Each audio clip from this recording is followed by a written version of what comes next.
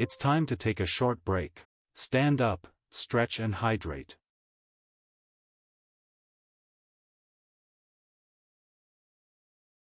All right, happy Monday. Obviously, we're not taking a break right now, but a 3-minute ad break is coming up just to kick things up or kick things off rather, and get those pre-rolls out of the way. So I will see you guys after that, and we'll get this thing started.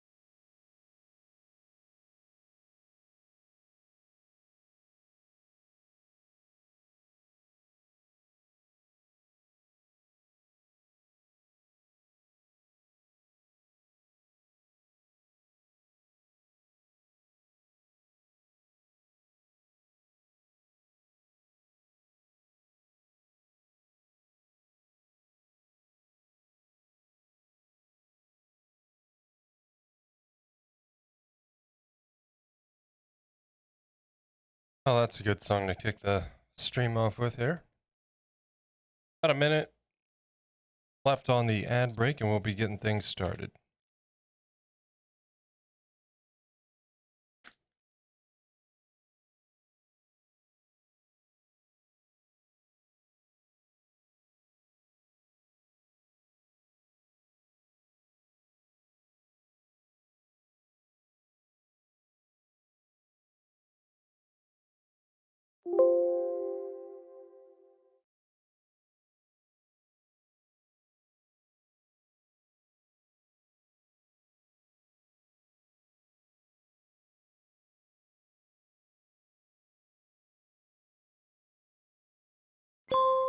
Welcome back. Let's get to it.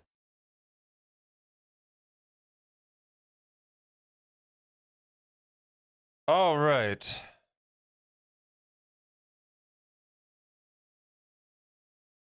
Welcome in. Happy Monday.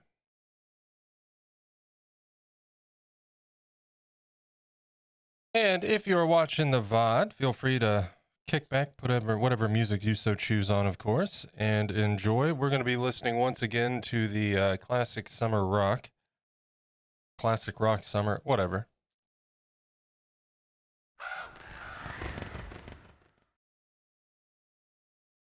And welcome in, folks. I hope everybody had a good weekend. I had a pretty good weekend. Wasn't ready for it to be over. Certainly wasn't ready to start my day off today much earlier than planned or expected. I woke up to a power outage, battery backups beeping and such, cut my sleeping short, and I don't really feel like doing this today, but there's work to be done. We're gonna at least get the primer and see how far along we can get, but It is going to be a short stream today. The fact that I'm even streaming to begin with is a small miracle. It took me a lot to get this thing started this morning because, like I said, I'm just not feeling it today, courtesy of my useless utility company. I swear they can't keep the power on if a mouse farts too close to a pole. So, yeah. An ongoing nuisance they are. We're gonna get this stuff. I should have already taken this off, but I guess I forgot.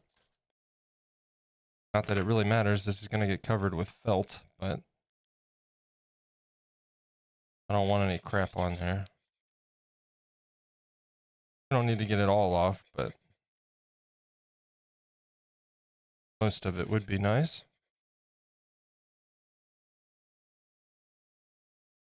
We'll switch over to the other scene before we start painting, of course. I am gonna... I think that's good enough. Like I said, there's gonna be felt on the bottom of this thing anyway. But of course, that won't stop me from painting it and everything else.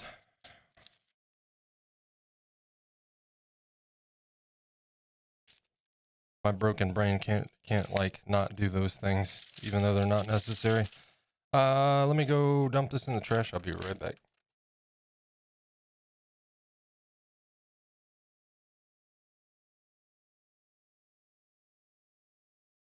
Hope you're good. Got a lurk. Sorry, have a great stream. Hey, Jenny, thank you for the lurk. I appreciate it. And like I said, I don't even really feel like being here today. So this is going to be a short stream, just getting some of the essentials out of the way, you know?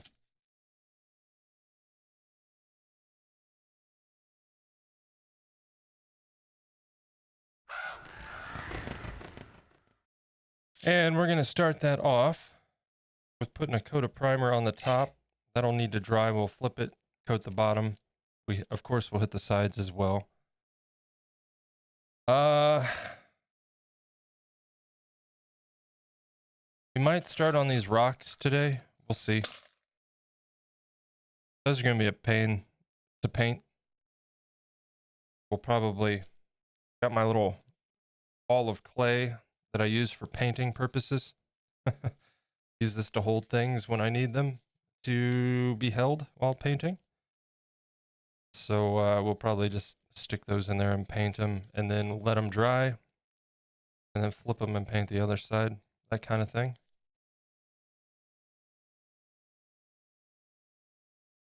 But we're going to start with this gesso as a primer.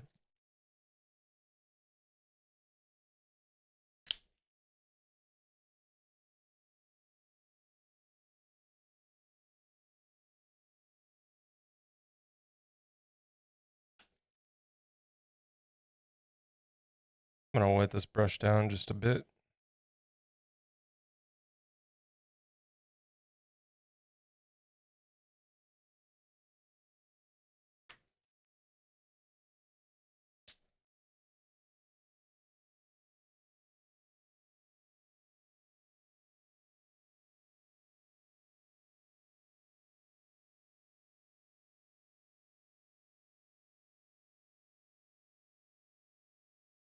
The good news is this gesso, it dries real fast, so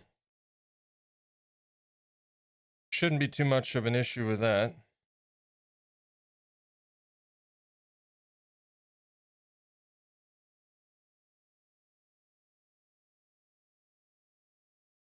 And just kind of a reminder, we are using a ballast on this. So we're going to paint the ground covering here. But it will mostly be covered. The only reason I'm painting it is simply for consistency. Like if there's any spots happen to show through the ballast, you know, it'll at least have a ground color and whatnot to it.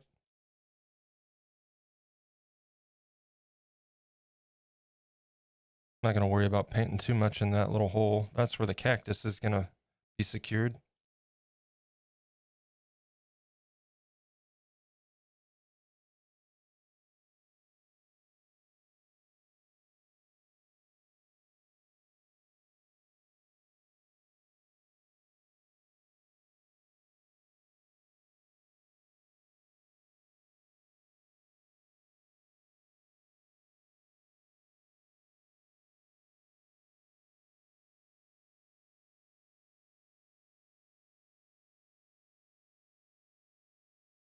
And we have officially entered into my least favorite part of every project, painting.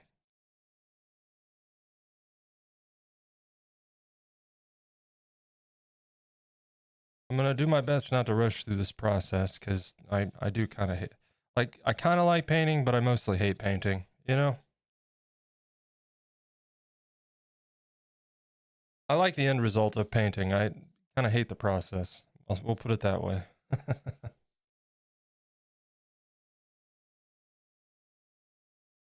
I do not get the same joy out of painting as I do from sculpting, that is for sure.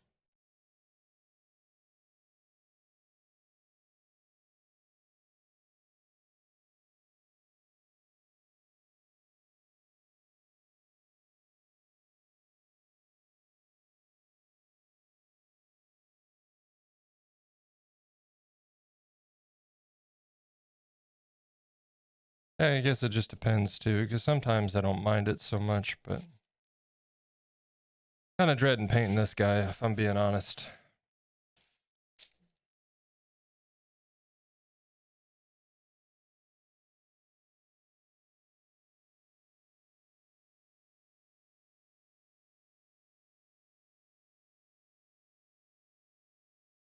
What we'll probably do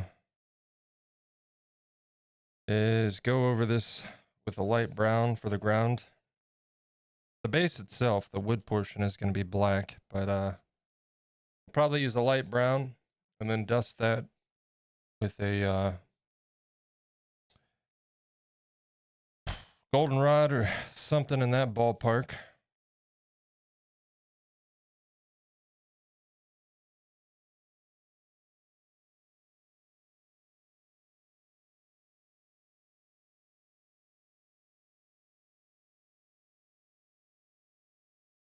Minecraftery, what's up, man? Welcome in. Hope you had a good weekend. We are now working on my least favorite portion of a project. Yay.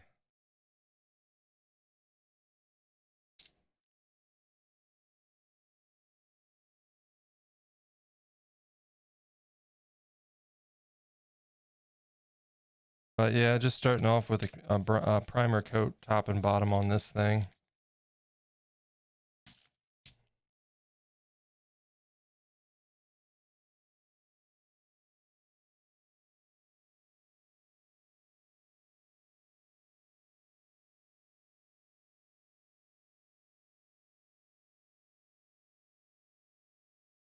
We might get into base coats on this because, like I said, I at the very least wanted to get things primed today, but if I stop there, then I may as well not have even started the stream, so.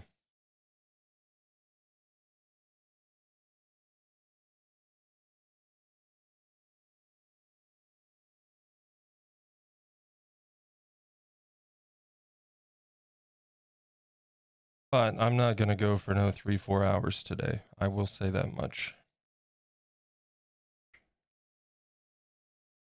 Twitch is not loading modules.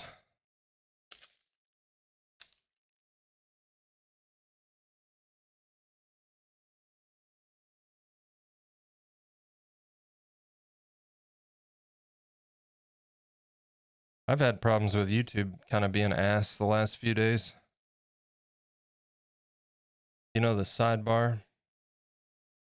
When you're watching a video there, it has other videos. It only loads like half the way down. Like, okay.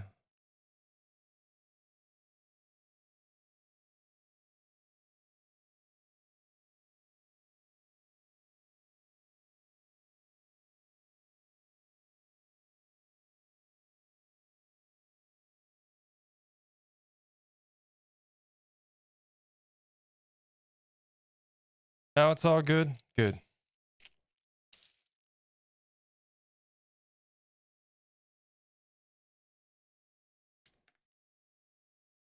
Need some more.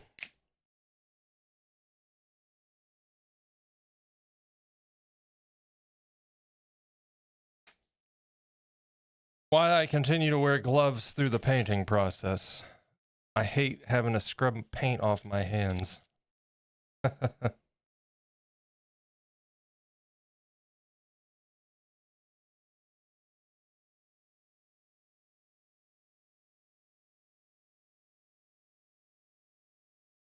It's bad enough having to clean my painting tray and all of that, you know?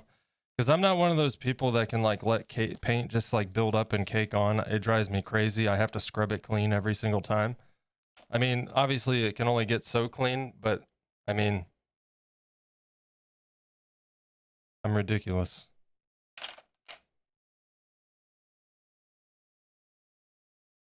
I can't stand it when there's like a bunch of shit on my paint tray, you know?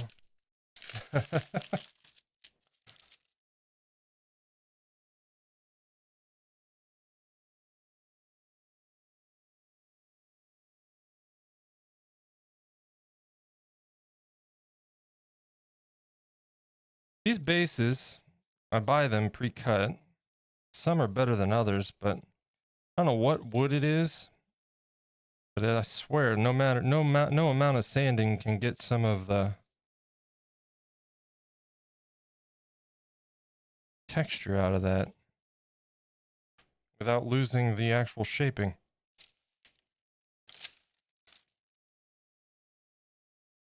But once you get the black paint on there, you hardly even notice unless you look real close, especially with a little bit of primer on here. I try to do these with a... Oh good, my headset battery's about to die. I'll have to change that in a minute, so...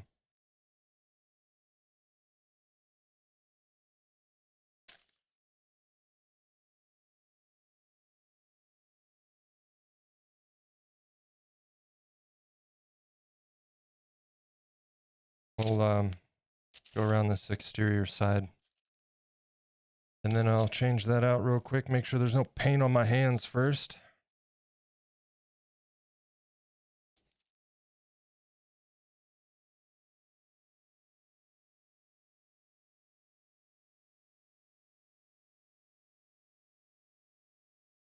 Okay. Let's get that in water. It's getting kind of thick.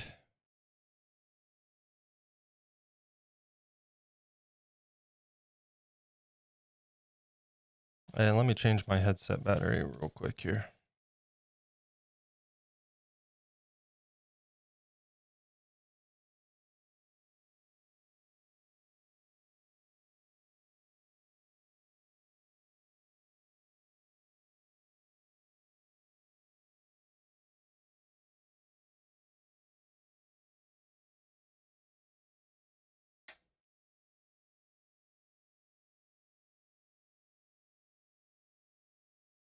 And we're back. All right, that needs to sit for a few. While that's sitting, I'm gonna work this clay for one. The Jerboa has been baked. Here's the thing. We're gonna get this base done, but before we start painting the Jerboa, we might go back with a little bit more, do a little bit more clay work. There's a few things that I kind of want to do still. I want to correct a little spot on his cheeks. And maybe something else.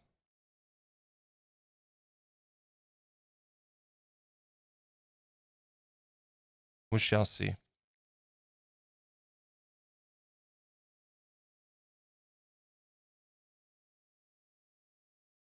This clay is super hard. But I use this particular clay to hold stuff for me while I'm painting. I think I started doing that with I think I started doing that method with Crumb, when I was doing his teeth. If I'm not mistaken. Maybe it was something before him.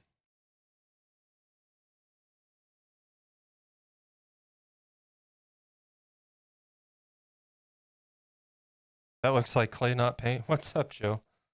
Yeah, this is to hold stuff while I paint the rocks. I'm gonna stick the rocks in here. We'll paint one side, let it dry, flip them over.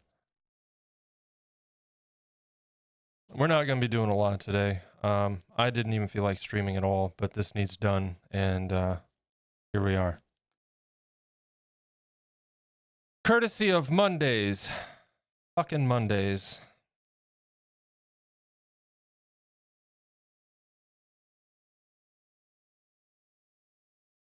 Mondays be Mondays? Yeah, dude. I got woke up way too early this morning by my battery backups beeping because our worthless utility company can't do their one job and keep the power on. There's no reason for the power to have gone out, not even rain. But you know, when a mouse farts too close to the pole, we have a problem, apparently.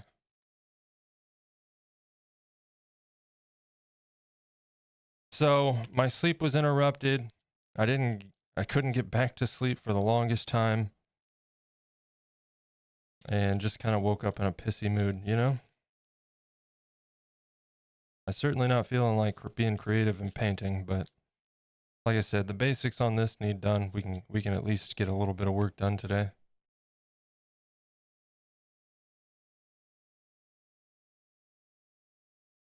I'm gonna grab my paints.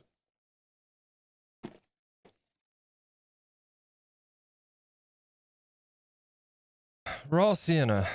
It's a brown, but a reddish brown, and a light one at that. That might be a good base for the dirt.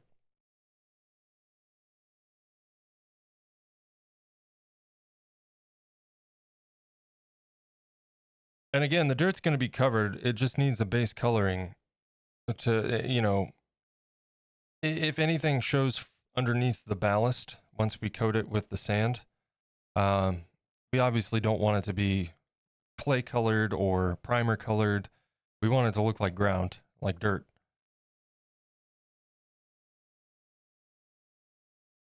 So what I'm thinking is base coating it with this raw sienna. I've got this yellow ochre.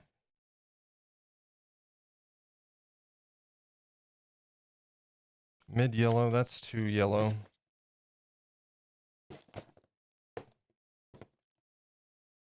Orange yellow.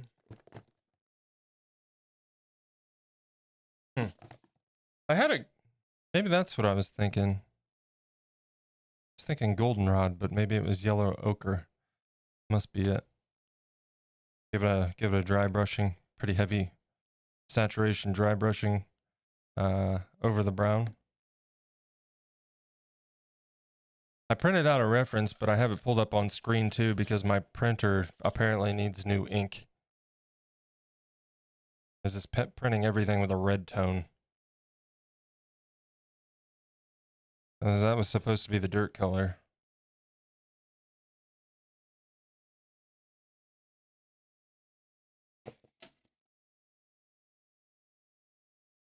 Yeah, we get squirrels frying the transformer all the time now. It's to the point I look for fried squirrel at the end of my driveway every time the power goes out. You know, you'd think, like, we can fly drones on Mars. You think that we could find better ways to keep our electrical grid live, right? But you know that would require money and investment, which would take money out of CEO pockets, and we can't have that. So, I mean, my utility company, dude. Oh, it chaps my ass so bad. These assholes got caught bribing politicians, caught red-handed, and somehow they're still operating multiple years later. You're providing a public utility. You got caught committing a crime, and you're still operating how? Like, but then again, when I look at the rest of this country, maybe that's up to snuff. Criminals.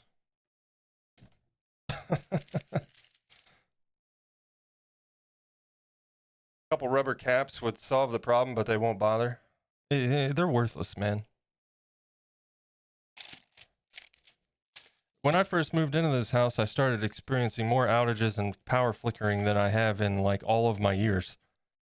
And they wanted to argue with me and blame it on the house, which I'd already had cleared by an electrician. And I'm like, no, the electrician cleared my house, and he pointed to the pole and showed me multiple problems. Oh, he doesn't know what he's talking about.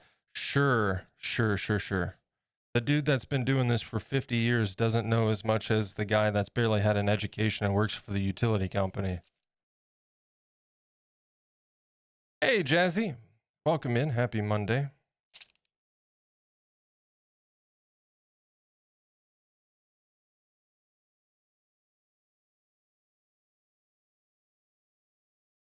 Hope you had a good weekend.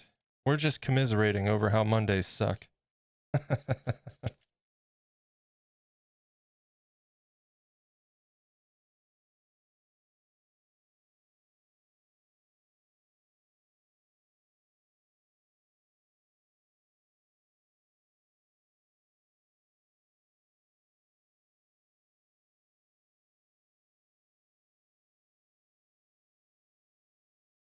It's like a rule. Something has to happen every Monday morning to ruin my day.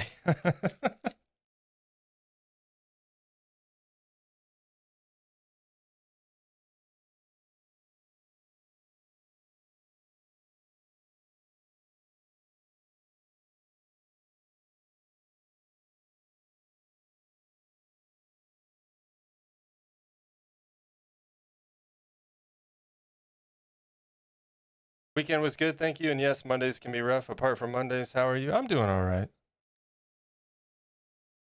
Not excited to be painting, but you know, it's got to be done, I guess.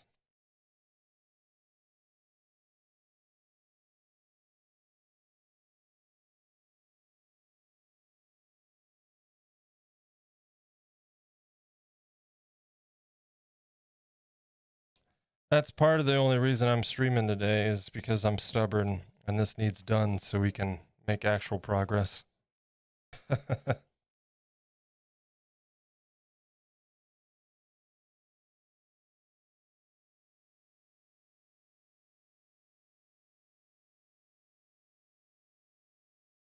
Not too worried about the finish on the bottom. Like I said, this is going to get covered in felt before it's all said and done.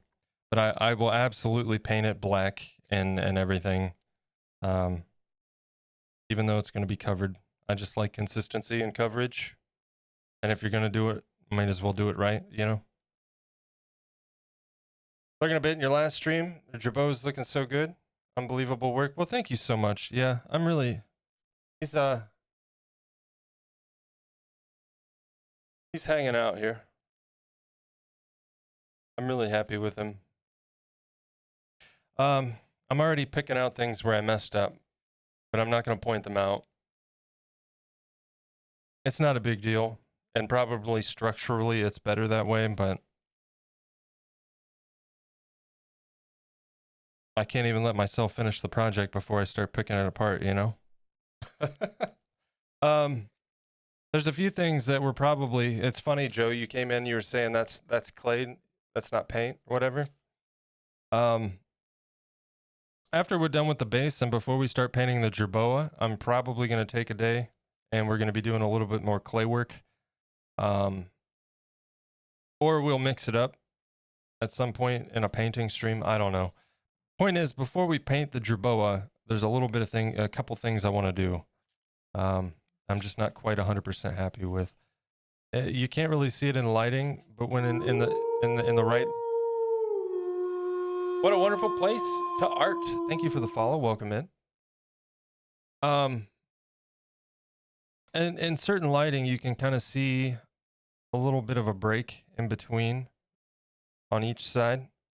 And so what I want to do is take some more fur cuts and put that right in here. I think that'll actually add to the appearance as well.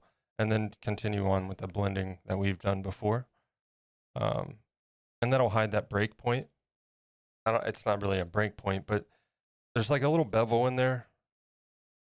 You can see it in certain lighting. Most people will probably not notice it, but I do, and that's the problem.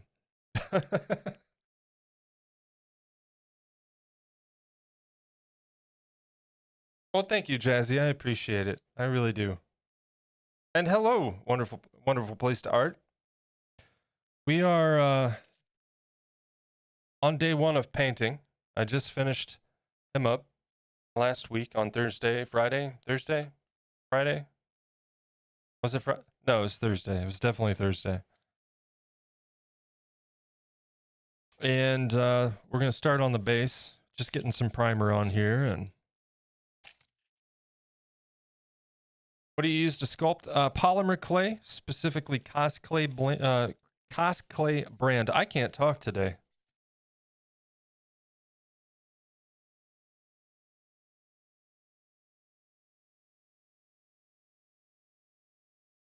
That's all good and dry. There's a few tacky points. I'll let it sit for a minute. Talked about this on the weekend too. You make one small mistake or something isn't right, and that's all you see, regardless if the piece as a whole is damn near perfect. Yeah, we're our own worst critics, aren't we? And it's typically stuff that only you see, you know?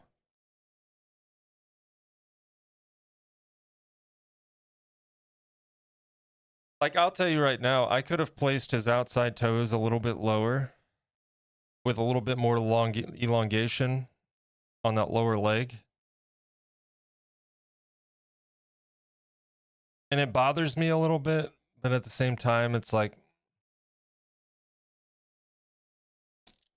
does it really matter? And it's probably better off structurally that way, like I said.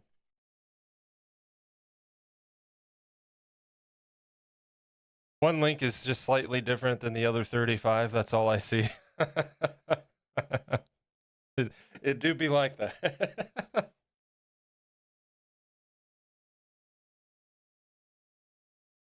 God, it's so bright. I'm sorry.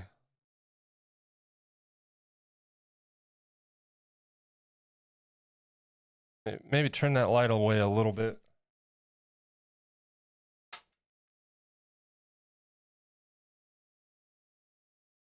And maybe the other way so it's not pointed at me.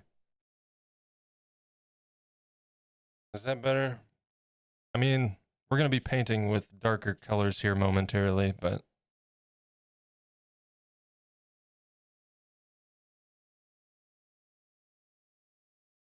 still a little bit tacky.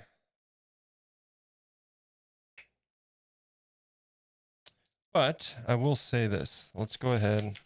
I have never used a mixing medium before. I've always just used water and alcohol and a little soap for washes, for instance. But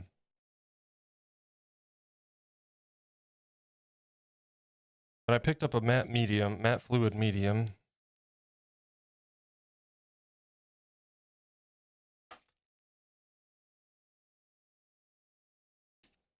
I said I may not enjoy painting as much as sculpting, not nearly as much, but it is one of the things that I want to learn and improve on. Not that I'm terrible at it. You guys have seen my work. Serviceable by all means, but oh, these things are horrendous.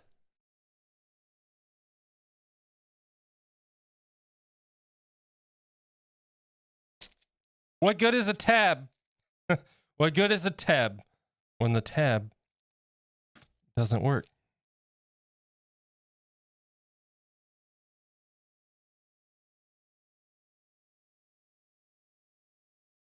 What did you put this on here with? My lord, fiberglass? Now that my hands are extra messy, appreciate it.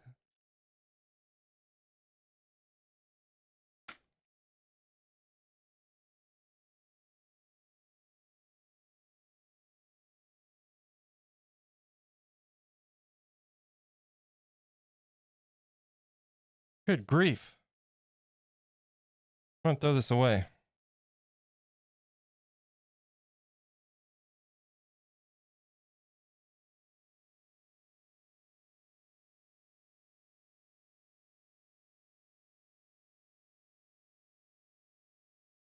All right, let's get the Jerboa out of the way.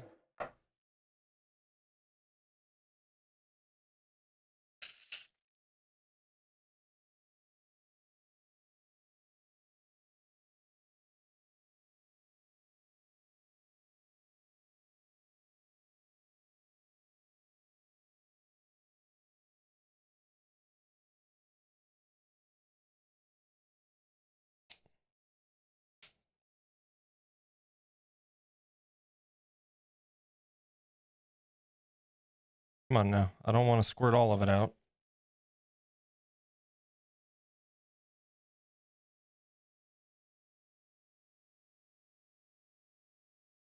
Let's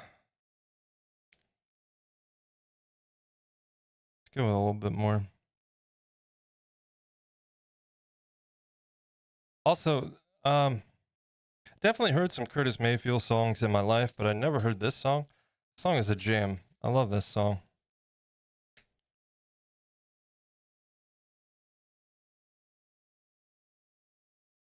Fluid medium. Okay. What does it say? Like how many drops or anything? Like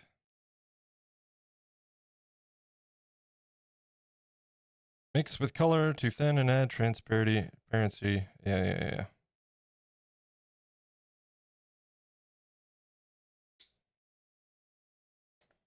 We'll start with that much.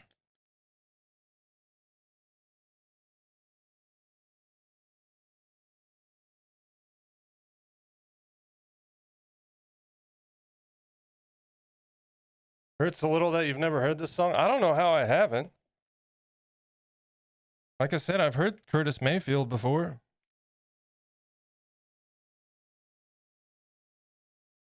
But I absolutely love this song.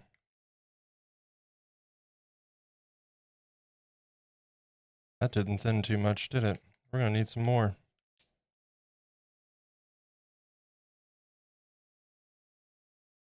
Also, Ezram, I hope you're having a good Monday, sir. At the very least, I hope you had a good weekend.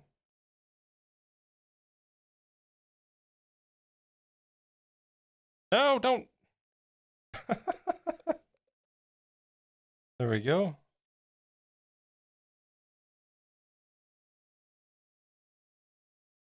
I feel like bad people did bad things to keep it from you. Probably. I've had plenty of those in my life.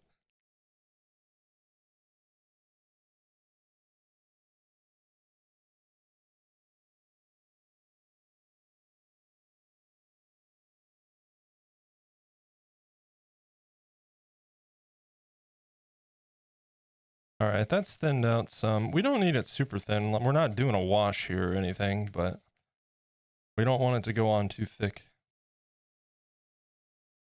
God, this song's so good, though. I love it so much. I've been jamming out to this, and new Kid Cudi came out this weekend. Was listening to that. Superboy. And new Childish Gambino. Some good tracks on that.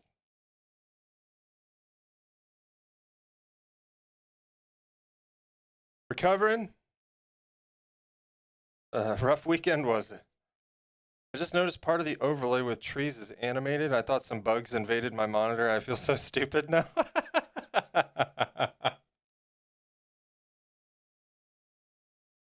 Yeah, there's a bunch of bugs on the bottom of your monitor, man. See it in the bottom right there?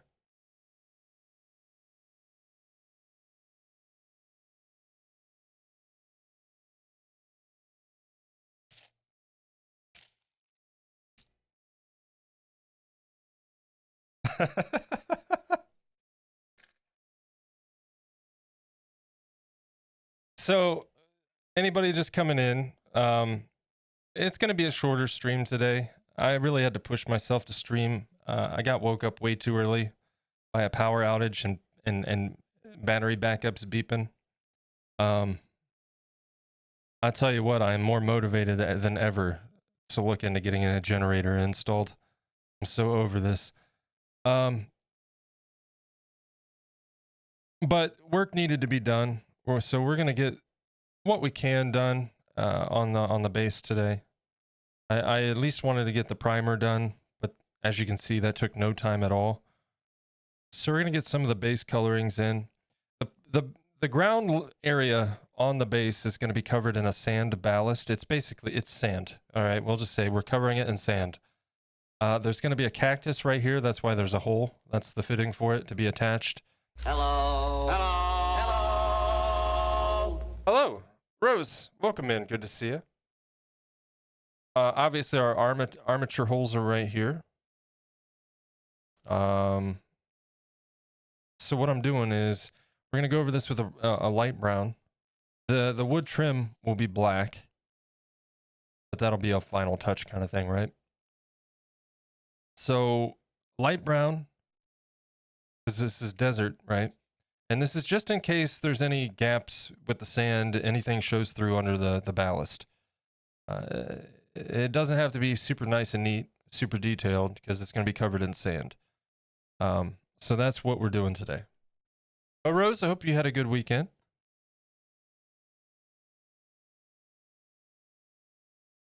Welcome in.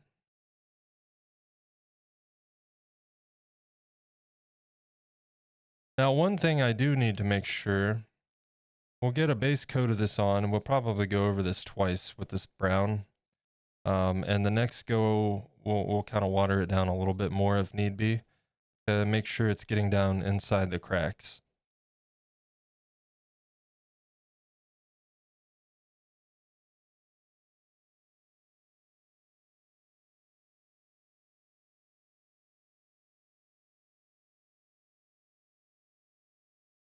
Like I said, nothing fancy on this, but just a nice base coloring underneath the sand. We'll cover it with a matte varnish also before we hit it with our diluted PVA so we can stick the sand to it.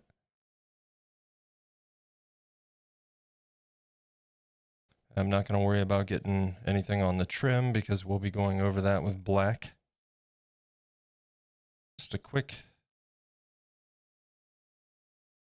coat here.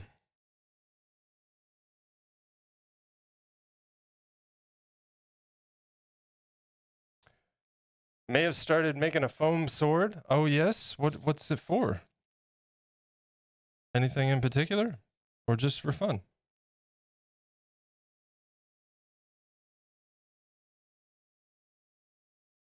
Also, dude playing drums in this song, going ham for 9 minutes. He's got to be tired after this, you know? Props to him.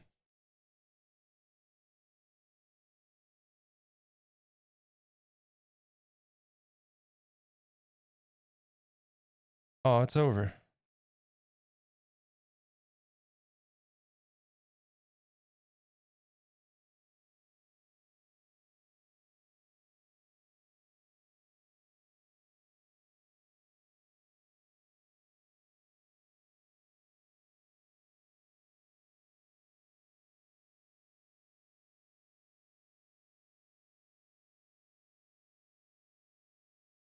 And again, I'm not going to worry too much about getting down in the cactus hole there. For fun plus cosplay, well, that's cool.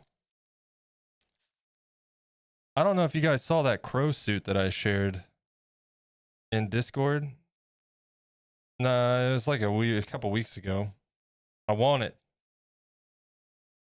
Man, whoever made that, incredible work. It's so cool.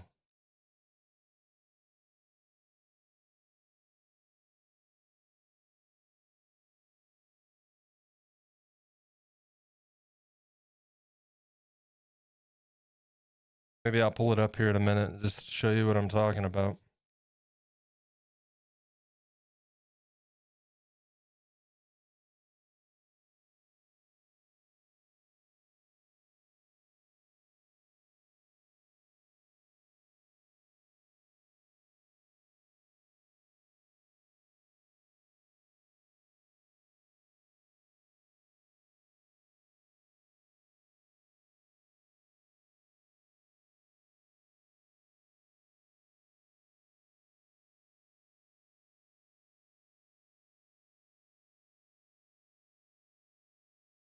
Some point I may need to make a bunch of spikes and some armor. That'll be fun.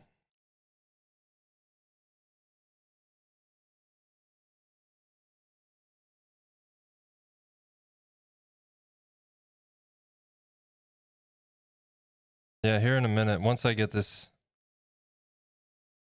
coat finished, I'll pull up that video I was talking about. It's so cool. I want it. Like I would never really consider paying a lot of money for a costume myself personally, just for lack of reasons to have one.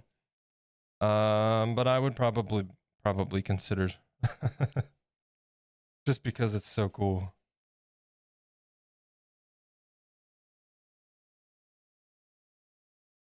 I would like look for reasons to wear this, you know, like.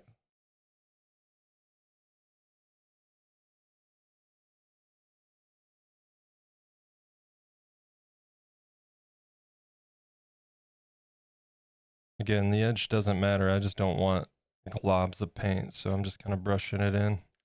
We'll cover that.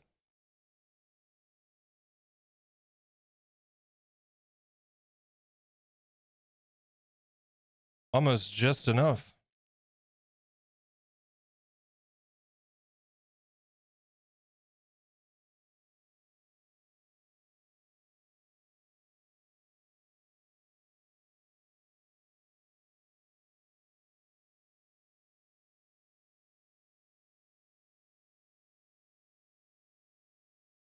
Okay, like I said, we'll hit that with a second coat here once that dries.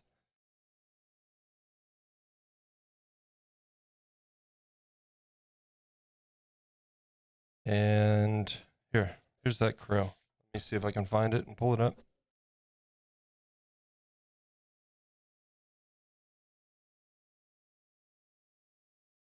I think I shared it, and yeah, here it is.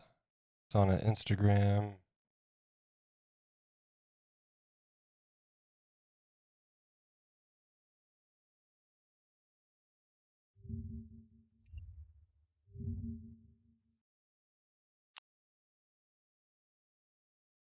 All right, yeah, here we go.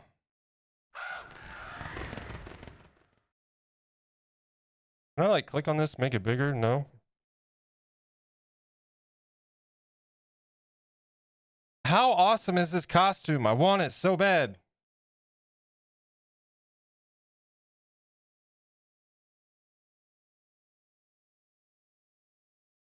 Like the eyes, the beak movement, the outfit on is super cool. I love it so much, man.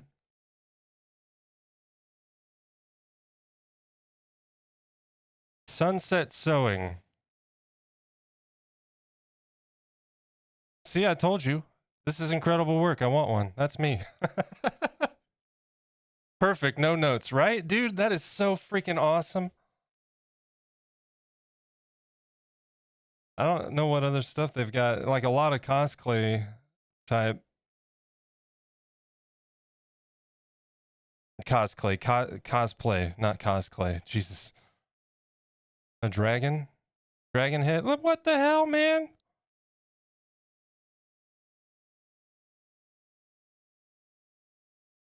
Whatever she's doing for the mouth movement, she's doing it right. That's the undershell of it.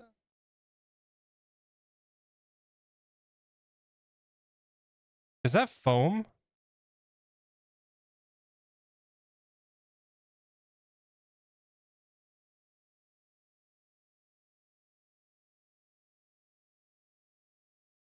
Or is it 3D print? I can't tell.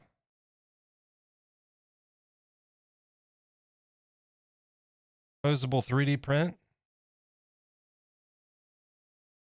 I imagine a 3D printer would be super handy when it comes to making cosplay. See, there I go again. Wait, no, I said it right that time. My God, it's Monday. Leave me alone.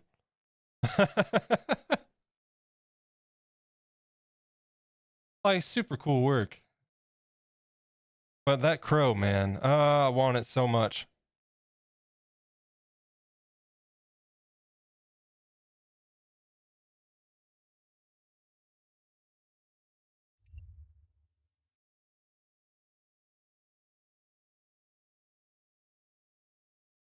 Let me get my windows back situated here.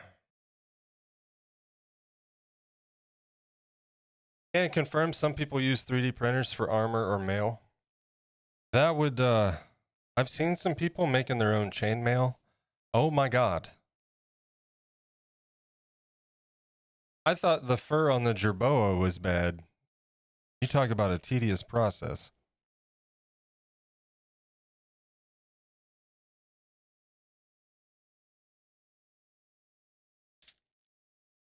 We're still waiting on this to dry a bit. Really need to order that heat gun, don't I? That'll speed this process up a lot. Like, I know I've got a hair dryer I could use, but I don't really want to use a hair dryer. That's too much too much air.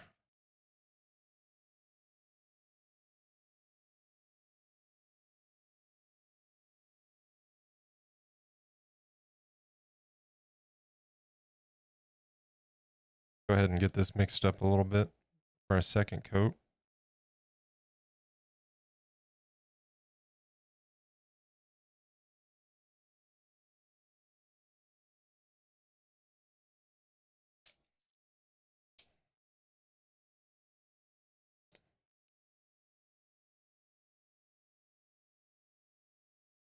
Why is this stuff so white?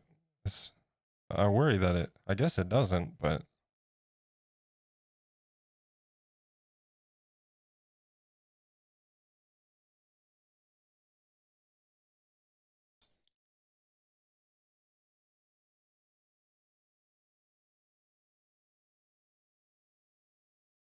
I get the joy of watching people making mail for the 12th century kit.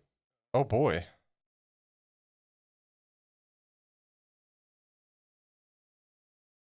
I briefly, years and years back, briefly dated someone that was involved in a,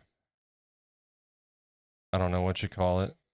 It's not really Renaissance fair stuff because it's like whole weekend, like full on, like full scale battles and stuff that they do, like medieval style.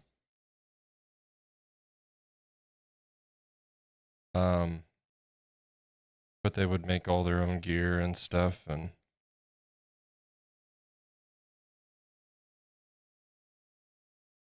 it's pretty interesting.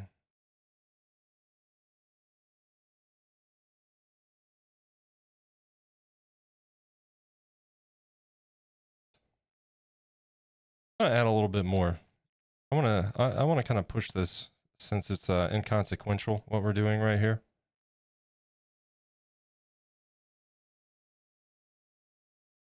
Again, this is first time using this flow medium, so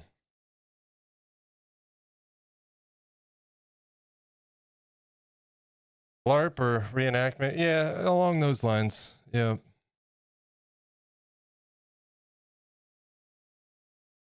Like they would do like training and everything. It was pretty wild.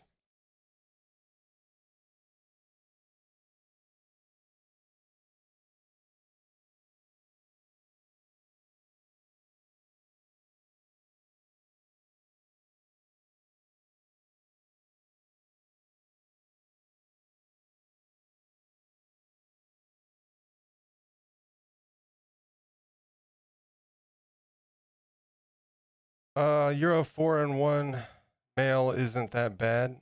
What's typically used for armor. There are some chain styles though that are crazy complex. Yeah. I was watching a guy do dragon scale like armor, like mail. It was crazy, dude. It just took him forever to do like a small section. And it was actual like metal pieces or whatever. I chose plastic, gross. I finally got bribed into LARP. I don't even know if there's any of that around here locally.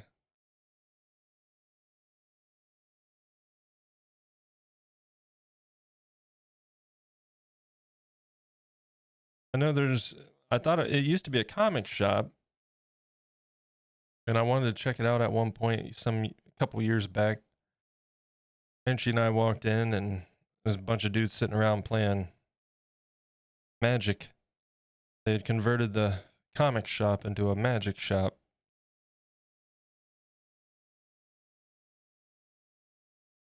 That's another thing I never got into, and I never like for only a lack of opportunity. I've never done D&D, but again, lack of opportunity more than anything.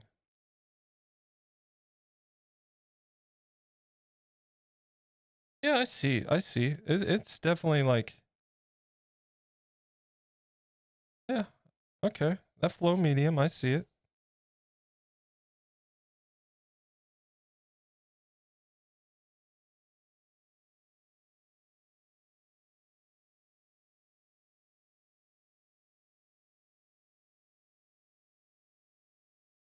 I don't think I'm going to put it in the black when we do the trim. Number one, we're painting directly on wood, and that tends to soak it up, you know? I really don't think it needs to be thinned out. I feel like it goes on well enough without being thinned.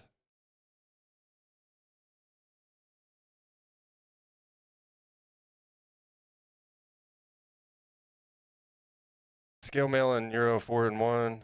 There's a chain weave called Dragon Scale, though, that uses 2 to 3 different sizes of rings. It looks similar without the plates. It eats rings. Maybe that's what he was doing.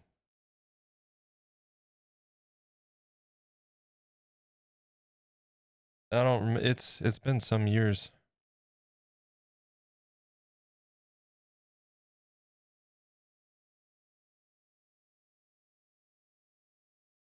But I remember lots of metal rings and like actual dragon scale plating. It's pretty cool. Just very long process. We don't know anything about that here, do we?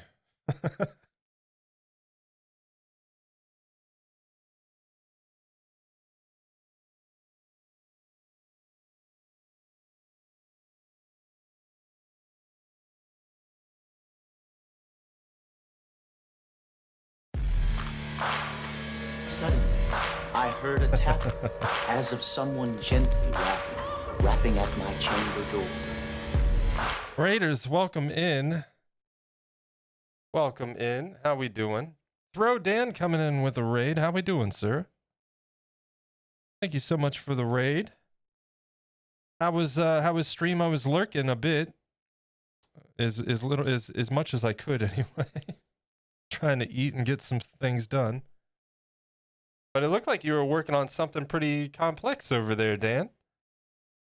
And folks, if you have not already done so, there is a link in the chat. Throw Dan, a potter here on Twitch, doing some pretty awesome things on the wheel. It's time to take a short break. Oh, will you stand up, stretch, and hydrate. You just stop.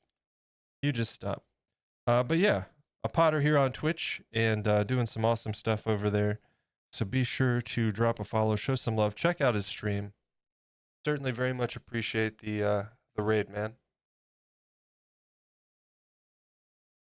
Had plates, then it's scale mail. Still tedious for sure. Okay, all right. Was doing a rare bit of sculpting, individually adding scales to a fish. You know, right before I started streaming, I saw you working on that. I was wondering, I was like, that kind of looks a little lionfishy.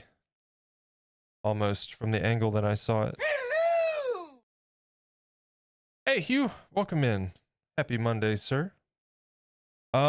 We do have a 3-minute ad break, just a timing thing. But that is coming up here in just a moment. We'll stop what we're doing, take a proper break. We won't be missing anything.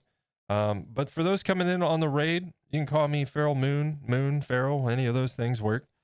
You caught me on my least favorite part of every project, painting. We finished our sculpt on Thursday. I'm still going to go back and do a few things with the sculpt before we start painting. But today I figured, you know what, it's going to be a short stream today. Let's get on there. Let's get some primer on the base and let's get some base coats in place. This is all going to be covered in a sand ballast, the brown area here, but this is all just to kind of, if anything shows through, it looks like ground cover, you know, that kind of thing. So that's what we are up to today.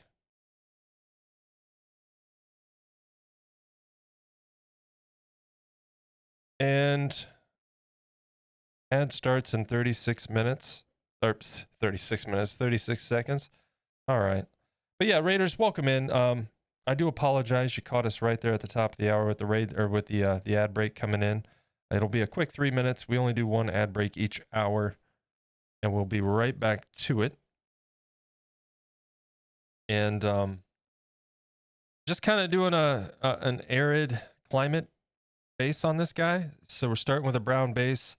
I'll do some dry brushing with this, and like I said, it's all going to be covered in sand anyways. This is mostly just to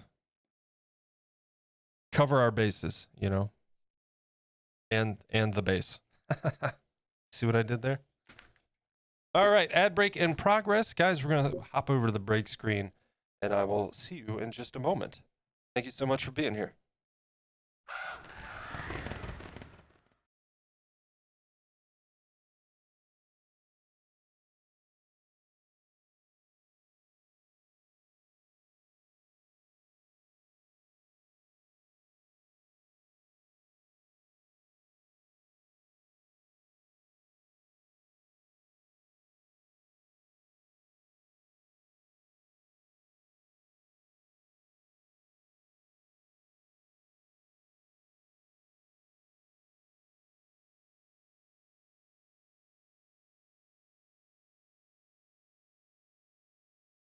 And I'll tell you what, chat, while we're waiting on the ad break, I'm going to get all those little pebbles out. Start pushing them into our handy dandy clay paint stand.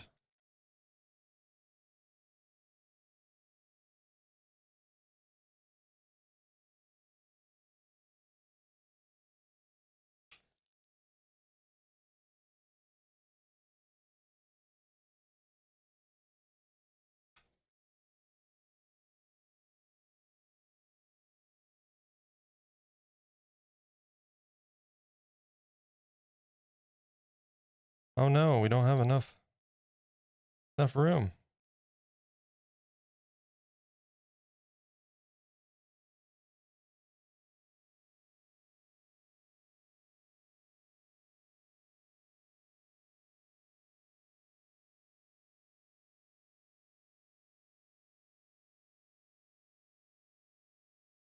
All right, those are all set and ready.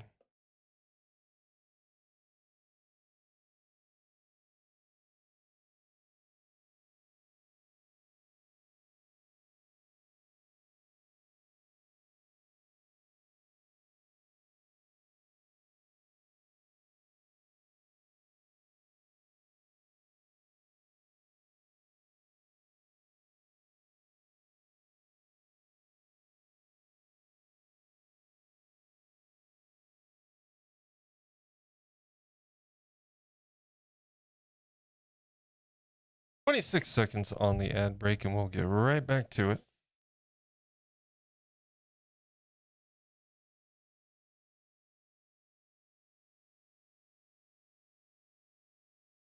I'm going to get us a little bit more paint mixed up as well.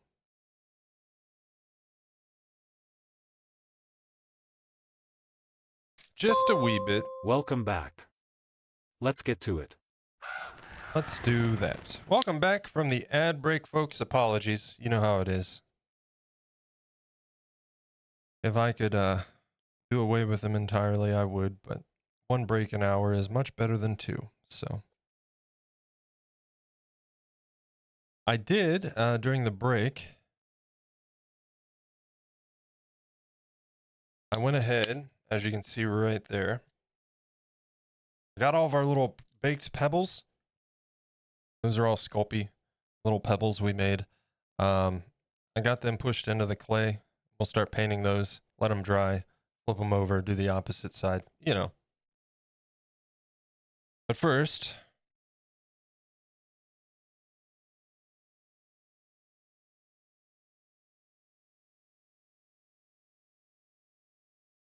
let's go ahead and give that a quick mix. I suspect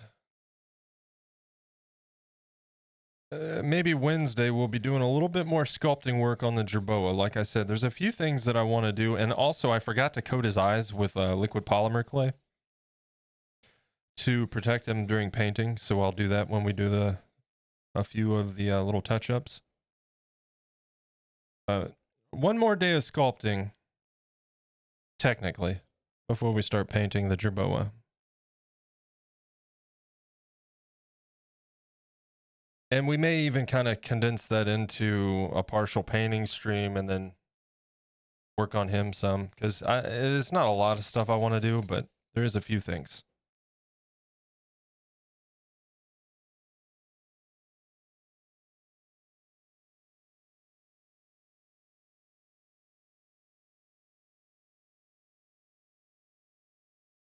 Big thing right now is making sure I've got everything covered here, all the little indentations, and especially around where the trim meets the clay.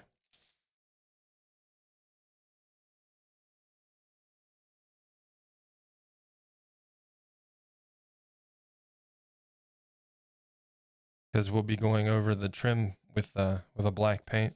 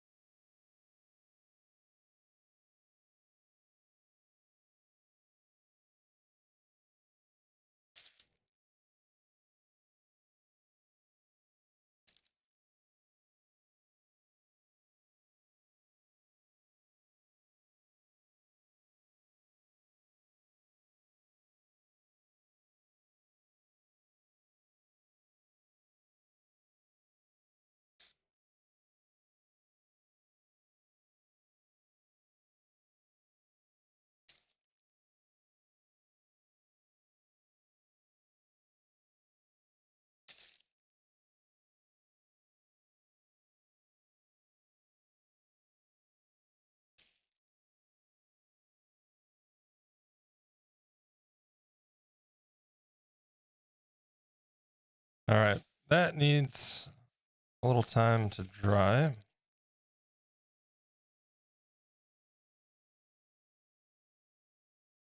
We're going to use the same process on these little pebbles. Given the kind of environment we're working with here, most of the little pebbles and debris on the ground are just broken apart sandstone and dirt. So it's reason to think that they would be similar, you know, in appearance. So we'll start with a base of this brown. Simple enough, just kind of going over these a couple times. Flip it over and repeat the process.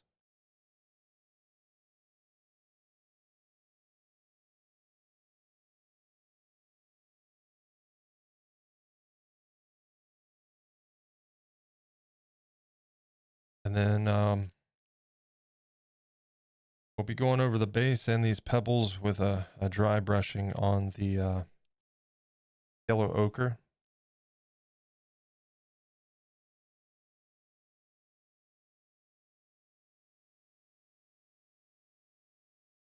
And this is a raw sienna that we're using here.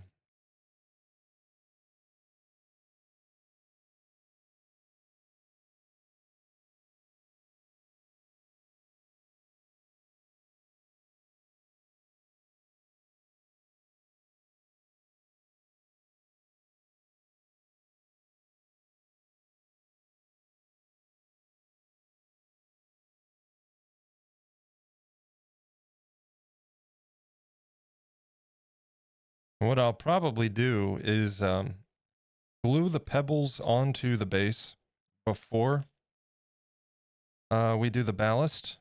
And then when I'm brushing on the watered down PVA, we'll just brush around the rocks, you know?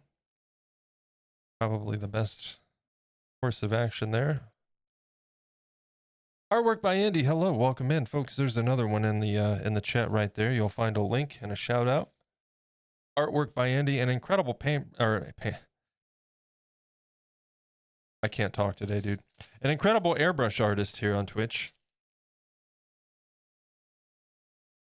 Just finished up yet another phenomenal piece over the weekend I saw. And he moved quick. My goodness.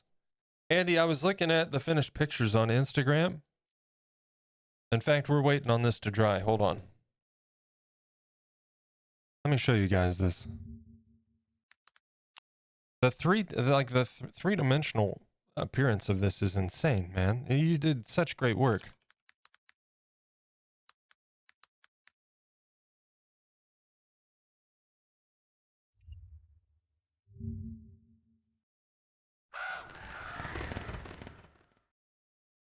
Look at this, chat.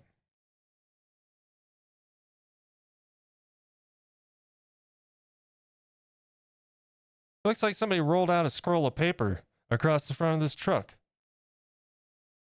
Like that shading, man. That's incredible.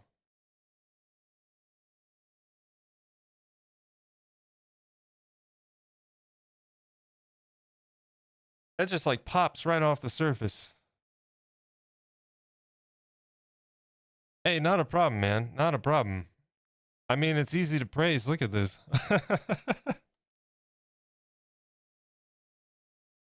And like the wearing and the paper, like, my God.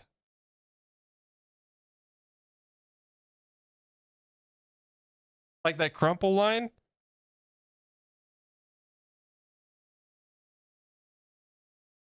Literally looks like somebody just took a scroll of paper and rolled it out across the front of that truck. Phenomenal work.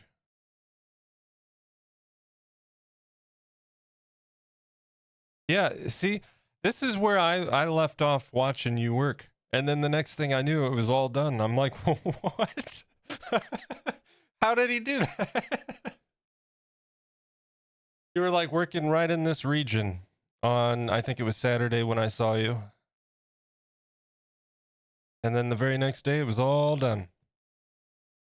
So very cool. Yeah, definitely drop a follow. Show some love to artwork by Andy. How do I get back to my... There we go. I have a new Stream Deck layout on my desk, which is different from my tablet, so I'm all lost in my buttons. But yeah, Andy, we're starting on the painting stuff here today. Getting a base coat on the terrain before you know, getting a ballast on top of it.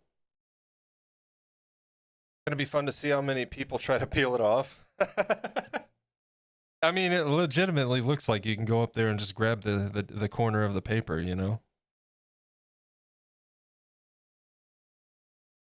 I will say this, though, chat. Before the next project, we are going to have a heat gun. In fact, I may order one this week. We'll see. It's not going to help us too much with this project, but it'd be nice to have. I need to get a heat gun. I need to get a soldering iron. And I need to get a smoke gun so I can stop using my vape for the smoke in my showcase videos, because I'll tell you what, man, it's been a long time since I've ever had like a naturally occurring nicotine buzz, but every time I do a showcase, I about hit the floor. Because I'm sitting here going,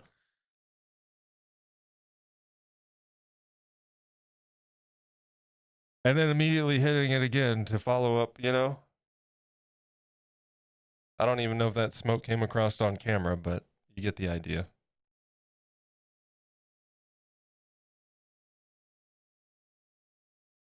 You know, it works. It works real well for the showcase shots. But I feel like it'd be better for me to not be doing that. What's happening? Artwork by Andy with a tier 1 sub. Hey man, thank you so much for the support. I appreciate it. And chat, anyone out there, if you could please show some love with exclamation point hype. Doesn't matter if you're subbed or not. You can throw some emotes in the chat. Andy, thank you, man. I very much appreciate it. That'll help towards your heat gun. Very much appreciated. Yeah, one of my lists of equipment. Lots of things in the hobby that I'd love to have, but one of these days I'll give myself a workspace with more space. And I can incorporate some other things down the road too. like a proper room for a wood shop, and then I can make my own bases. That would be nice. I mean, these are like $2.99 a piece. It's not breaking the bank, but I could use better wood that isn't so fuzzy. Hey, Fairy Foundling. Welcome in. Happy Monday to you. And thank you for showing some hype in the chat. It's still a little bit tacky, chat. I don't want to push it. It's almost there. We'll hit it with one more coat of the brown and go over the teeth. You see, this is what I normally do. I put my teeth in here and I stain them. So now I keep calling them teeth. I'm finally up early enough to catch you. What time is it for you, Fairy Foundling? It's 1:15, well, 1:17 here. I'm going to be doing some modifications to the streaming schedule. Not anything serious, but hey, Craft Redux, welcome in. Thank you so much for the follow.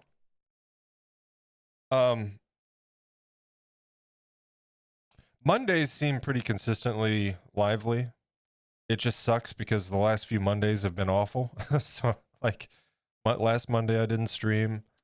Today I very much did not feel like it because of the way my day started off. But if we can get Mondays out of the way and I can just stream, Mondays are typically pretty good streams, pretty good time. And I'm thinking starting a little bit earlier on Mondays and then starting a little bit later on Tuesdays. But my overall point here is right now we're streaming Mondays, Tuesdays, and Thursdays. And I'm very much thinking about just making it Mondays, Tuesdays, Wednesdays, and Thursdays. There's always the possibility of a weekend stream, but I don't like to back myself into plans on the weekends, you know?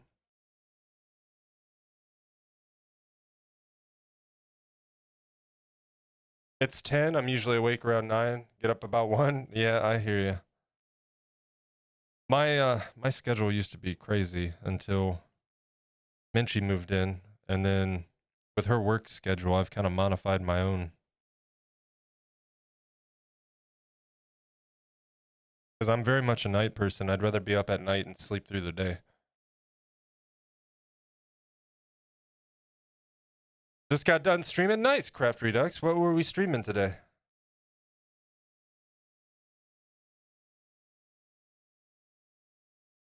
I'm going to hit these again. I think these are good for another coat.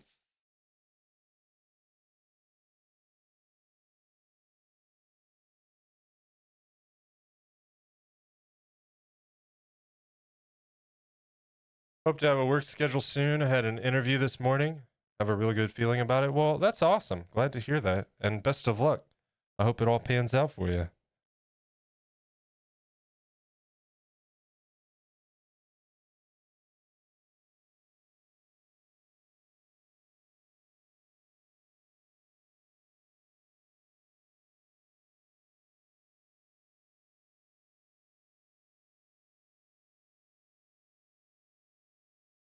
Yeah, this should be good on these.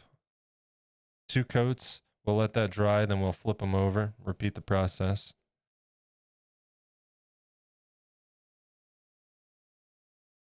Make sure we're getting those sides too. Yeah, I've got like 2 pounds of this black clay. And it's useful in some places, but it's kind of squishy. I don't like to use it for sculpting so much. Not big stuff anyway.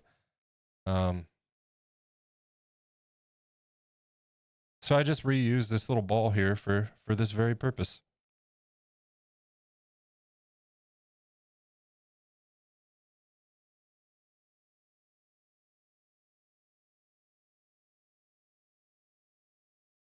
And it's worked out pretty well. Like I said, I've used this for a lot of my teeth in the past to hold them while I do any kind of staining or anything like that I need to do.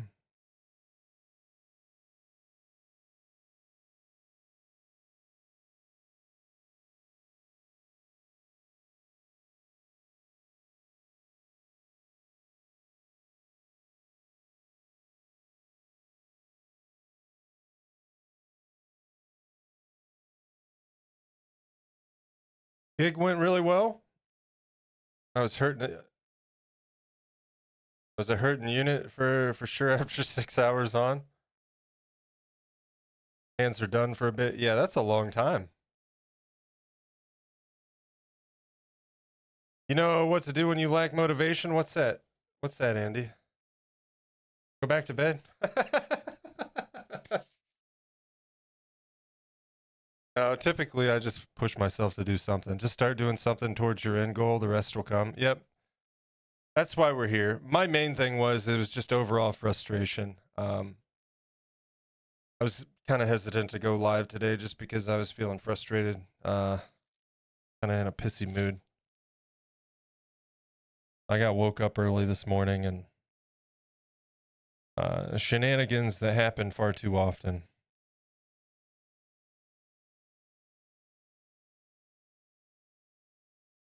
So I just wasn't kind of in the mood, you know? But I figured there's work to be done. This isn't anything too serious, so let's see what we can do.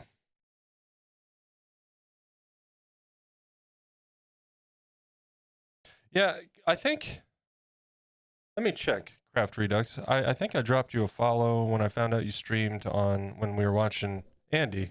Let me make sure.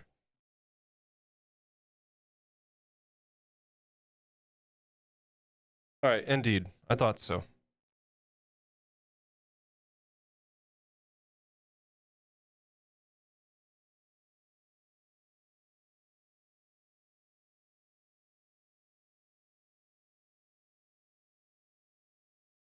There we go. That's dry. Few little spots here. Need a little bit of coverage.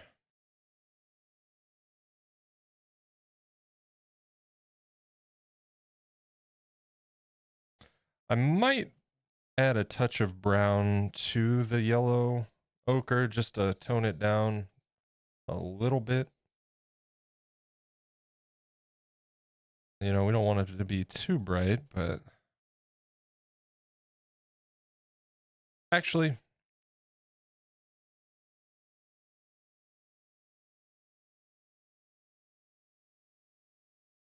maybe I'll just do the yellow ochre straight up. If it needs any more, we'll find another color and hit it with another layer of dry brushing. I don't know why I'm even bothering. Again, it's going to be covered with sand. It's just this one of those things in my head that I have to do. Like painting the bottom that's going to be covered with felt.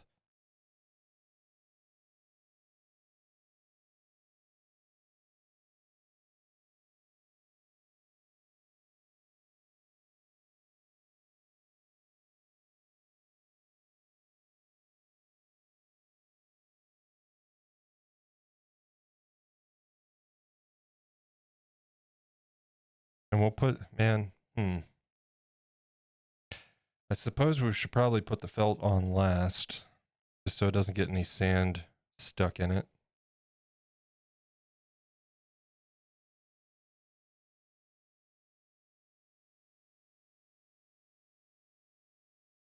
Just spot right there. I need it to dry.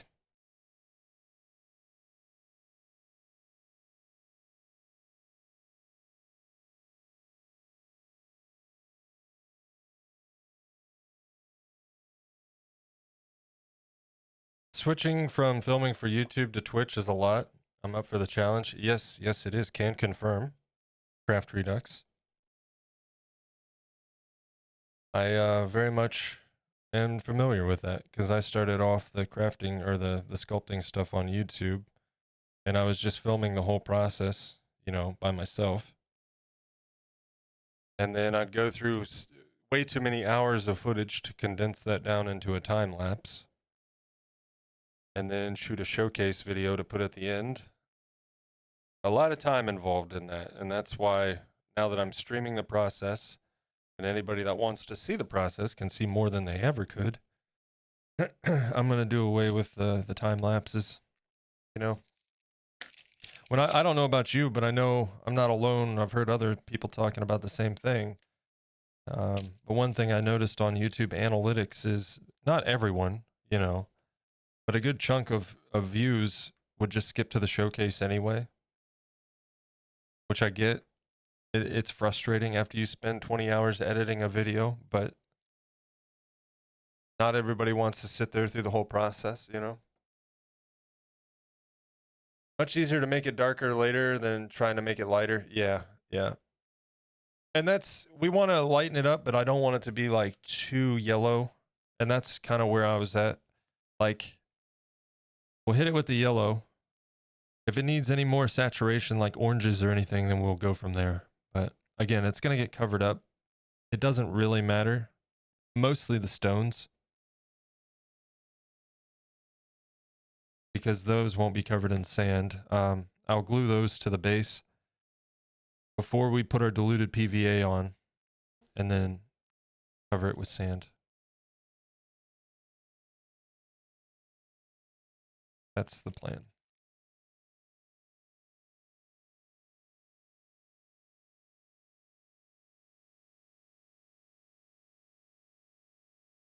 So if we can get some of that done today, we'd be sitting pretty good. If I had a heat gun, we'd be sitting even better. Has anybody used a hairdryer? Does it work well, or should I just not bother?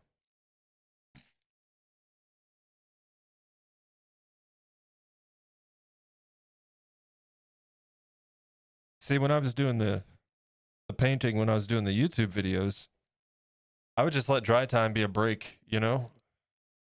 But obviously you can't really do that much when you're live. It's just an acrylic paint, Andy. Looks like pudding with feces.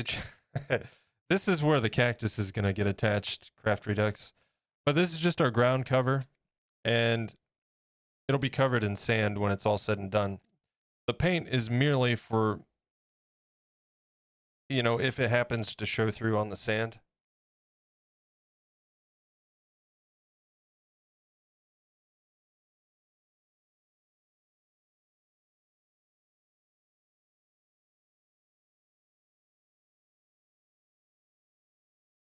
And you can see our boy over here. He's hanging out. He's watching. While we're waiting on that to dry, I'm going to fill my vape. I'll be right back. Switching over to the other side.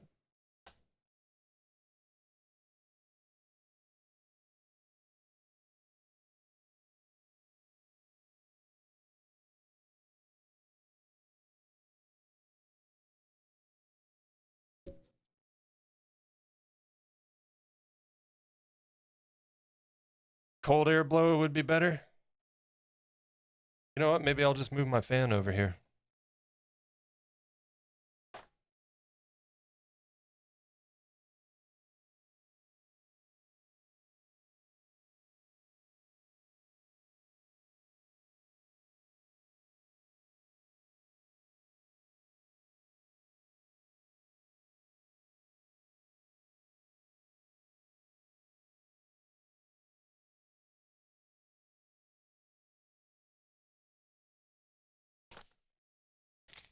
This is what we're using.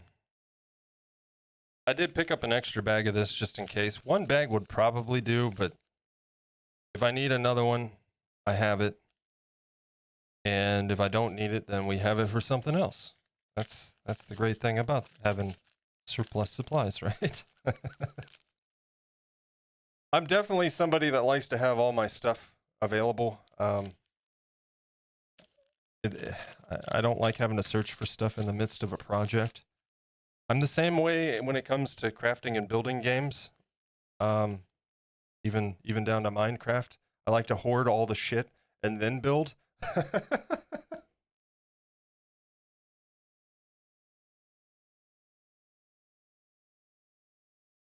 Acrylics dry by evaporation rather than heat. Yeah. I mean, apparently heat guns work. Like, everybody uses heat guns for their miniatures and stuff, but maybe it's just the air more than anything.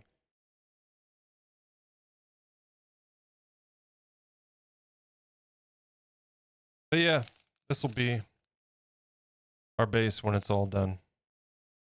It'll be covered in this. And then this cactus will fit down in there. And we'll put, like I said, the pebbles will be strewn throughout. I'll attach them before we put the ballast on. And then just kind of paint our diluted PVA around them.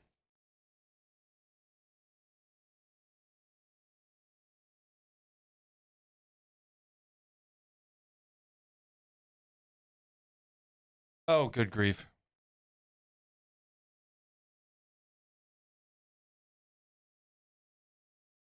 Blanket on the back of my chair falling down, getting in the way.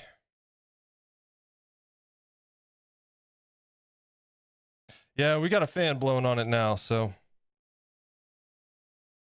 that should speed it up some, hopefully.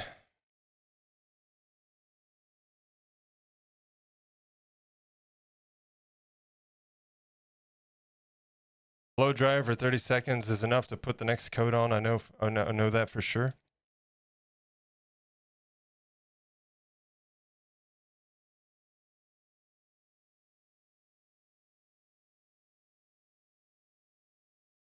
Yeah, this is working. It definitely is.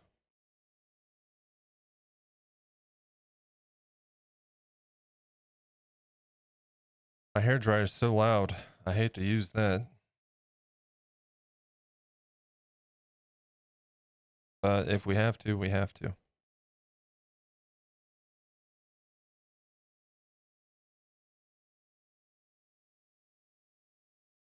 I'm going to move these over here too, so they're getting some of that. So they're nice and dry. We can flip them over.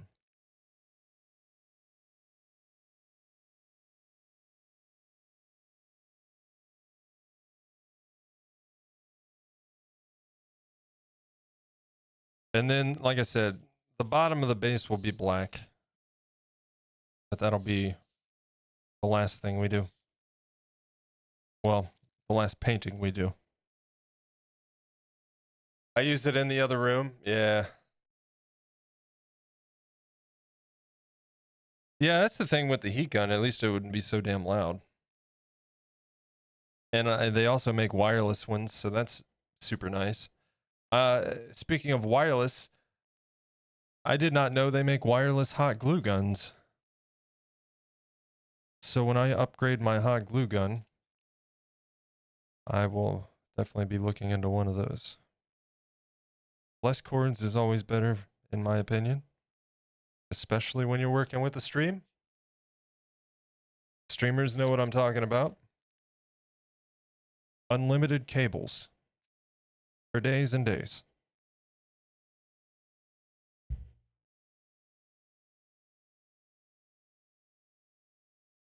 I mean, just on this arm, there's like 5 cables. Less cords is better.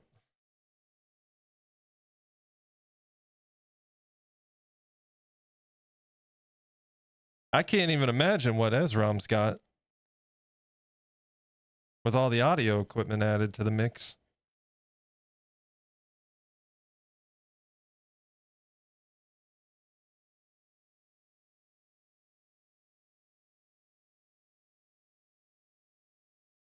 Jerboa, you think? Yeah, that's what I'm saying. I have a shitload of cables, but I can't imagine what you've got. Because remember, too, I've got 2 PCs hooked up here. So a bit more than usual, but still nothing compared to what you got going on.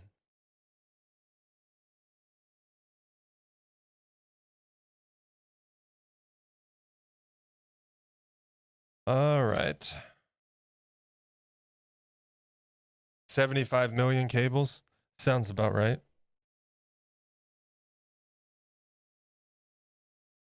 My worktop is like spaghetti.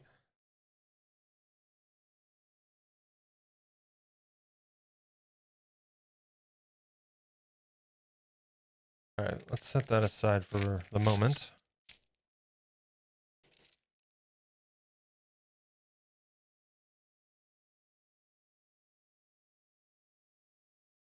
I think we're good to flip these.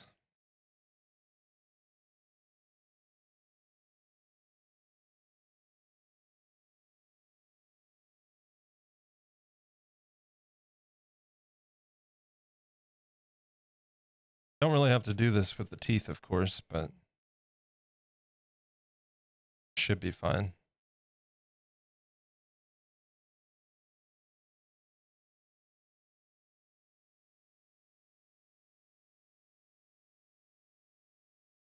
When I paint the teeth, I just shove them into the clay like it's the gum line.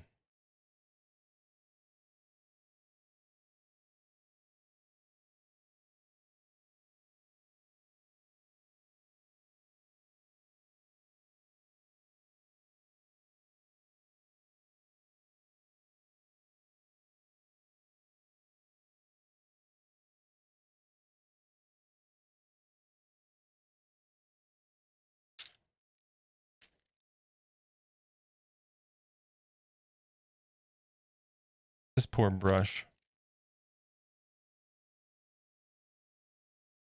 It's like one of my favorites, but it's about time to retire. You can only trim the phrase so many times.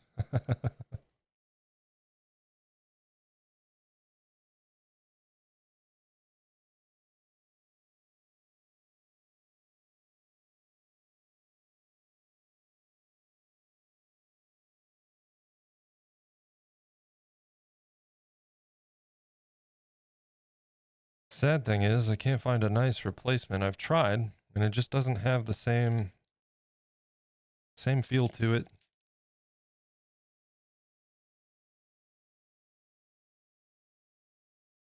Little flimsy compared to this one.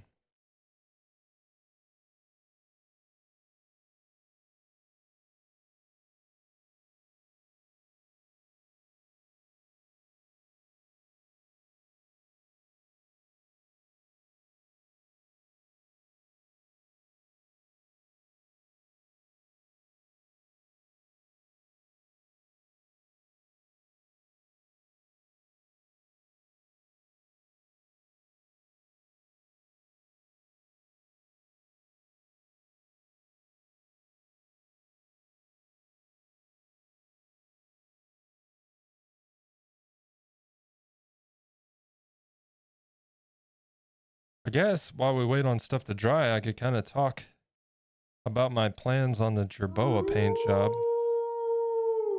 And especially opening that up to any suggestions from more experienced painters. Mysterio, thank you for the follow. Welcome in.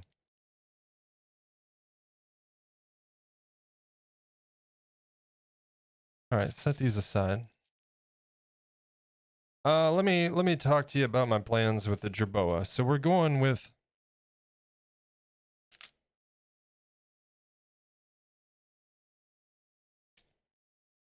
if ignore the red tint to this. My printer needs a new ink cartridge, but we're going with a gray color scheme. We were originally going to go with like the sandy, dusty color scheme, the browns and beiges, but given the the arid sandy base, we decided that it'd be kind of cool to go with more of like a gray contrast so it'd stand out a bit more and not so much tans and beiges. So we're gonna go, I've got some grays, I've got other grays too, but I picked these up specifically as options to have as a direct base. I've got a peppercorn and a medium gray, and we can mix those up and down as needed. But I figured it'd be nice to have one of these as a solid base out of the bottle that we don't have to try to mix every time.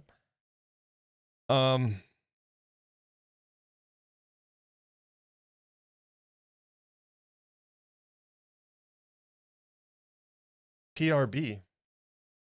I think I get that. So what I'm thinking here,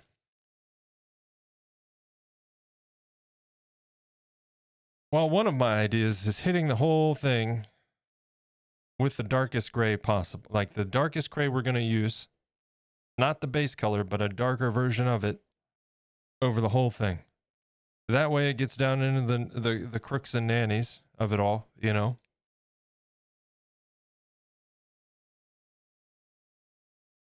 And then use our base color, you know, kind of go over that with a not a dry brush per se, but all like a nice happy medium.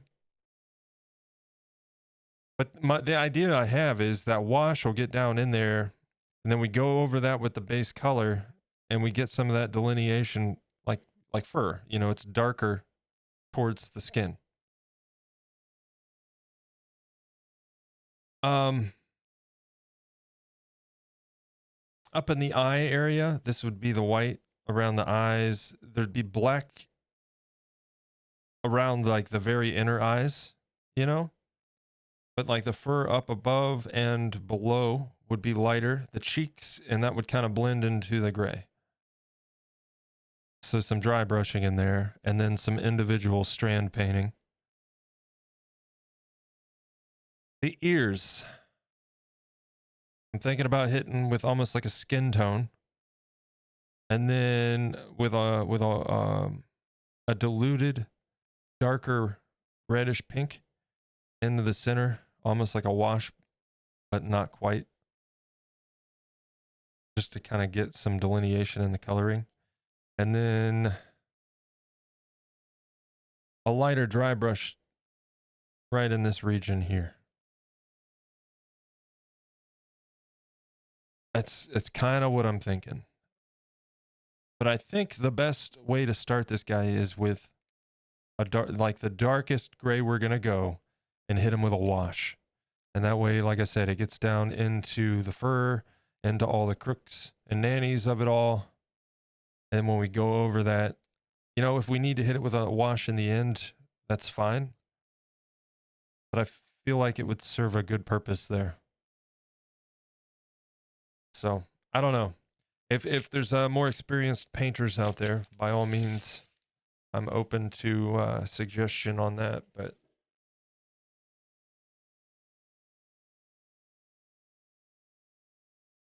dark primer with a wash sounds perfect. Yeah, that's like, but make my primer almost like a wash. You know what I mean? That way it can kind of run down.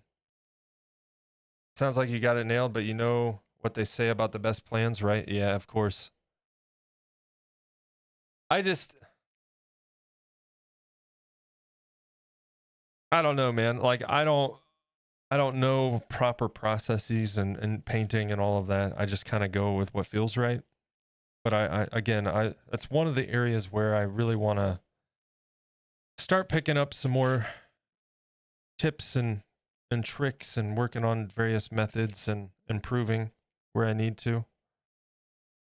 Because man, I see some of these people painting miniatures and I'm just like, Jesus Christ.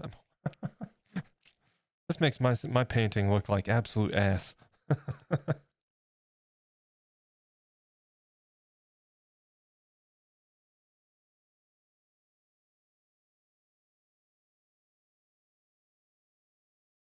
But it's also a little bit of a different style. So there's that.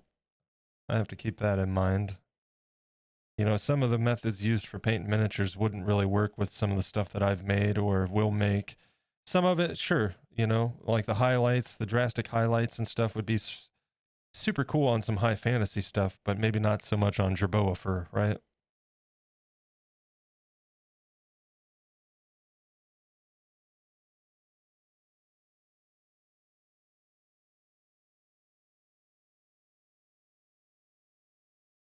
Like I won't be adding in any like highlight spots on when I paint his nails, for instance. I'm going to finish that with a gloss varnish on the claws and let the light do that itself. I don't need to add that in, you know.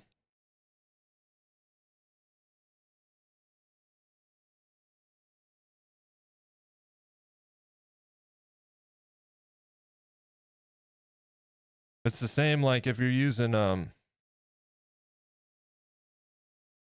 UV resin on the eyes, you don't really want to put that white dot on the pupil because then in certain lighting it's going to contradict the shine and the sheer that's coming off the light reflected off of the sheen from the UV resin, you know. It kind of acts as a contradiction. The sculpt itself is fantastic. Many painters wouldn't even know what to do with that beast.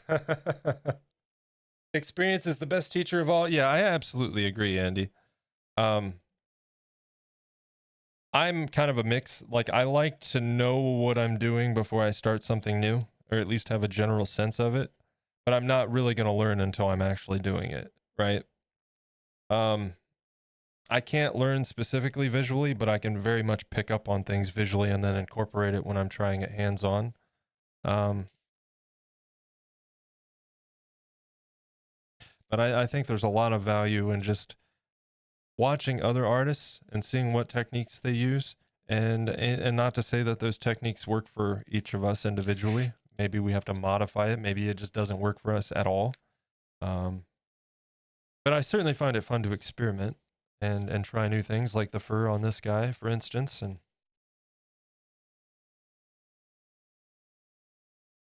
I just have a lot less anxiety when it comes to sculpting than painting, I guess. I don't know.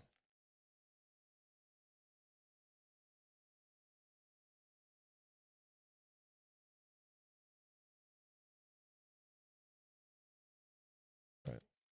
This is almost done. There's one spot in here. I love this song too, so much. It's been stuck in my head. Could you use UV resin on the claws? Yeah, I definitely could. I don't know if I would. It might be a little bit too much shine. I have a matte varnish and I have a gloss varnish, and the gloss varnish is pretty nice. It's like a high gloss.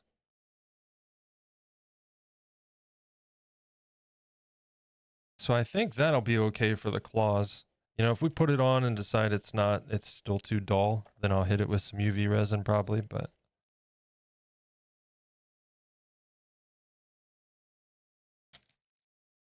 All right, so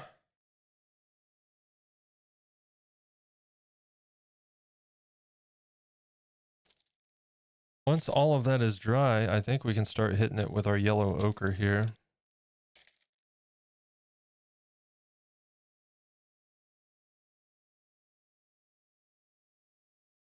This has been a pretty good paint set. It's a set that Menchie got me the first year of my sculpting. Got it for me as a birthday gift. It's a whole box of paints. Fanta Story.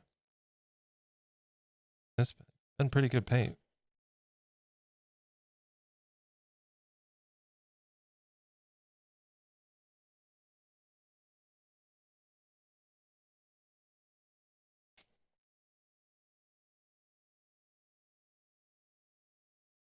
I think she found these on Amazon, because back then we still had Amazon.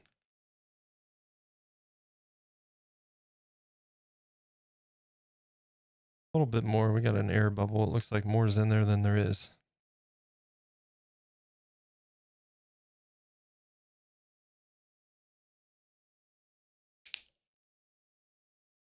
Some flow medium. Mix that up.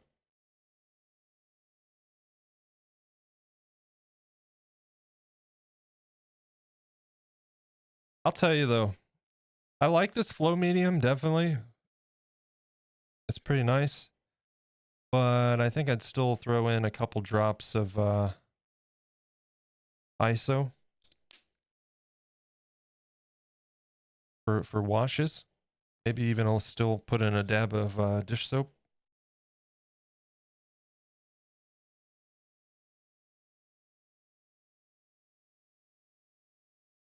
A very light brushing over the UV resin works great. It's like a hint of reflection. Dry brushing of just whatever color you choose, or used to have a bearded dragon. I put a load of purple sand in her vivarium and it stained her claws. For months it looked like I had painted her nails. Oh no. I have a bearded dragon currently, artwork by Andy. Yep. She's about 4 years old, yeah.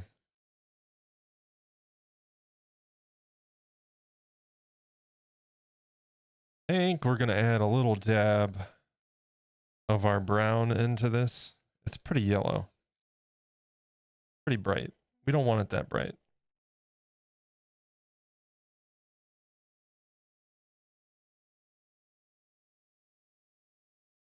Now I gotta not get paint on everything with this tip of this brush.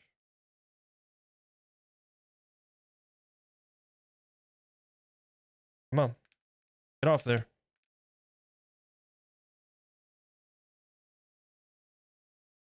Start with a little bit because dark colors tend to go a long way. You're mixing like this.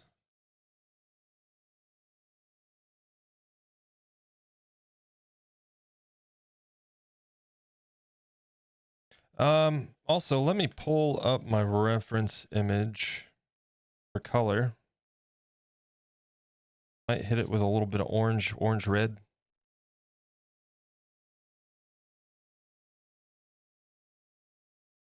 Yeah, whatever color. Okay. Had a beardy for 11 years, still miss him. Yeah, she's a good dragon. She's not too spunky. She's super chill, honestly. And right now she's doing like a partial brumation phase, you know. Not going to say what I was thinking because I don't want to jinx it for today. Now I'm curious.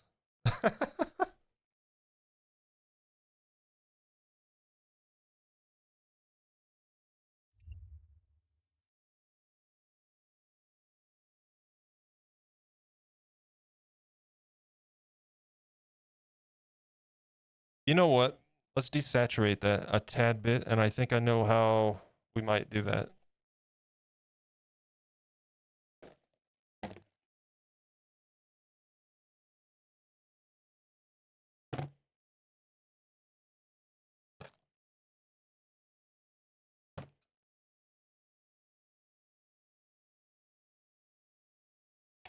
If I can find the color I'm looking for here.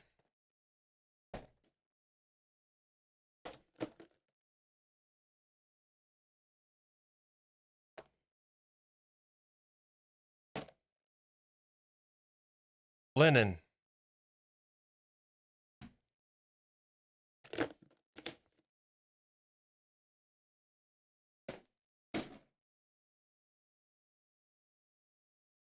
Had a beardy about 20 years ago. He went with mom in the breakup.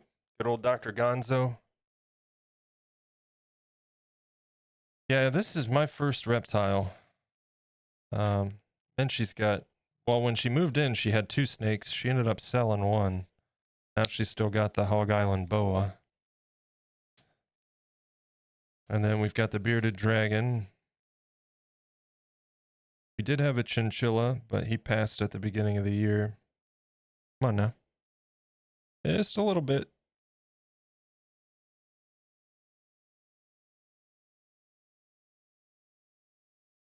I'll try that much and see.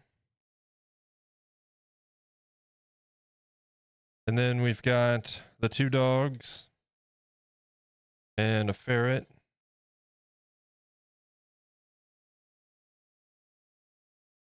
And the 2 rats. Our rats are over 2 years old now. So who knows how much longer we'll have them, because unfortunately rats don't live very long.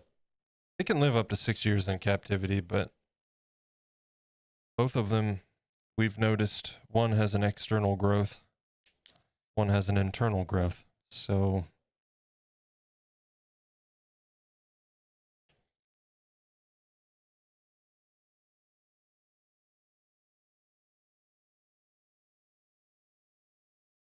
that's better. And I'll probably hit that with another dab of brown and maybe a splash of orange.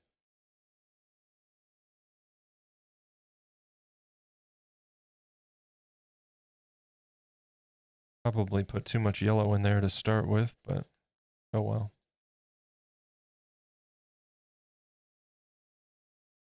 And again, this is all going to be covered with sand. I'm just insane. So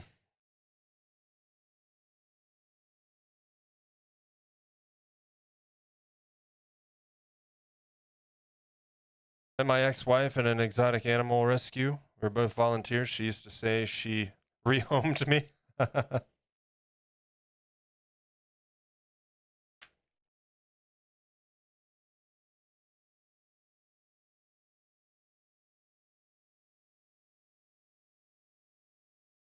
Hit it with a little bit more brown just to tone it down. That should be right around. Yeah, we're getting there for sure.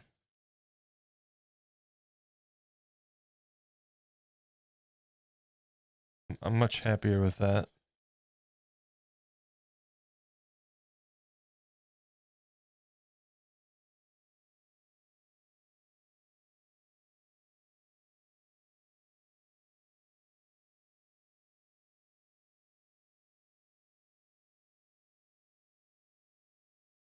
And we'll probably have to wait. We've got an ad coming up here, so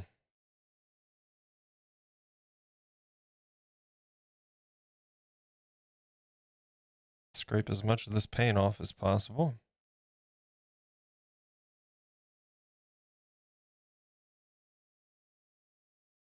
When we get to the Jerboa, I have a bigger paint tray with actual spots for mixing. We'll be using that for sure.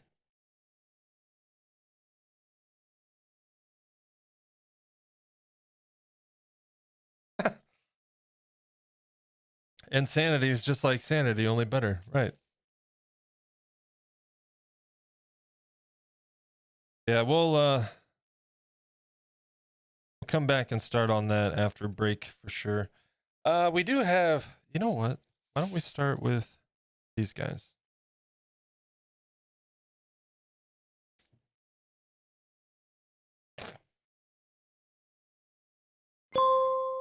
It's time to take a short break. Yeah, Stand up, stretch and hydrate. We know, Atticus, we know.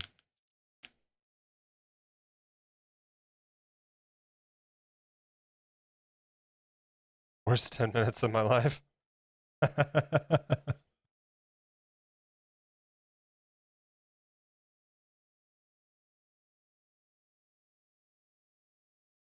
a little bit more paint in there.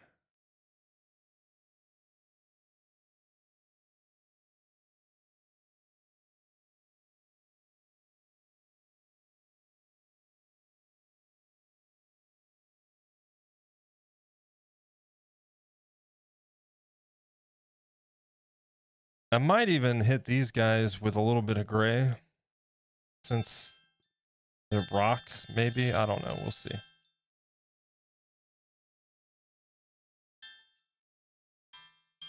Oh, there's my phone alarm. I'll have to give the dog her meds during this break, of course.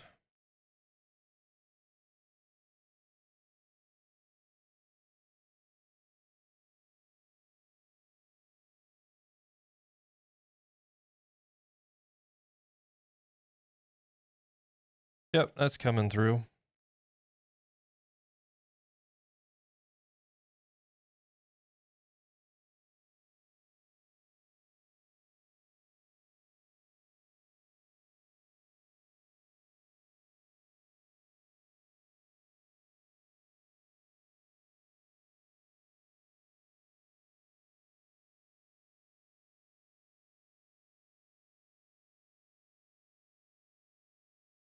And you know what? Honestly, like if you overdo it on dry brushing, right, you kind of get that like dry look of a dusty effect. That's what we're literally going for here. So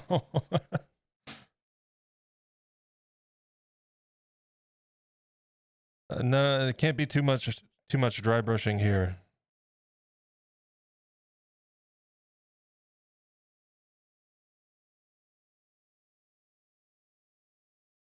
Perfect. We got some color delineation in the little grooves. That's what I'm going for. All right.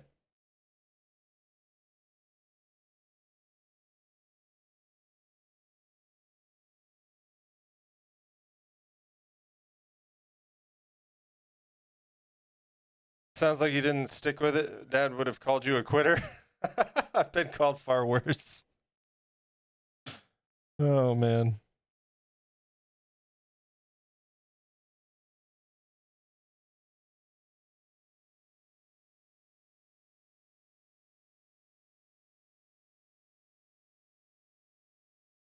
This is as much as like painting is my least favorite part of all these projects, depending on the project. Some things are fun to paint. They just are. I had a blast painting the Santa Jack diorama. Even though some of it, like the snake was with all of his pen striping was pretty tedious, but overall it was a fun project to paint. I don't know. It just kind of depends.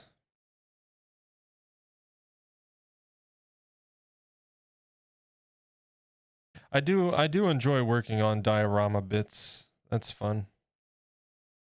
Especially working with the different mediums and things like the ballasts and the flock, different kinds of flocks you can use.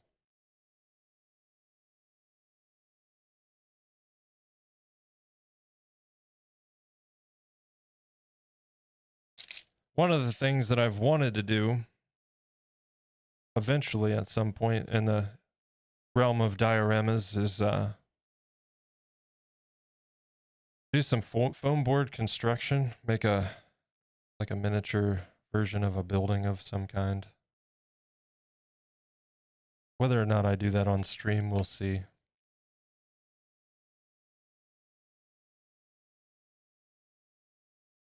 All right, we'll let those sit. The ad is in progress. We're being terrible streamers here today. I'm gonna throw the break screen up. I'm gonna give the dog her meds, and then we'll be right back.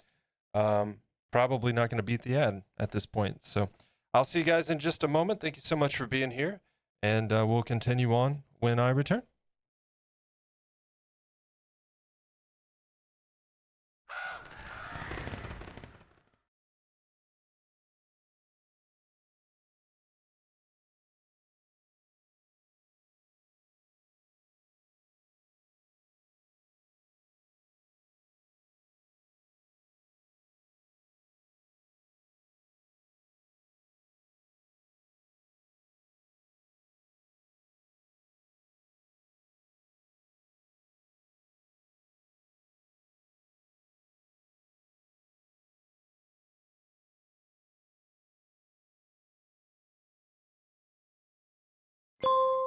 Welcome back.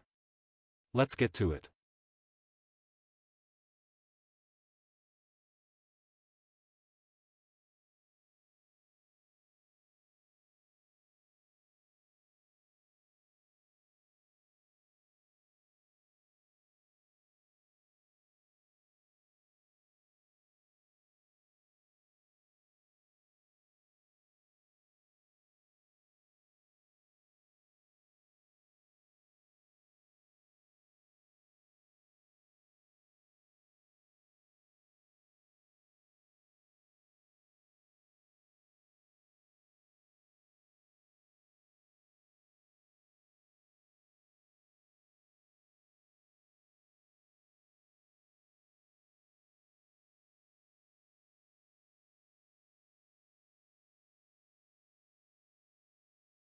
All right, we're back.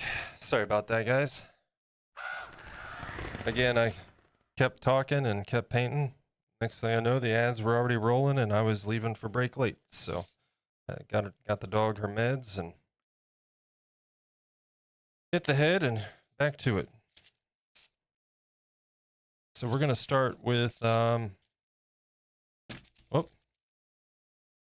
getting the dry brushing done on the surface here.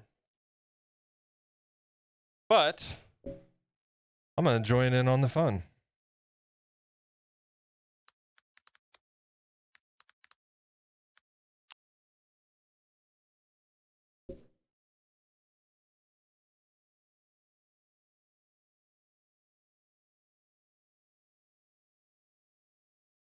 Also, just a matter of opinion, it's not going to hurt my feelings. Minecraft noticed at the bottom right where you see the trees and all of that.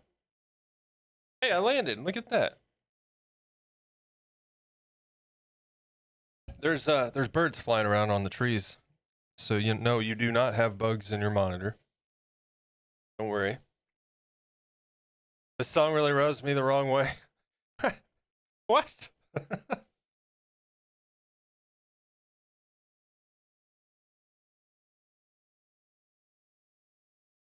um anyway, if that's too much stuff flying around, do let me know. It's not a big deal. I thought it was kind of cool. How does this song rub you the wrong way?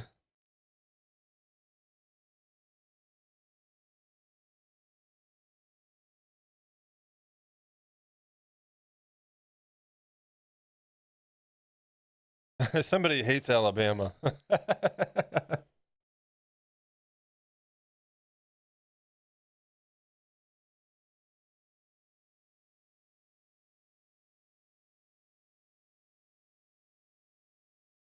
All right, I'm gonna set that one aside. I don't think we want to use that for, that brush is pretty thick.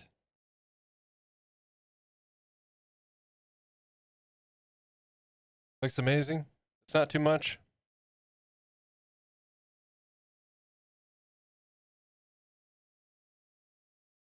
Yeah, well, that should do. That should do.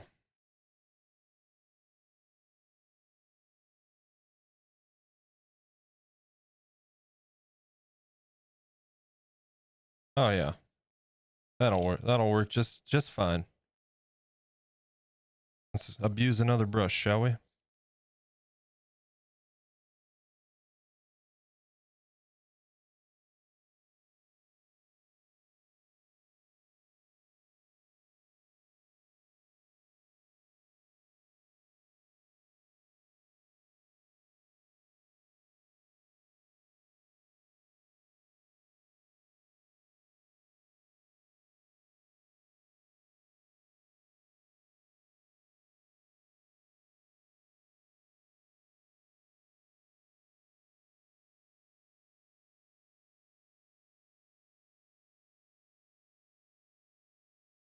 Don't often agree with my Southern rock brother. why doesn't Watergate rub you the wrong way, buddy? Wait, what? What are we talking about Watergate? I thought we were talking about that song. What's that song doing with Watergate?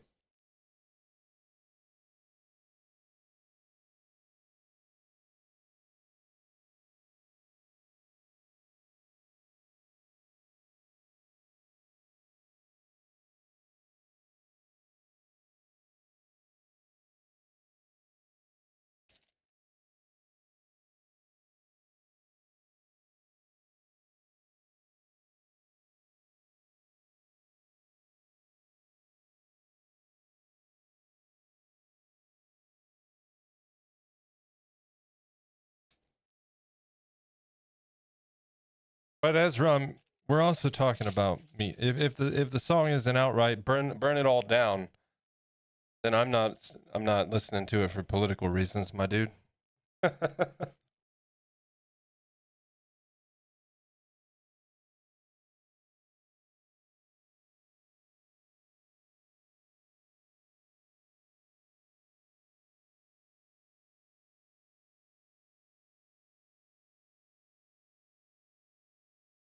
Watergate doesn't bother. Oh, I see. Yeah, I guess that is in there, huh?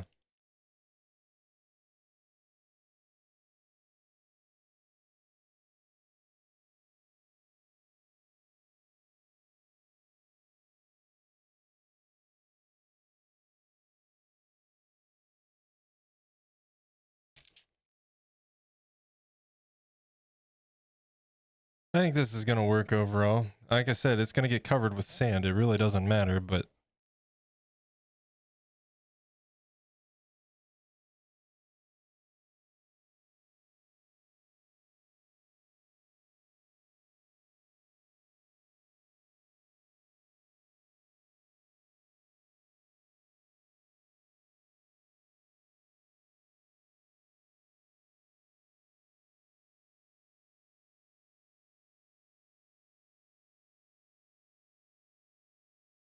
the beef track with Neil Young?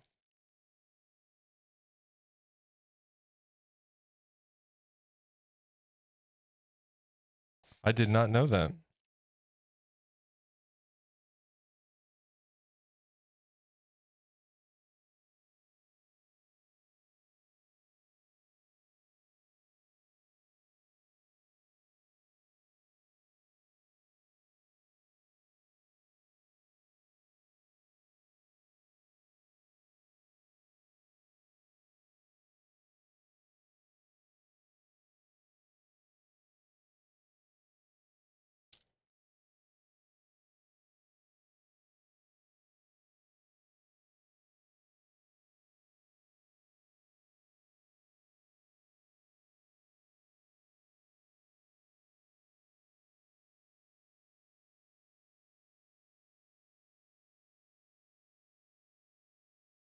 This should start kind of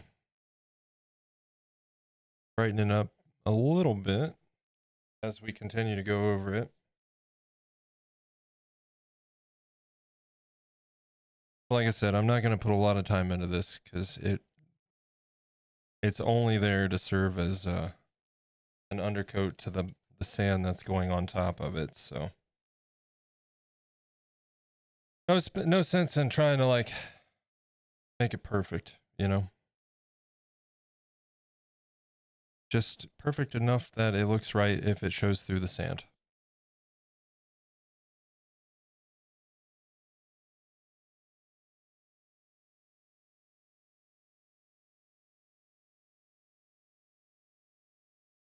And then if I can get us to the point where we're doing that, we'll probably like it would be great to be doing that tomorrow, but I can't obviously say for certain until we're closer to the end of the stream at the very least. But if we could be putting sand on this thing tomorrow, that would be fantastic. That would give it plenty of time to set and dry between the sand itself and any of the added stuff we put on there.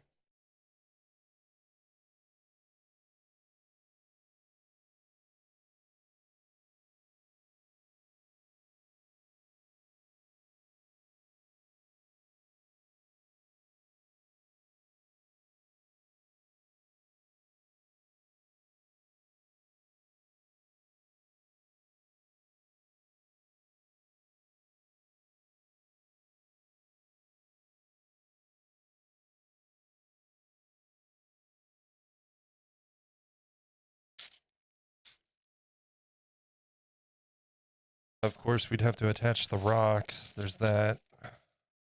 Which, if we're doing super glue, we could do that still in the same day.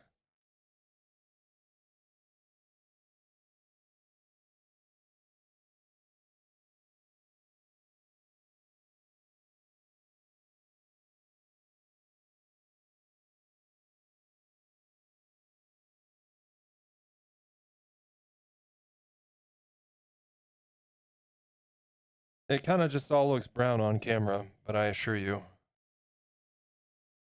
there's some delineation in the color there. And we're not done yet. We're gonna go over it some more. But it's a start.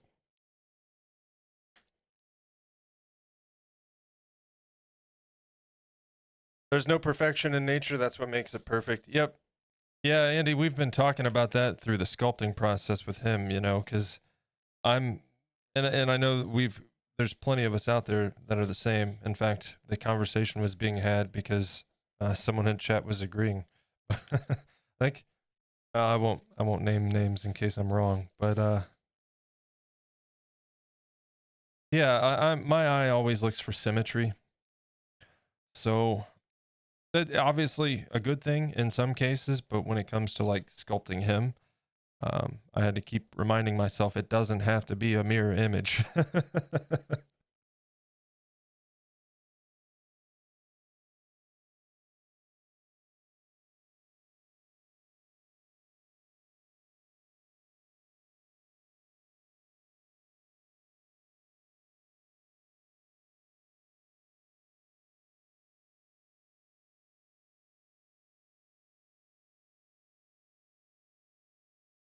You get too much symmetry, and then you get uncanny valley kind of stuff happening.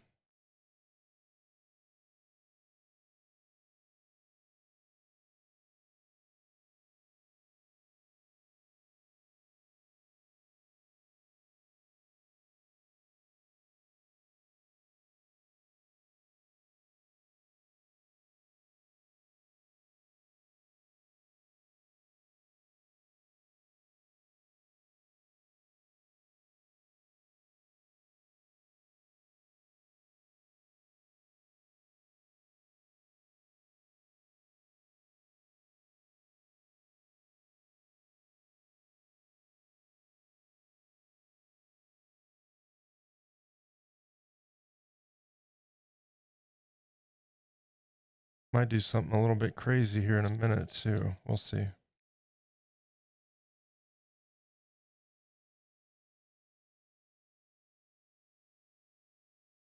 Mostly just for science, because this is inconsequential and I can try things.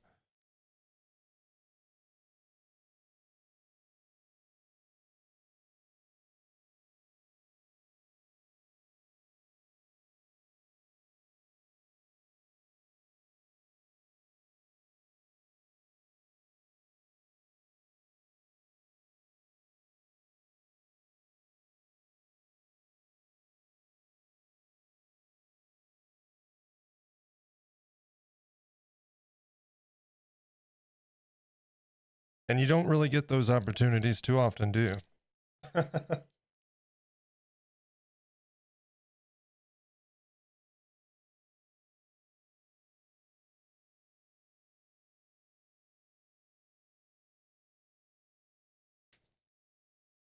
All right, let's see. I'm going to pull out my paints real quick. I said I'm going to pull out my paints just to enunciate and make that, okay?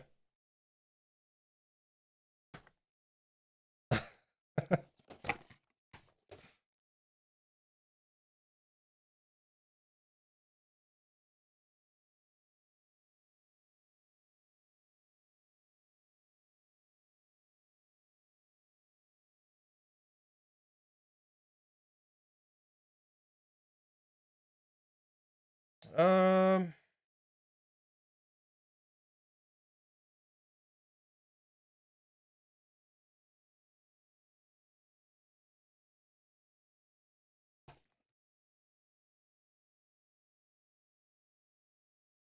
as the human brain that looks for patterns or symmetry, I think as a sculptor, you need to have balance. Yeah.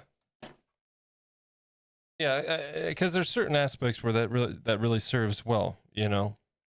But sometimes yeah, it's like all I want to do is make it the same, but it doesn't need. And sometimes you get yourself into trouble, like doing an exact duplicate. Because I'll get into that flow, and I've literally done this before. I was working on a hand, and obviously I need a pair of hands, so I was duplicating the hand, but I duplicated it too well because I ended up with two right hands, not even thinking about it. Uh-huh, sure. You're doing what with your pen?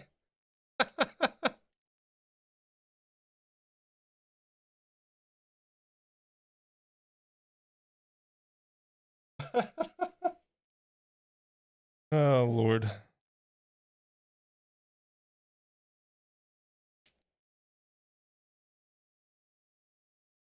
I don't even think I'm going to dilute this because we're going to use so little of it.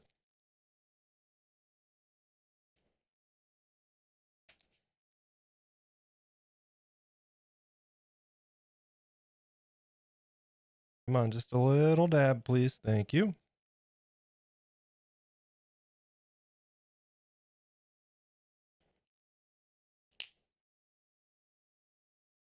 Should probably shake that up.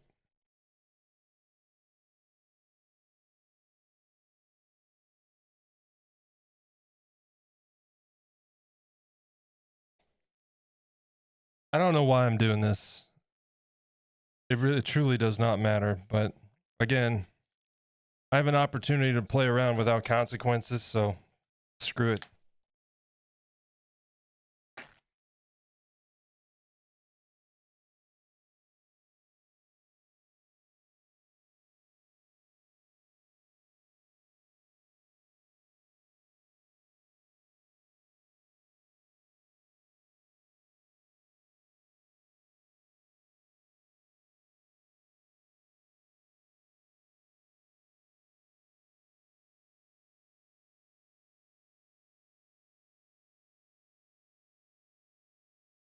I am already glad I did this.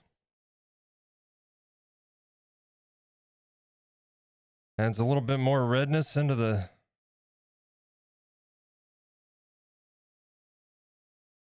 mix, and then we'll brighten it up a little bit with that orange and then hit it with the color we've been using just to kind of bring it all together, hopefully. I don't know. I'm not a painter. I just mess with paint. That's all. Even Sinat admitted to making the wrong hand sometimes. I actually witnessed him make two of the same feet. He had to amputate a foot to fix it. So yeah, it happens to the best of us, that's for sure.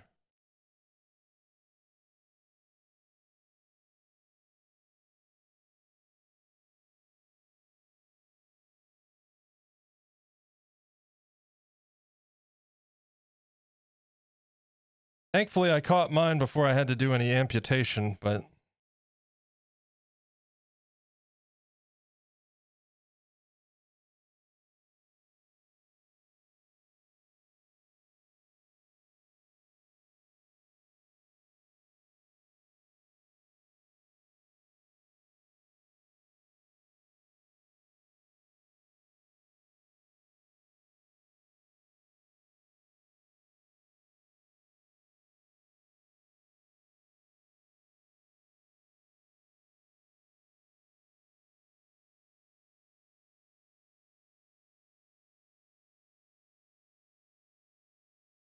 might need a bit more paint.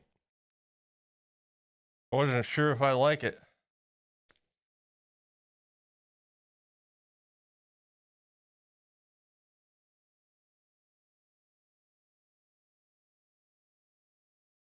It's kind of a nice color, honestly.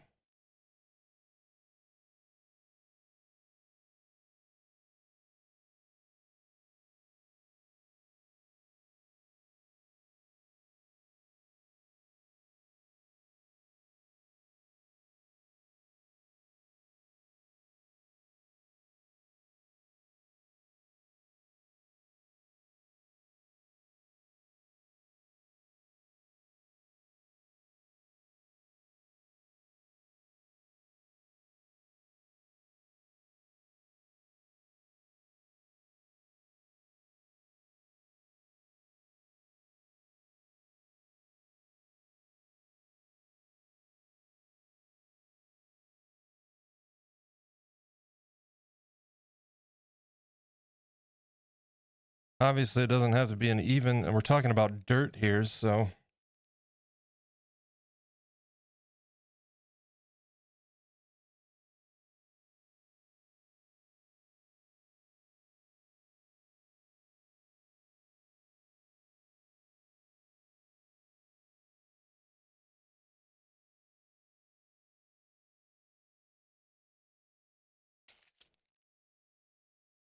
That definitely brings out more of a red clay sandstone kind of look to it. Glad I did that. Now we'll just brighten it up a little bit.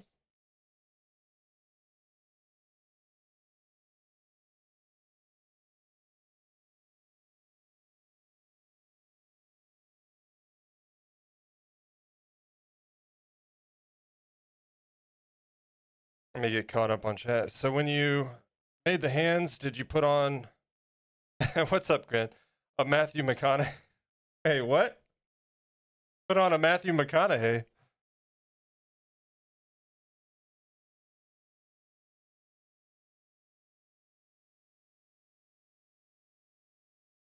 Oh, actually. Wait, did that not play? Hold on. Huh. Boop. Oh no, it didn't save my memory banks. I actually have a sound clip of that, but it didn't. I had to restart my computer. And I hadn't saved the memory files. Oh well.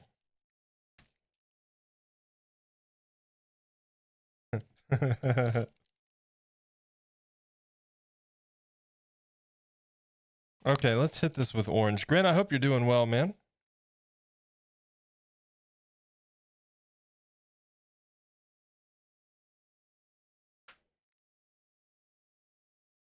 We'll hit this with the brighter orange just to add a little bit more brightness in there, and then we'll go over that with the original color. And we'll probably call it there as long as we're at the shade, right around the shade that I want. Again, this is all getting covered with sand. None of this really matters. I'm just insane, and I can't not try to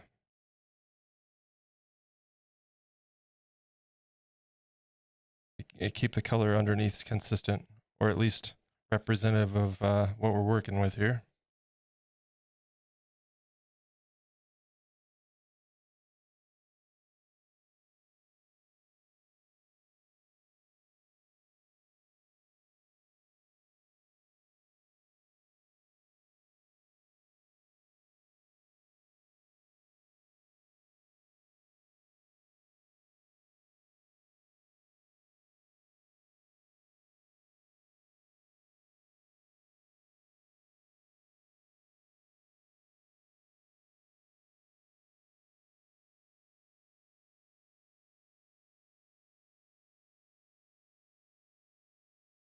I feel like I missed something else in here too. What was it?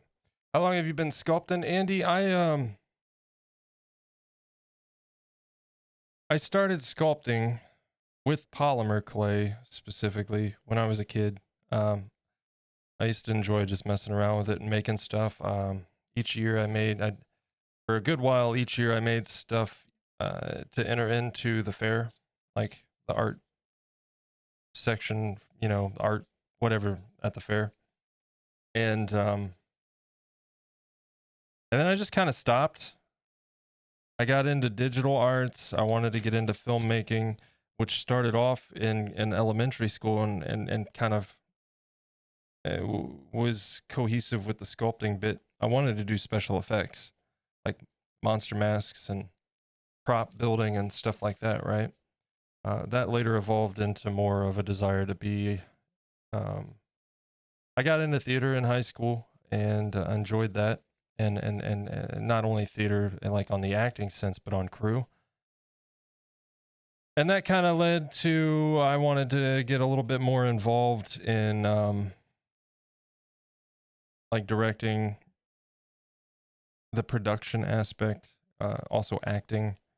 Obviously, none of that panned out. I met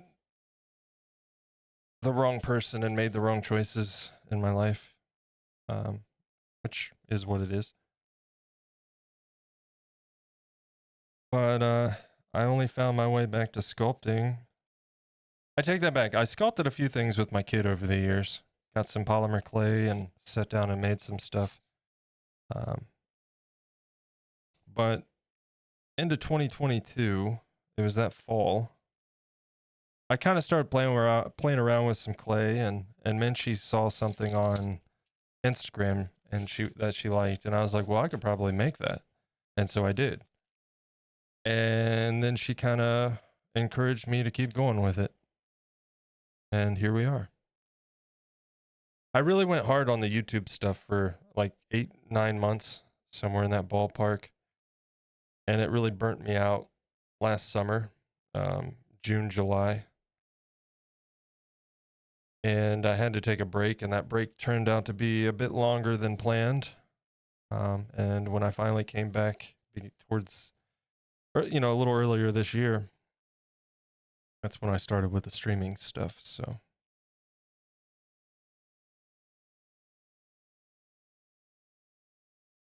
doing well, Grin. Doing well. Forgive me. I'm a little bit. It's been a Monday. I wasn't even sure if I was going to stream today, so I'm a little bit all over the place. But we're here and we're getting things done, and I guess that's what's important, right? I'll be here early enough for a full stream soon.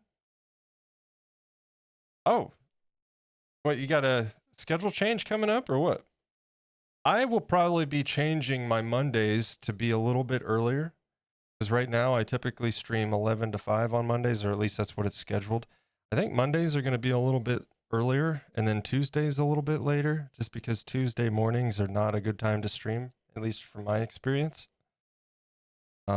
but I'd like to get it to where I'm streaming Mondays, Tuesdays, Wednesdays, and Thursdays.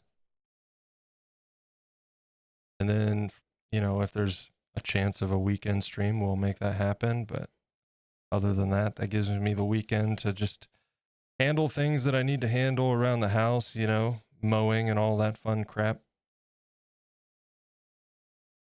Plus just, you know, have a little break.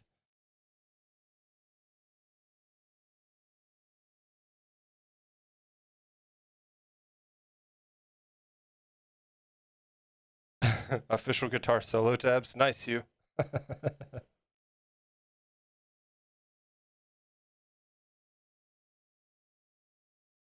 So yeah, I want to have at least 1 or 2 streams each week that go a little bit later, and a couple that I end a little bit earlier for my afternoons and whatnot. We are about done with this portion of this. Not going to spend much longer on it. We're getting to a point where I'm pretty happy with it, and once we put sand on it, I'll be good to go. I just wanted to make sure it wasn't straight up brown, and I wanted to make sure it looked a little bit like the environment that we're trying to replicate here.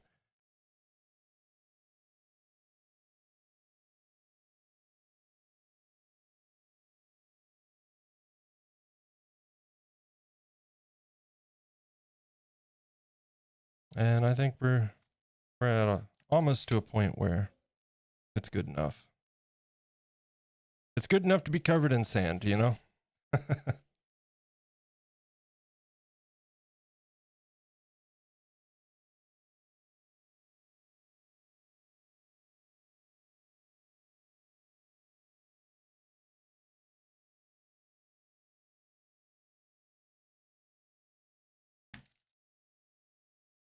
It still probably looks brown to you guys, but it's pretty rich in color on this side of things. A lot of little distinctions and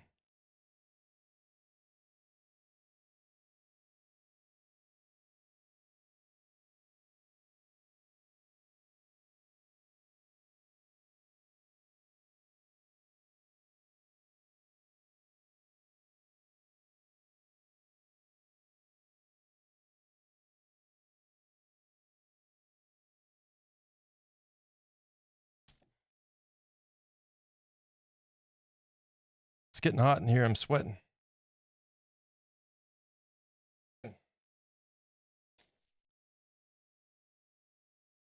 24-hour sculpting stream. Oh, Jesus.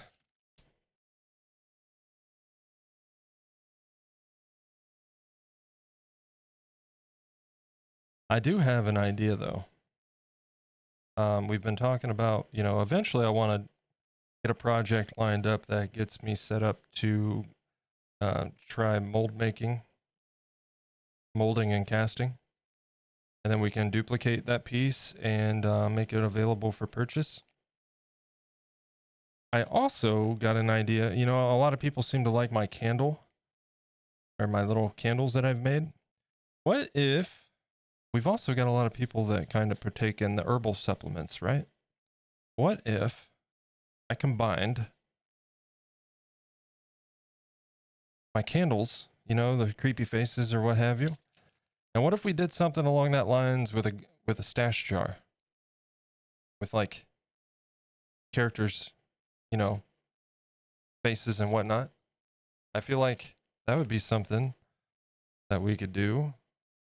That would be fun.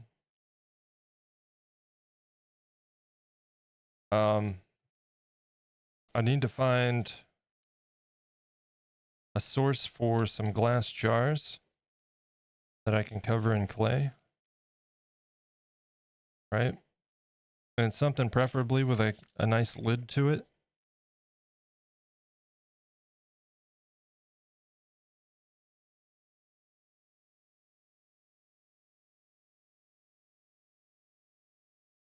But that's an idea I'm kind of working with right now.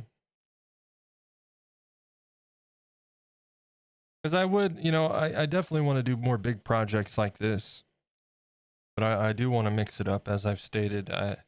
It's nice to have some small stuff that we can work on and just have fun, not take so serious, and that we can bust out and be done with it, and not spend a month or two working on it.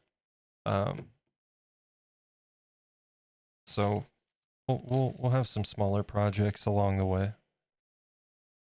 You like that idea, Fairy Foundling? I think it'd be fun. Definitely see where you're going with it. Yeah, it's looking a lot better than just brown, you know?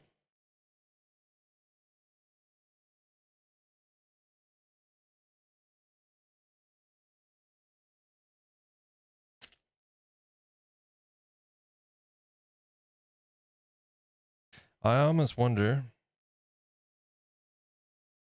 if I should take that linen, right, and make this the majority, but a small amount of that mixed into the linen and an even lighter brushing.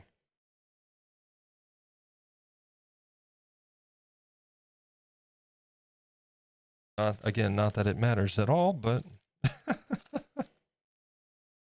it's going to be covered in 100% Vietnam sand from California. Made in Vietnam. It's sand. What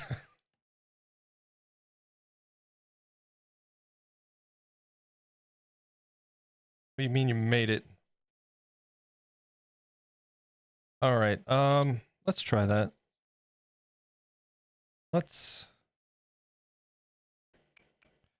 put a dab of this right here.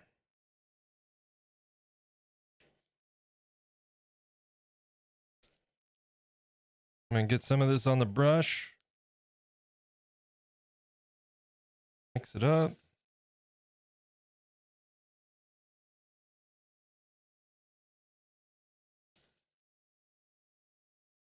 One more bit of that.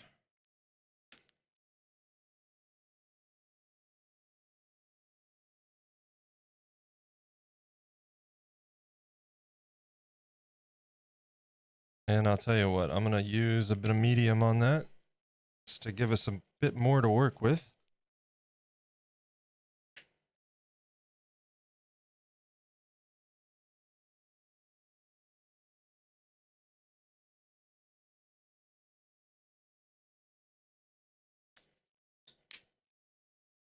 Stuff is like milk. What the hell? It's like condensed milk.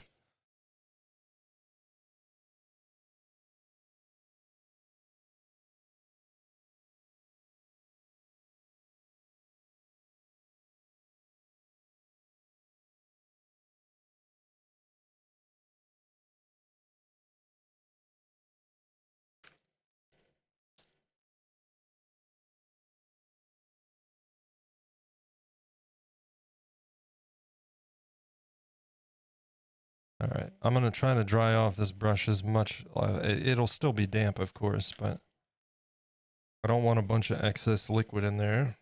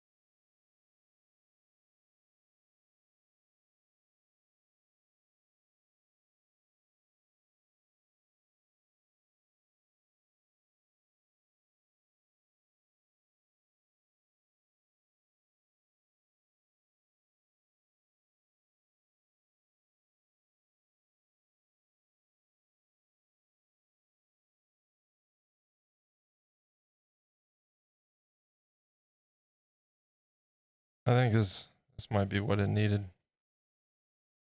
Just a little bit.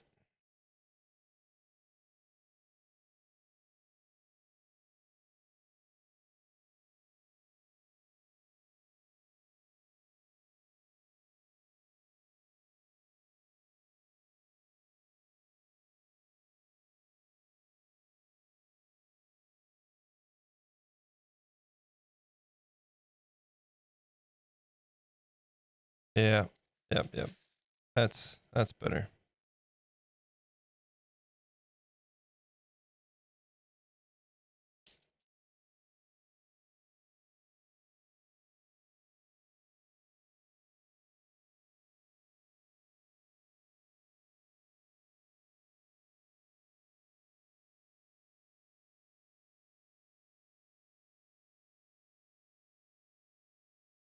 Much better.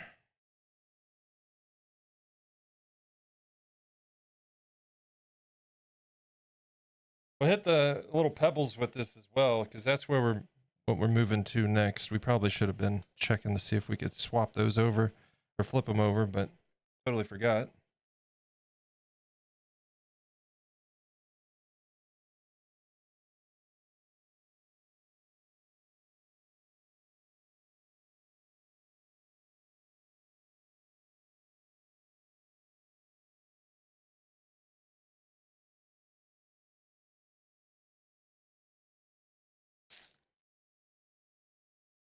Dude, that looks so much better than it did just like 10 seconds ago. All right. Set you aside for right now. Back to these.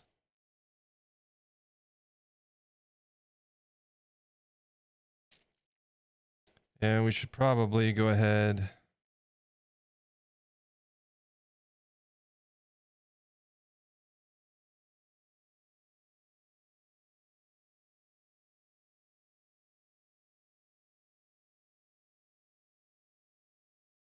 Need to flip these over. We'll do the other side. Why is this clay coming off? Stop that.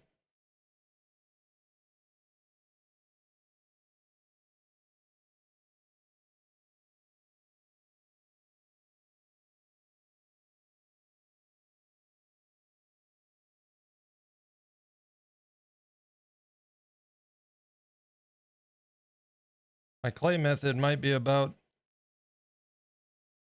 at the end of its rope. Clay's starting to be shitty.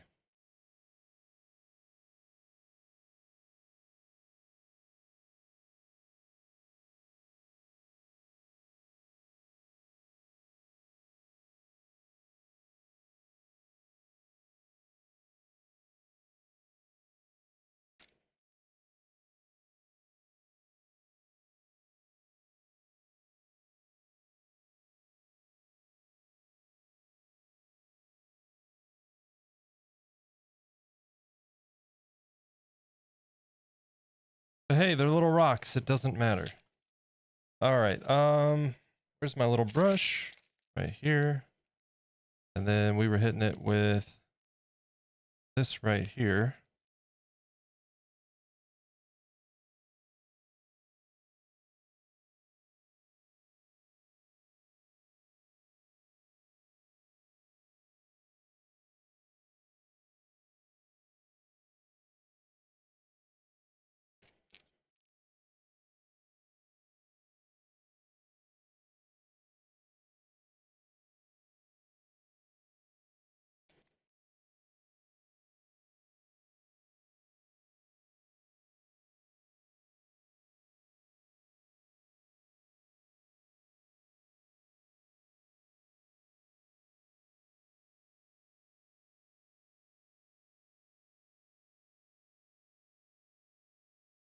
So, trying to decide if I want to do the black paint, or at least a base black around the trim, or if I should wait until after sand. I'm going to have to do a touch-up coat regardless.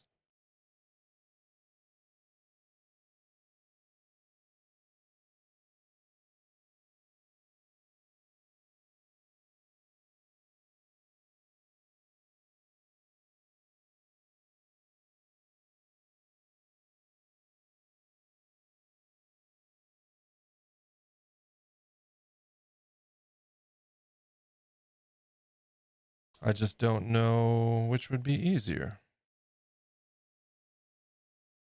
Suppose it doesn't really matter.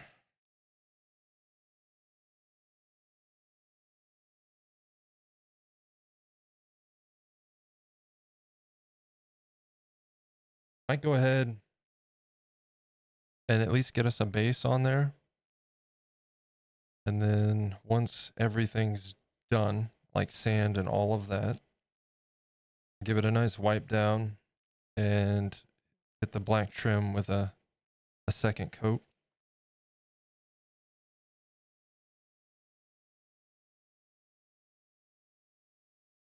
Making sure to get, you know, any touch-ups where we need it, make sure we get all the coverage where we need it, all that good stuff.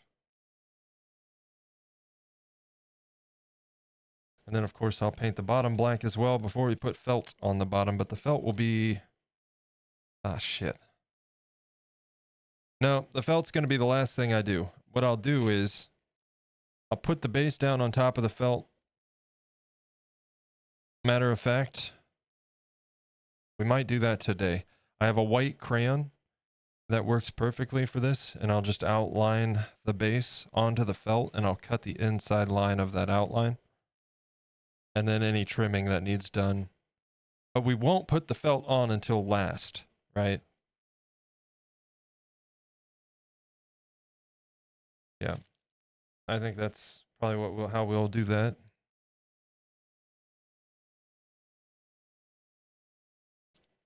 I want the sand to be on there and everything before we put felt on. Otherwise, we'll have sand sticking in that felt, and it'll just be awful. All right, let's set those aside for now. We're going to hit those with a lighter color once they're dry. I'm going to get rid of these nasty paint rags.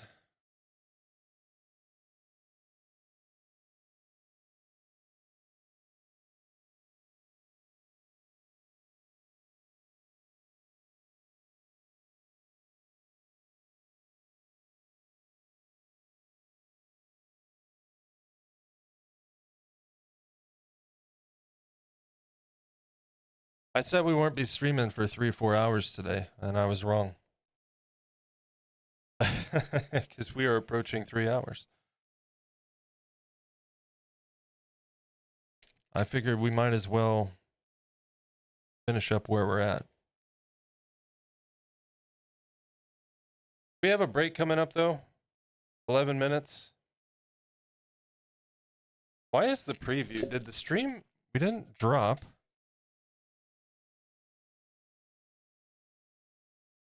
It's just Twitch being weird, I guess. Okay.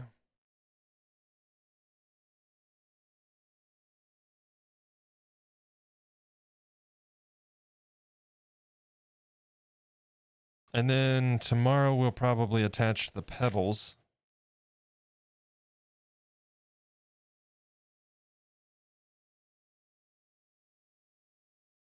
Let that dry. We'll just use super glue for that. And then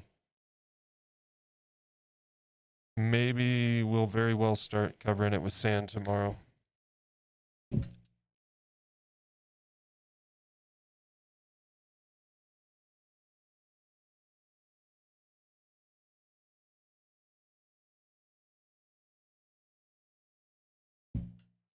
All right, hydrate if you got it. Seems like a good opportunity to do so.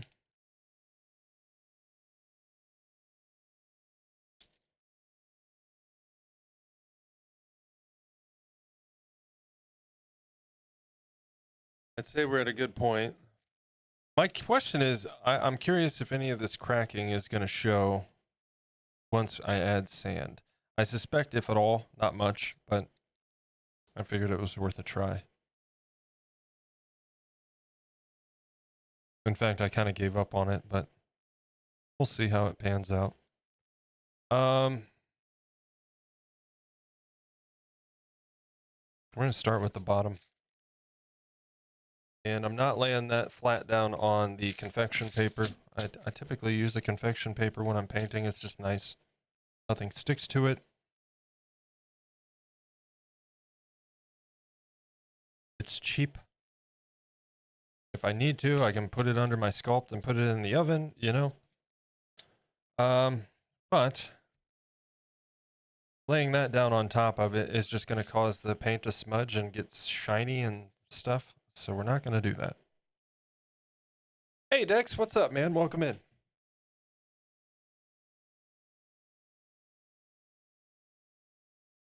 We're gonna start on. We're gonna get our first coat on the base on the trim portion. This will be covered in felt, but I have a need to paint it.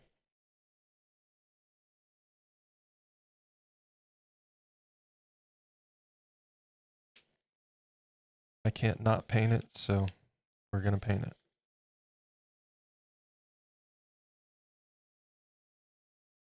Let's not go overboard though.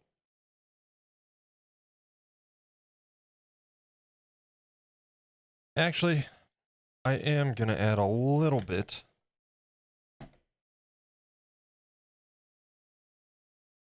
of the fluid medium.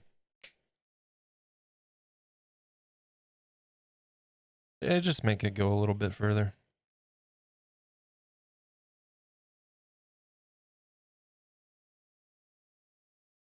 Yeah, Dex, doing well here, man. How are you? Hope you had a good weekend.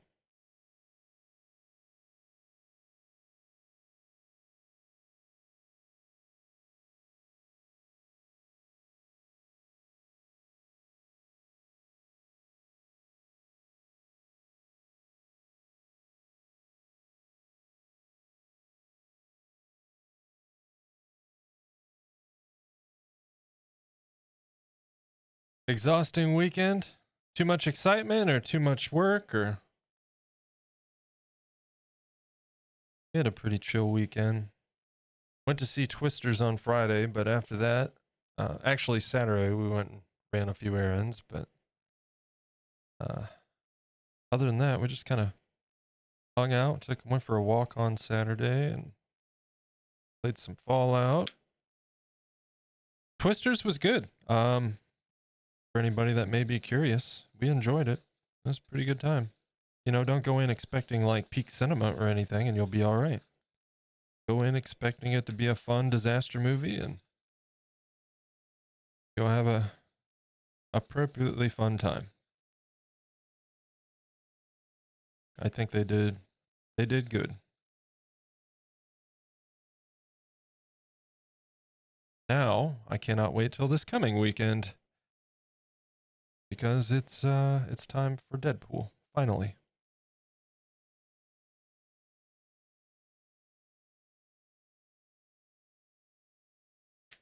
One word puppy, say no more.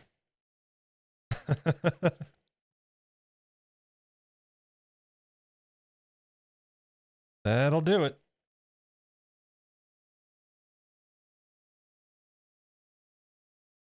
I have kind of decided that look, I love dogs. You know, I'm not one of those people that doesn't like dogs because I do. I really love dogs. I've just decided I don't really like living with dogs.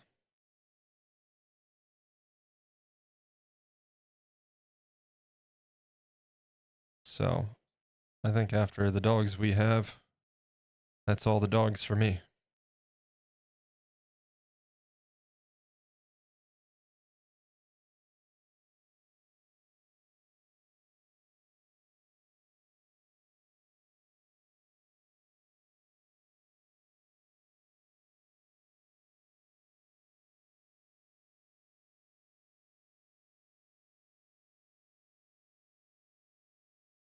It feels like some days that's all I get done doing is cleaning up after the dogs, you know? I got too much shit to do. I don't need that.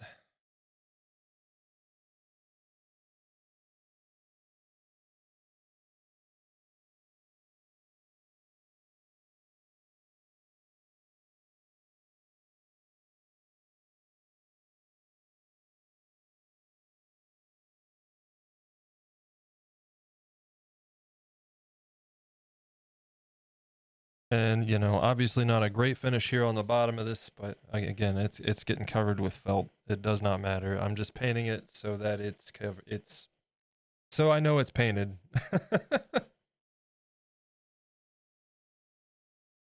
No other reason. Now the outside edge is different story, of course, but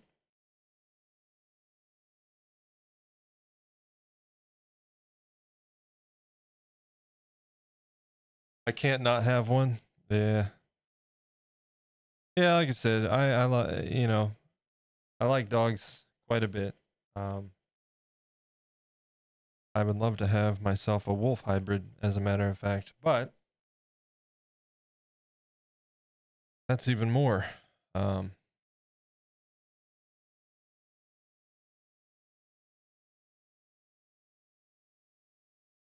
I also think that I'm just not, it's not good for me to have dogs. Last in my life, last couple times my dog currently and my dog before him, I have an anxiety disorder, and both of them, a serious separation anxiety,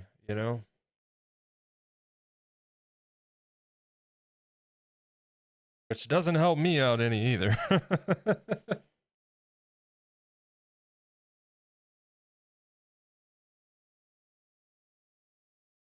I have a hard enough time when I leave my house as it is, let alone leaving and worrying if my dog is gonna like tear shit up while I'm gone because he's freaking out or something. It's time to take a short break. Stand up, stretch and hydrate. Good luck with a wolf hybrid. Yeah, that's what I'm saying. Like, ideally, it sounds cool, but man, you take all the work that comes with a dog and multiply it. Um, a lot of time needed for that, and not to mention constant maintaining control. Because you're constantly proving yourself at that point to no one else but the animal.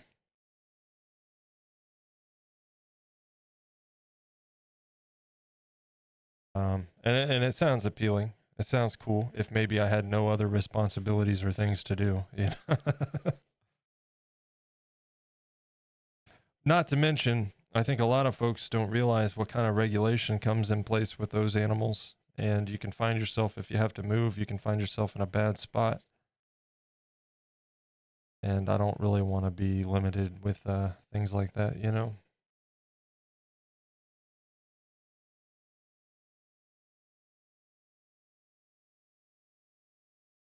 All right, we'll let that dry proper through the break. Ads starting in 55 seconds. Guys, thank you so much for being here and hanging out with me today.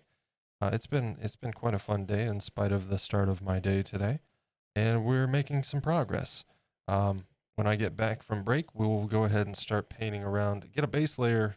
It doesn't have to be perfect, but we'll get our base black along the outside edge of this, and we'll do the remainder of the dry brushing we have to do on these little pebbles, and then we'll probably finish up for the day. So, hey, we're getting more than I anticipated done. That's always a good thing. If you guys are enjoying, be sure to hit that follow button and join us. We're streaming multiple times a week. And I'll throw some links at you to the main YouTube channel where you can find showcases for all of my past projects and future. And you can join us in the Discord, best place for all the latest updates. Show off your artwork. Let us know when you're going live, all that good stuff. We'd love to see you there. But guys, thank you so much for being here. We got a 3-minute ad starting any moment now. And I'll throw the break screen up, stand up, stretch. And it's a good opportunity for you guys to do the same. So I will see you back here in just a few. Thanks a lot.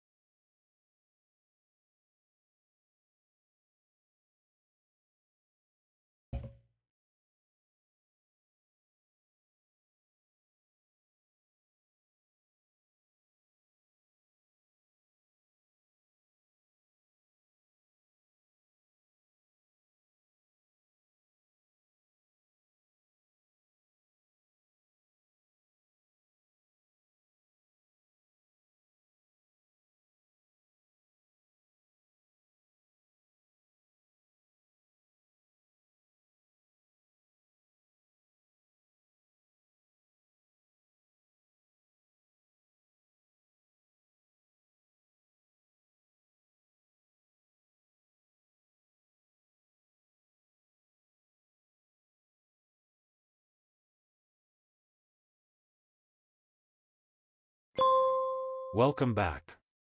Let's get to it. All right. You heard Atticus.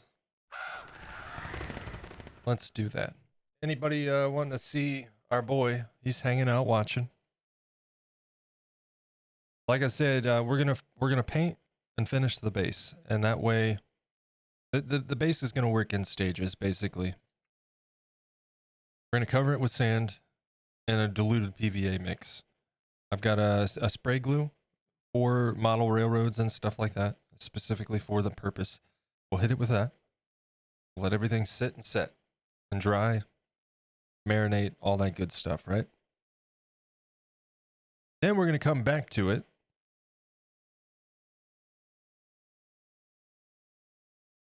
We'll get the cactus attached.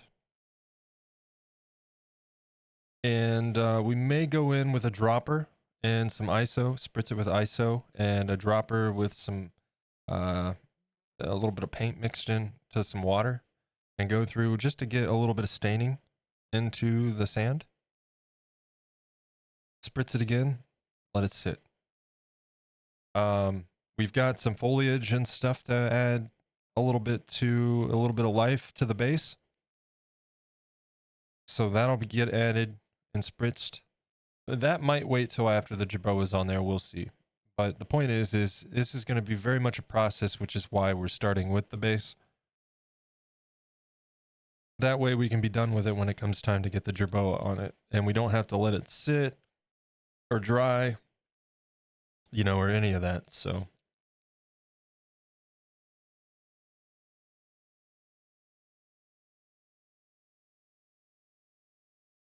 Go ahead and get that back on the paper. We don't need this.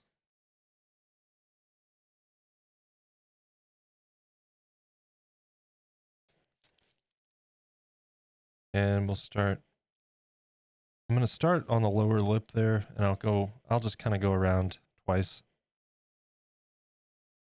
Maybe. We'll see. We'll see what I'm feeling here.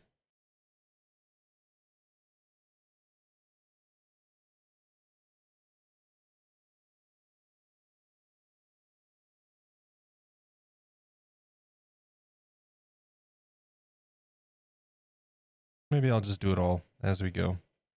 That seems better. Or at least come up to the lip, and then I'll hold it proper so I can get a good angle. I think that's what we'll do. That sounds like a better plan. I'll just go around, and then we'll come back for the finer detail area. That way it'll give it some time to dry too. That is the good thing about acrylic on wood. It dries quick, real quick.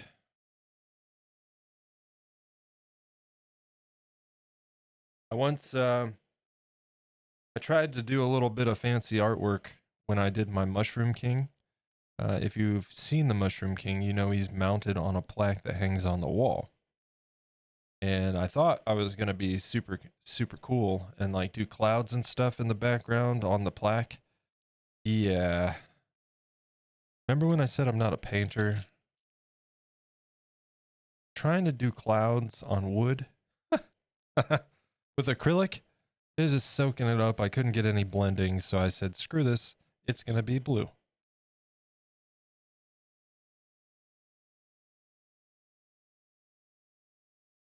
Now, I'd be curious to try that again using a mixing medium. Trying like a wet blend with more, because that was just straight up not even really diluted paint. So using a flow medium, I feel like I'd have a little bit better success there, but not the best at painting. Yeah, it's one of the things, Dex, that I've talked about that I really want to improve, you know. Yeah, I'm not terrible, you know. Like when it comes to painting my sculpts, I can totally do it, you know. But I want to do more than just that. And one thing that I've always wanted to really kind of give it a go is oil painting. Maybe we'll do a little bit of that on the stream at some point. It'd be super cool to like befriend someone who is predominantly an oil painter. and maybe do like a co-stream kind of thing, like teach me how to paint, and in turn teach you how to paint, you know? That'd be kind of neat, but I have to find the right person for that, and have them willing to do something like that. So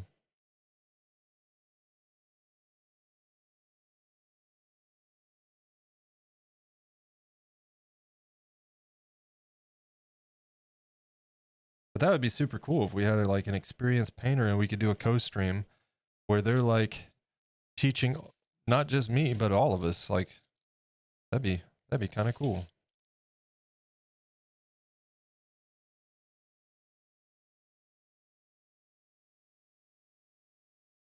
Because I don't know the first thing about, hell, I'm still very much learning my way around acrylic paints.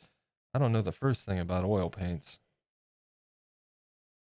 other than they take a while to dry.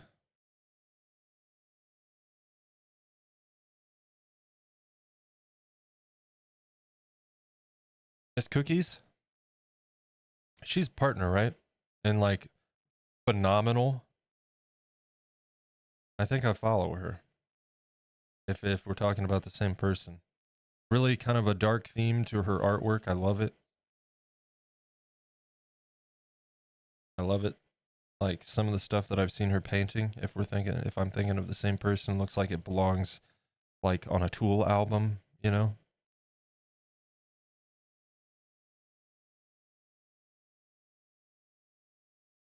Her art shows a lot of pain, has the vibe I should say. Yeah. Yeah, I that's we're definitely talking about the same person. I forget how I ended up on her stream. It was through a raid from someone. And her painting was incredible. Instant follow.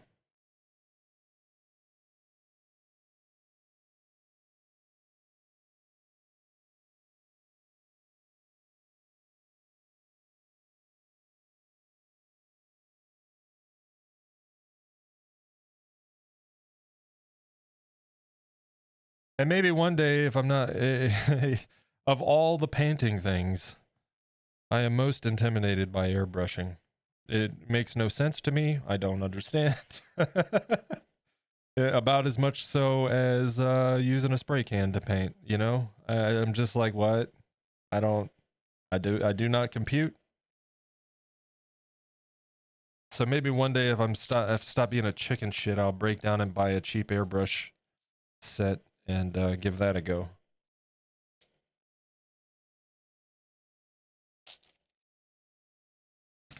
That's super intimidating when I know artists on here like artwork by Andy, who is an incredible airbrush artist.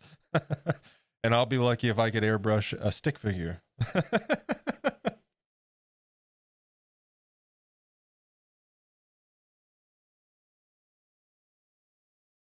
No doubt it will be a humbling experience if and when that day comes.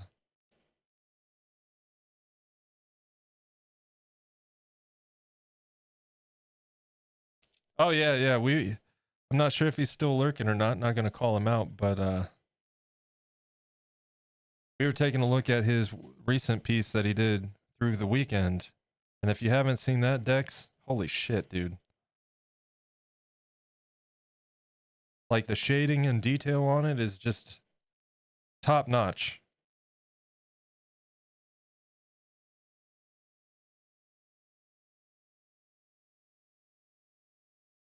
I don't know about co-streaming, but these peeps are excellent regular oil painters that teach as they paint. Babe Ross, Bia Diesel. I follow Bia Diesel. Yep. God, she's an incredible painter too. Like what she does with lighting and stuff is so freaking good. I follow a digital painter on Instagram who does some crazy stuff with light. Sam does art, I want to say, but I may or may not be right there. That guy's, what he does with lighting and shading is so freaking cool. God, it's awesome. Like every time I see one of his pieces, it's just like awe-inspiring, you know?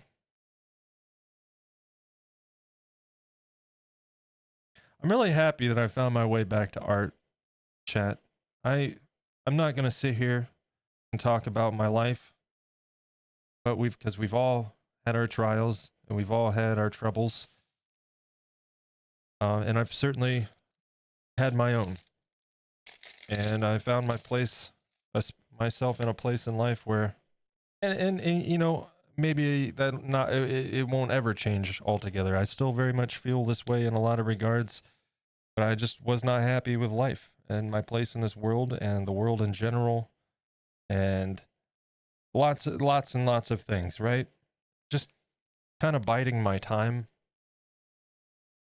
I hate to say it, but getting back into art, and not just my own, but like having that artistic expression and the creative outlet, and then finding this community on Twitch with all these amazing artists, and not just amazing artists, but like a genuinely supportive, awesome community.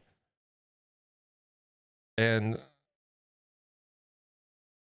you know, I'm not sure, like the world hasn't changed, but like I feel a lot better, and I owe that to this. I owe that to you guys. So thank you.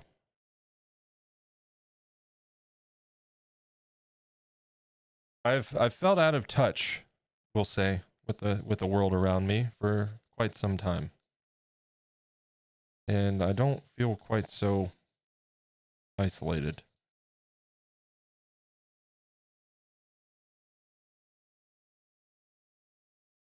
It's just, I don't know, there's something about art that really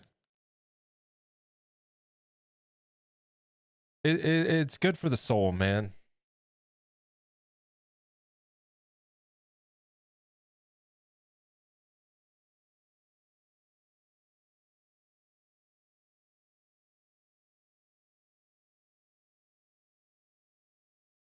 Kitty's, I'm painting badly. Nice lady over there. I know a nice lady over there. Yeah, Andy's rated her a few times. Amy Wise Art. The one he's doing right now in the truck. Yeah, Dex, that's the one. It looks like you can literally just like, it looks like somebody took a scroll of paper and just rolled it out across the front of that truck. Like you can grab a corner and just pull it away. It's crazy. Digital Snow Marite. I've always got her stream on in the background. I'm not familiar with her. I never got into oils, though I'm sure I would love them. Yeah, it looks fun. Like I've always been intrigued. I've just never made the jump, you know?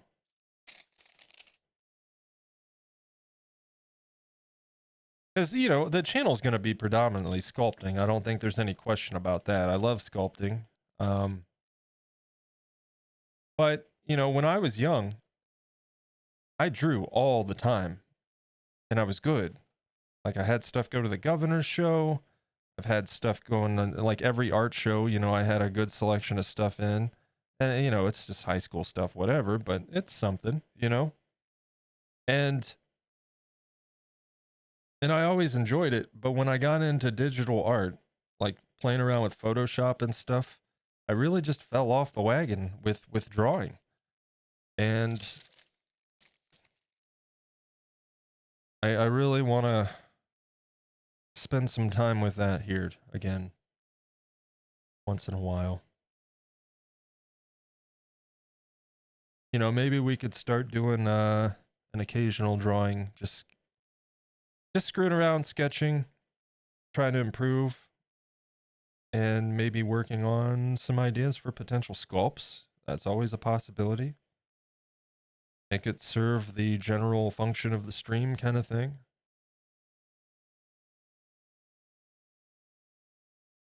And then sometimes it'd be nice to take a break between sculpts and maybe do something else, you know? Video games are nice once in a while, but it would also be nice just to change it up and play around in another medium for a bit. For like a week or something between projects.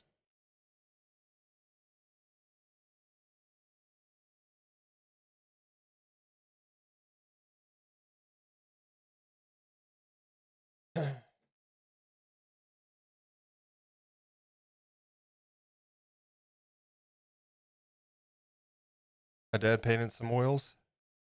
I think my mother did a little bit of oil painting. I've got a painting she did when she was high school, college, somewhere in that range. Twitchers makers community's top tier. It really is. It's kind of mind blowing, really. It definitely surprised me. You know, when I thought of Twitch, I thought I was gonna just kind of have to endure Twitch to do my thing here. You know, based on the experiences and things that I've seen with the gaming side of Twitch. But it really is different, and I'm glad. I really am, because I don't know if I would find the same kind of fulfillment and community if this was much more like the gaming side, where everything's so competitive and everybody's just worried about, you know, a lot of people concerned with what others can do for them more than just actual like friendships and connections, you know. Our Twitch is love. I agree with that. This has definitely become my happy place.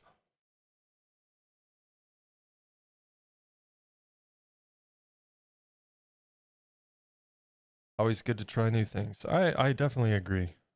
It's how we grow. Even if it's something new within something like sculpting. You know, obviously sculpting is something that I do quite regularly, but there's plenty of things in sculpting that I've never done or never tried or that I could improve and learn or, you know. And I think that's the case when it comes to all of these mediums. There's always opportunity to learn and grow. And I think that's one of the appeals. It never gets stagnant unless you let it.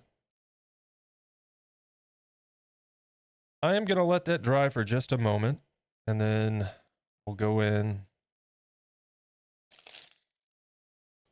and get up to the clay, right? But for now, let's go ahead and set that over here.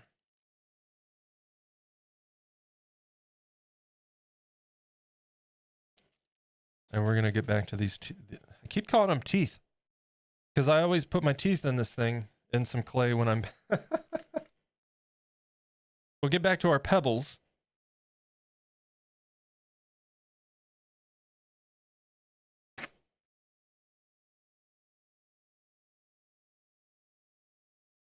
Can I recommend an amazing person I think you get on like a house on fire with? Absolutely, man. Yeah, let me know. On the same journey, I feel you. Twitch is how I found my art again too. That's great. It really is. You know, I technically I got back into it through YouTube, but I don't think I'd last if I was just doing this for YouTube, man. I love making videos, but only to the point where it doesn't feel like it serves any purpose to me unless people are viewing them. You know, I like to share. I like to create something and share it. And when you put a lot of time into editing, and my channel did fairly well starting out. The algorithm has long since forgot about me at this point, but it did pretty well starting out. But even then, it just feels like you get into a cycle and everything is the same and there's very little reward.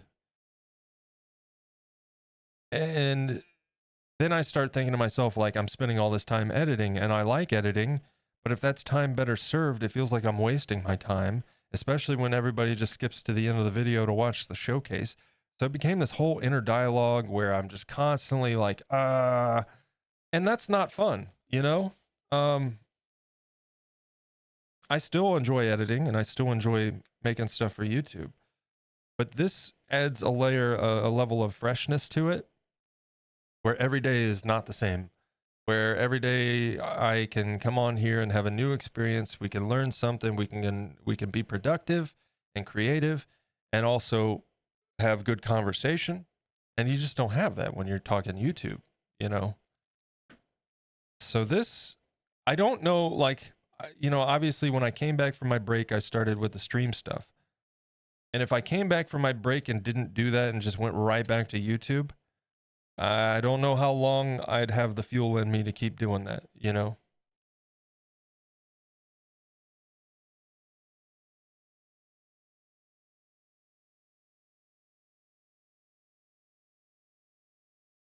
There's a sculptor. He's also good with painting. Can I put him in your self promo? Yeah, absolutely, man. Think you get on with him very well. Yeah, absolutely. Let me know. And and honestly, I get excited to find new sculptors on here because of all of the art that's on Twitch. Traditional sculpting, whether it's ceramic clay or, obviously there's a fair amount of potters and stuff, right? And that's awesome. But when it comes to like sculpting, like stuff that I work on, it seems like most of that is in the 3D printing, you know, which is cool. This is no shade being thrown. It's just not the same to me. I want to watch people work with clay. You know what I mean? It's just my thing. So when the few times that I've discovered new sculptors on here, I get super excited about it. And again, like 3D printing is freaking cool. I would love to have a 3D printer to, it'd be great to be able to just pop out some pieces for a diorama instead of having to make everything by hand, or to be able to 3D scan some of my work and then print it. That would be awesome as well. And I very much recognize it takes its own skill set to do 3D sculpting. So it's not me throwing shade or anything. I'm not going to be one of those people like 3D sculptors aren't real sculptors. Like, I think it's different. I definitely think it's different, but it's not to say that they don't have talent. That's for sure. It's just a different thing, you know? Even I'd argue a bit more different than like traditional pen and ink or pencil and paper artists to digital, drawing. I think that even has a little bit more commonality than 3D to hand sculpting, in my opinion. I don't know. I could be way off base, but 3D printing is nice, but the sense of achievement you get when you do a nice sculpt, yeah, I don't think I would get the same fulfillment out of it. I really don't. Like, it'd be cool, like you're happy with it, of course. But like, I use my hands, you know what I mean? And that the time and experience with that, for me at least, I don't think that could be replaced with digital. Both take talent and skill for sure, just different talent, different skills. Yeah, absolutely. Yeah.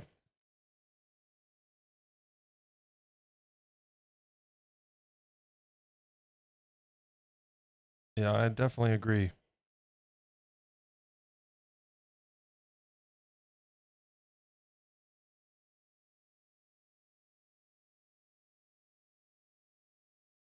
Bear with me. I'm going to do these lines real quick, chat.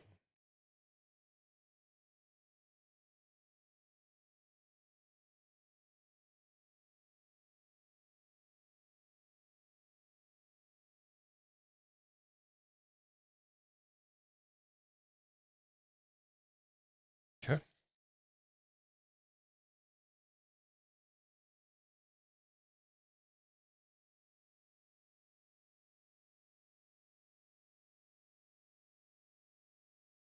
I used to poo-poo streaming.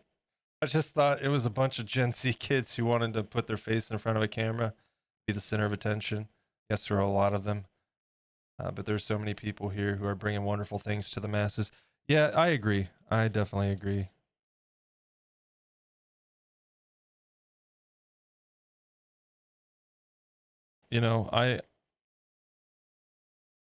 As much as I praise Twitch, the art community here on Twitch, I think there's a lot of things on Twitch that are horrendous, and don't really belong on this platform. But you know what? I'll just stay in my corner and mind my business.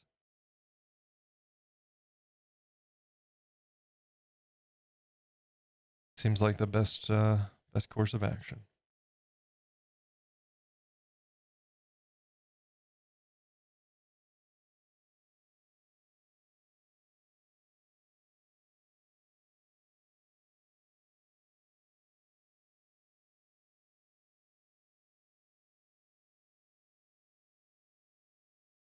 So we'll do this. We'll hit this with another coat probably tomorrow.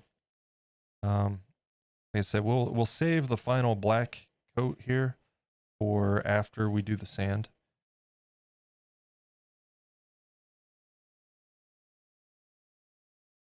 Wipe it down.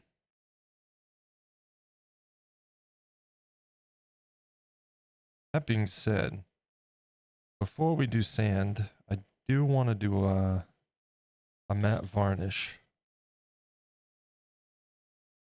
That might be something I'll just do off stream. Because that varnish, it surface dries pretty good, pretty quick, but if it pools anywhere, and it will, that can take a little bit to dry. So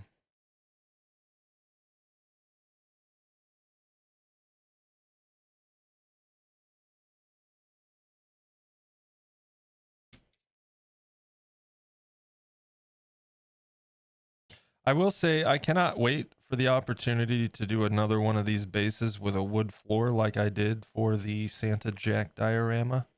I had so much fun making that base. You have no idea.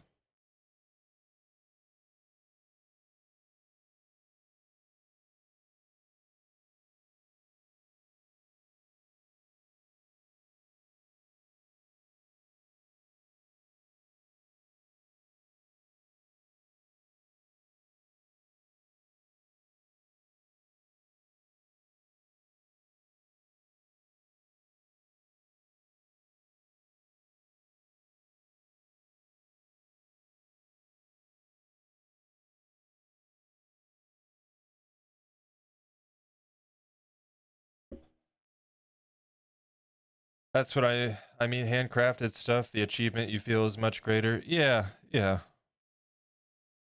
And you know, maybe some people it may differ for some people, but I definitely get what you mean because I'm the same way. Now I'm not gonna lie. If I was able to like digitally draw something competently, I would feel super achieved in that because because I want to, but it's so weird and foreign to me compared to just pencil and paper, you know? I have an Apple Pencil. It's why I got the iPad to begin with. Because I don't even like Apple. But I recognized it as like my best option for an entry, you know, an entry drawing device that serves potentially multiple purposes for me. And it has, thankfully. But yeah, I mean, I've played around with it some, but it just feels so weird. And then having to use different brushes and stuff, man.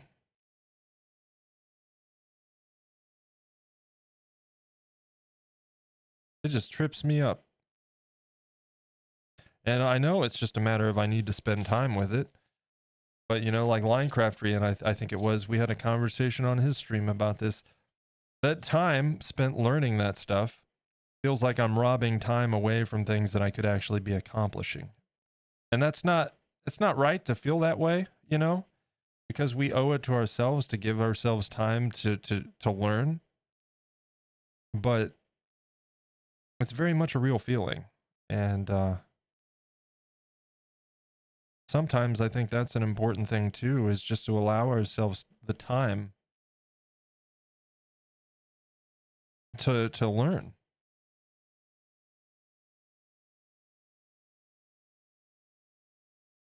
So, you know, if I can incorporate something like that, time to learn, for instance, with the stream, I mean, hell.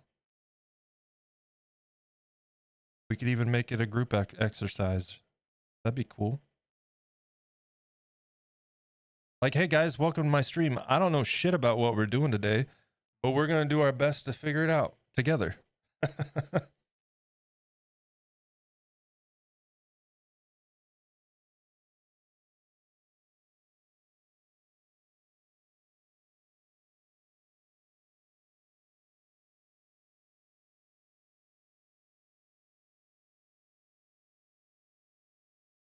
the sense of achievement you get is much greater than AI stuff, because you make it a mistake on that, you can just undo it with a click of a button. Yeah, yeah. More respect for handcrafted sculptors. Yeah, it does take a little bit more planning, doesn't it? Like, you don't have the safety and security of an undo button, right? And you know, that's not to say every little thing is a huge problem. We've run into things. I think it opens the door to more creativity because you're forced to problem solve, right? Um, and I think the same applies when it comes to movie effects, whether you're talking practical or digital. When it comes to practical, that shit costs money and time, right? And so do the virtual effects, you know, CGI and whatnot. But a lot more planning has to go into trying to pull off that practical shot. And the problem, like the creativity, ingenuity, and problem solving that goes into trying to create something practically versus in a computer, is some of the, like, I mean, look at some of the biggest things in film, right? Whether it's bullet time, or hell, just the crazy ass method used to make sound effects in Star Wars, like the ingenuity used there. It's crazy. I've always been intrigued by that whole dynamic there, when it comes to practical versus digital. And look, I'm not one of these people that feels the need to shit on everything CGI. I think those conversations get out of hand and ridiculous. And quite honestly, a little bit spoiled. But at the same time, I'll always, always, always appreciate practical effects, because that's the fun stuff, man. That's sitting in a workshop, playing around and trying to make something work, trying to make something that doesn't exist, you know, and bring it to life. Like tangibly, not just on a screen. And that's pretty freaking cool.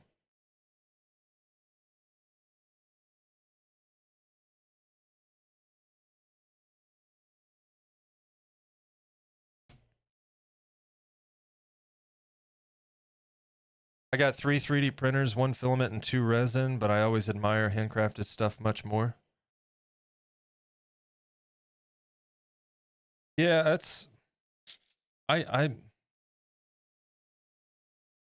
followed the whole industry, you know, like 3D printing. And then I saw the resin printers, and that led to a lot of questions, because like I said, it's in the back of my mind at some point I would like to get my own, if nothing else, to be able to 3D scan my sculpts and replicate them.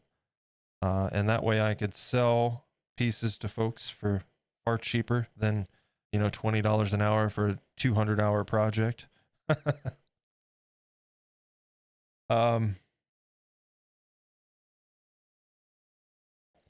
It's really cool technology, and like all things, I think it definitely has a place. Like CGI versus practical.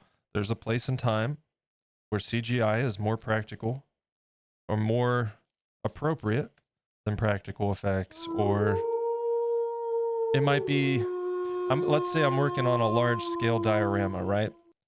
Like, obviously I'm going to spend a majority of my time working on the important focal subjects of the sculpt or of the diorama. Like, if there's like a big central subject, I'm going to sculpt that. But like, if I can save time with a 3D printer by printing out the minutia instead of spending time hand sculpting every little tiny piece, that's a tool, you know? And that's why I kind of want one. It would be handy for practices like that. Also, oh boy,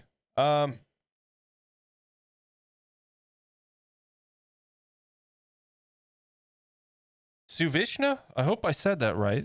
I really do. I hope I said that right. Let me know. But thank you so much for the follow. Welcome in. And I'm going to finish this line here. I cannot see current chat because I had to scroll up a minute. So give me just a moment. I'll be right back with you guys.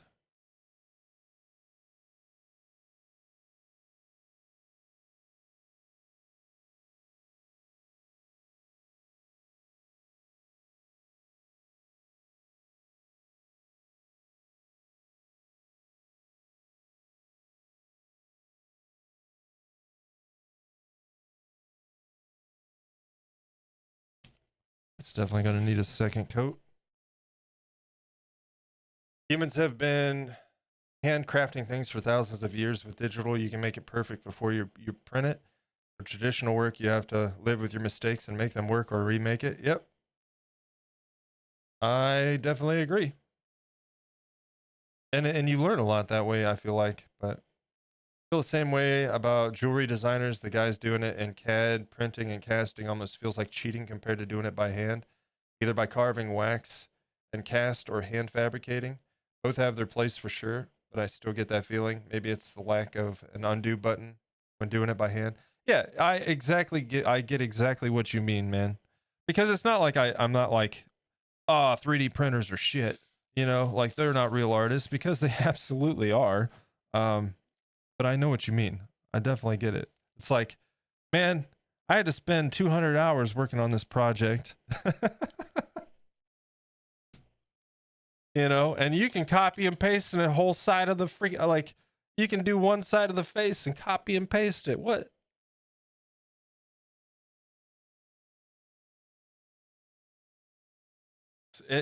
So it's easy to feel like, well, this is bullshit. But again, it's not that simple, you know. It obviously takes talent and time and skill.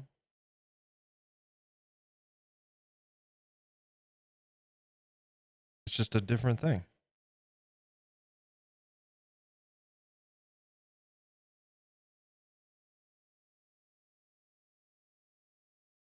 That's a good song too.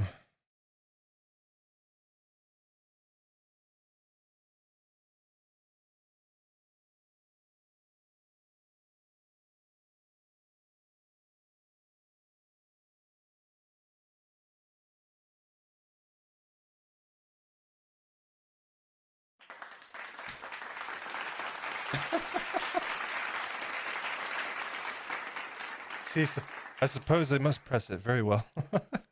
Atticus, don't give him shit.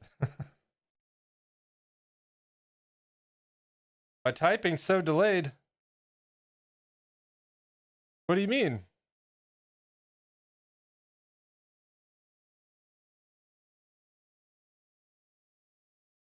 Picked up a 3D CAD in a couple of days with a few tutorials. Doing it by hand takes years to master. Yeah. Spoon!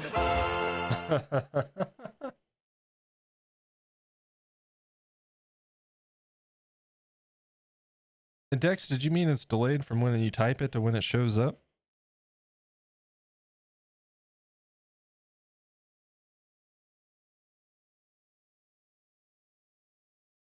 I'm wondering if that's the case, if it's not something going on, because I noticed that on somebody else's stream that I was watching.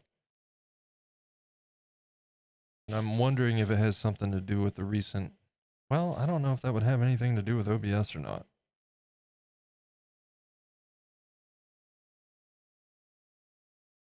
And I didn't update yet.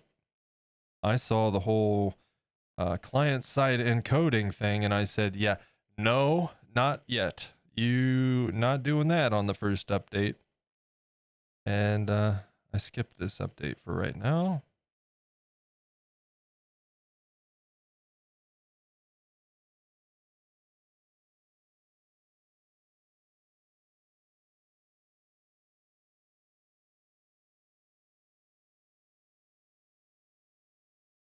Because if you don't know, currently the way it has been, you know, basically we shoot our video feed over to Twitch's ingest servers that encode it, right? And I think effective in September, we'll be encoding it on the user end instead of Twitch encoding. I think it takes the changeover happens in September.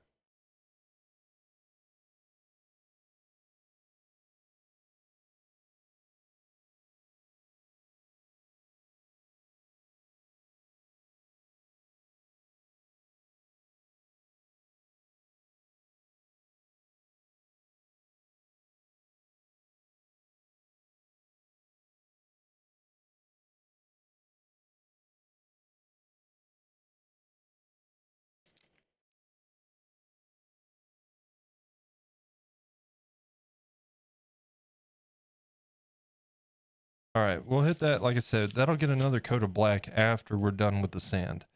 I just want to get a nice base on there. Yeah, man. Drop frames that I'm aware of? Yeah, no, 0 drop frames, so. But it's a good 30-second delay. That's weird. And I'm on low latency. That's got to be a Twitch thing. It's got to be.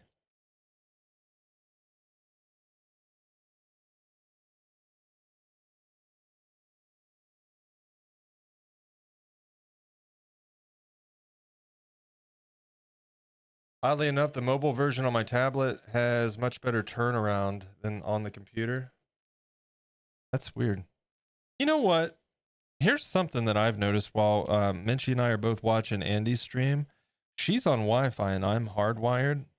And her stream, even if I pull up the stream first, sure, she's like a fraction of a second ahead of mine. And I wonder if it's not a browser thing.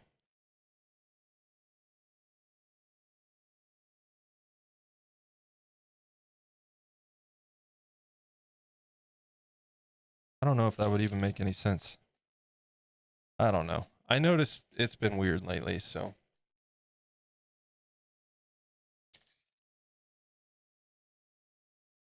Okay, that is done for today. We are going to hit these pebbles with another quick dry brush.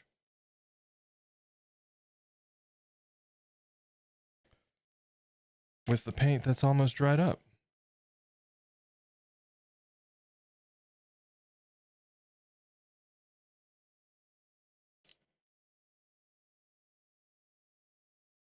Just a slight brush with these because you don't want it to get too light. Just a little bit of a dusting here.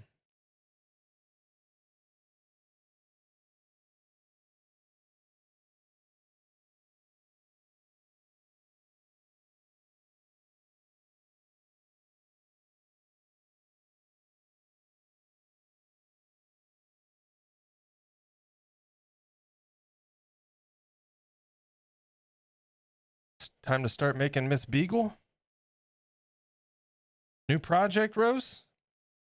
Thought I heard a Minchie. Hi. That was, huh? Finishing up here. About done. At least for today. That's gonna get all covered with sand, of course. But like I told Chad, it's probably pretty pointless that I'm even painting it, but it needs a color underneath the sand, so.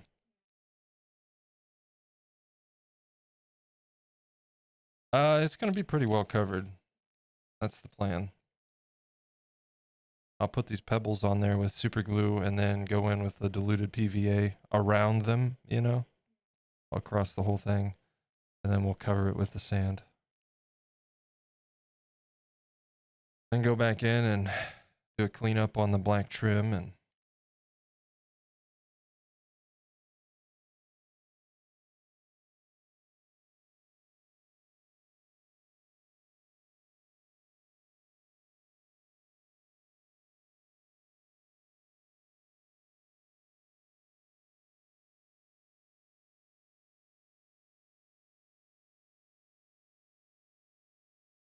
could be the browser. Yeah.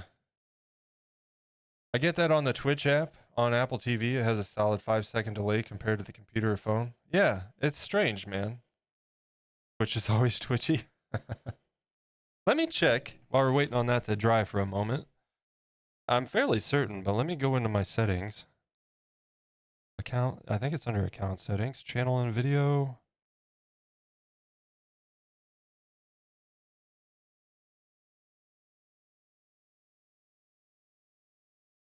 No? There's a place for a low latency setting. And I can't remember where it's at. Stream? Latency mode. We're on low latency. Yeah. Low latency. So I don't know.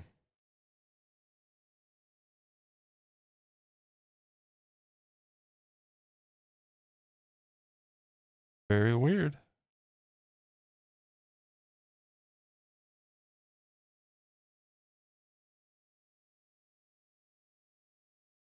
And 0 frames dropped throughout the 4 hours now of stream. So I don't know. I would say it's got to be something on Twitch or browsers or both. Especially considering I've seen the same thing myself on other streams, you know.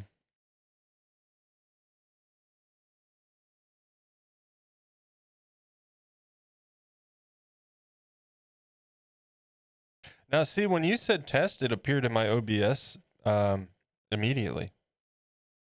Like, hey, Bots to Beast, what's up, man? Welcome in. How we doing? But yeah, see, like when Bots said that, it came right as soon as it appeared in my chat, it appeared on my OBS.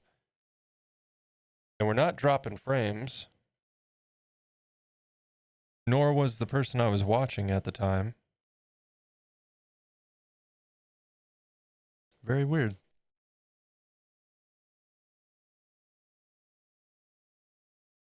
I'm at lunch from work. Oh, nice. What's for lunch today? Anything good?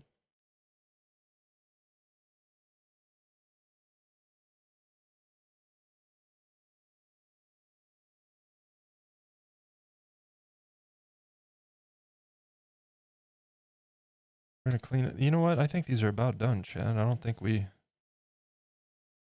Oh no, what? Yeah, no. Disregard. We need to clean those up after the fact, but that side still needs hit with a lighter color, doesn't it? Some of these are hard to tell.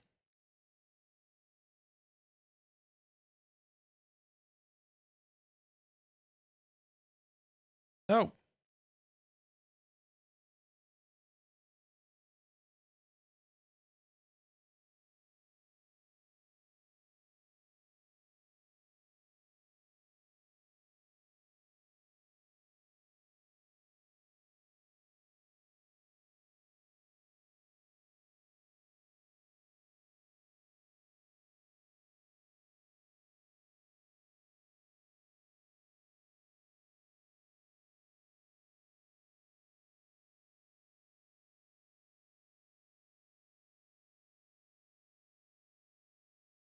All right.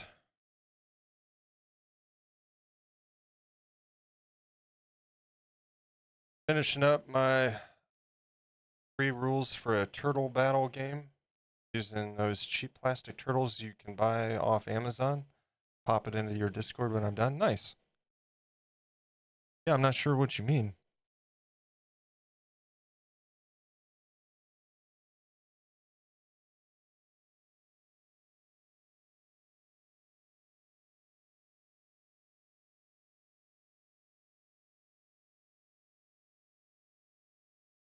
For some reason, my brain wants to go those little frogs that you can like press on the back and they jump. I don't know why.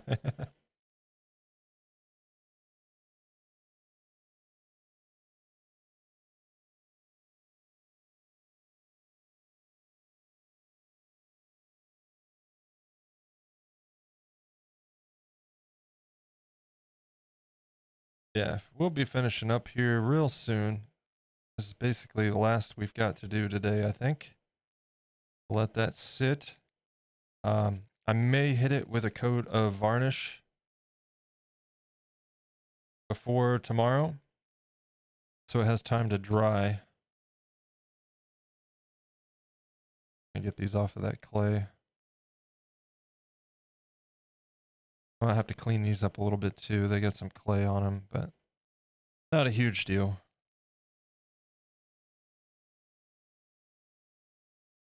They're just pebbles after all.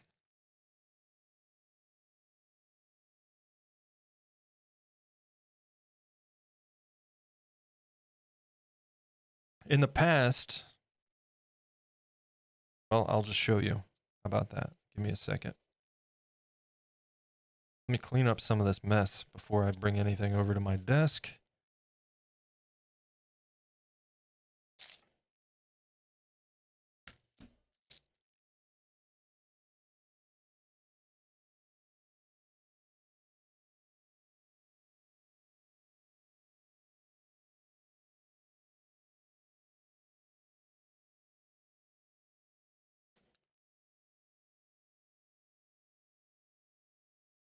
This is gonna need to be dealt with.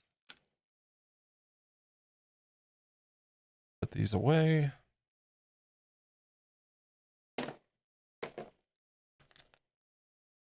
Got the idea when watching Andy making little turtle scratch builds. Oh yes, I that was before my time on his stream, but I have seen them on Instagram. Oh, hold on. Stupid battery in my headset is the bad one, and I just bumped my headset and it turned it off.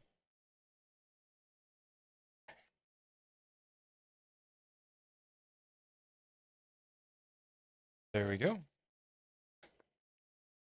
Maybe.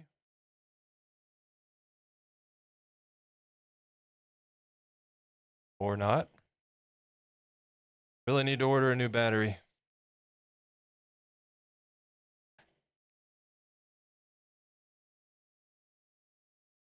Got like a bad connection. God damn it.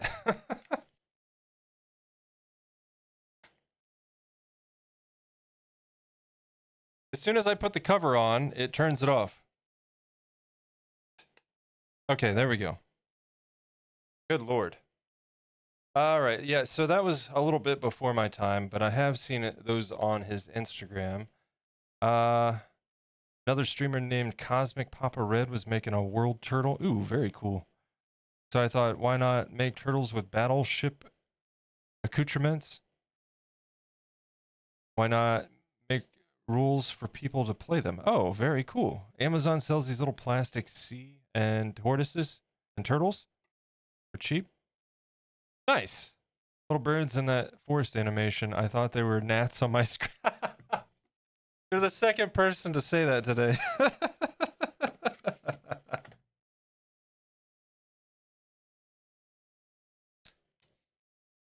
Yeah, Linecraftery, he thought he had bugs in his monitor for a second.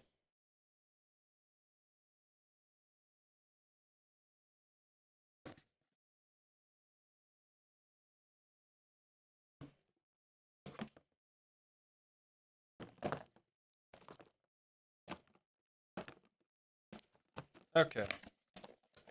Those paints are away.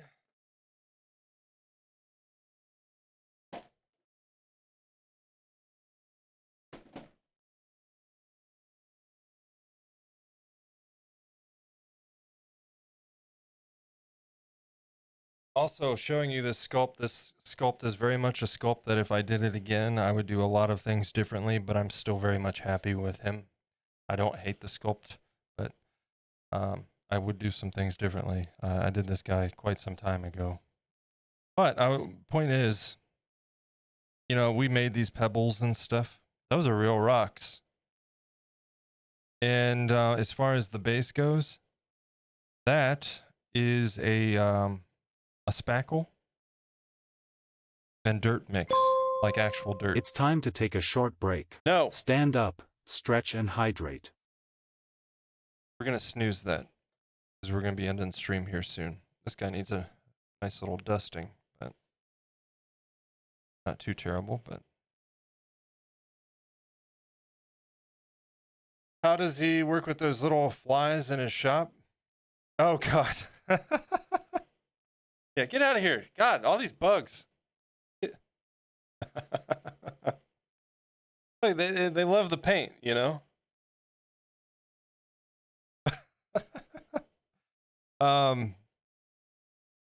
But yeah, that's real earth stuff in there.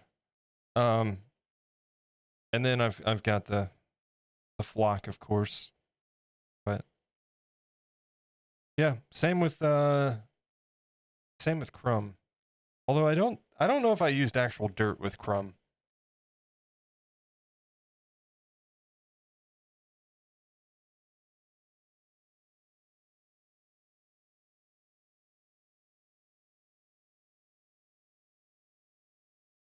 We'll be revisiting this base though very soon because our next project, of course, is Oblina.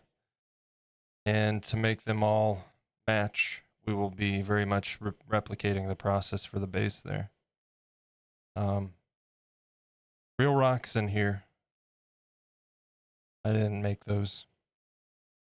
And I think I used paint. I don't think I used dirt. I think I just mixed some paint in the spackle.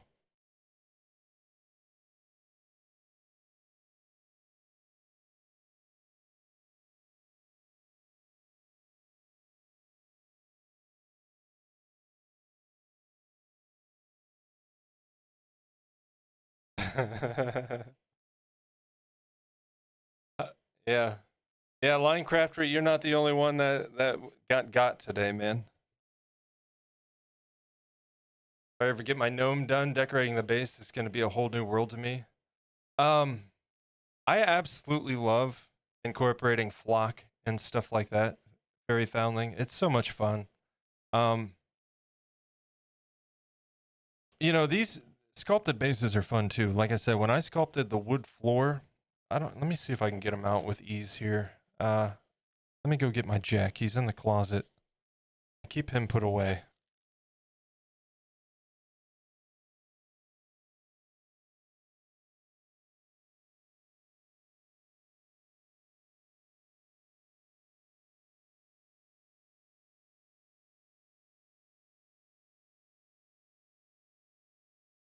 So he's massive and dusty. Clean that off a bit. When I did this floor, this was so much fun.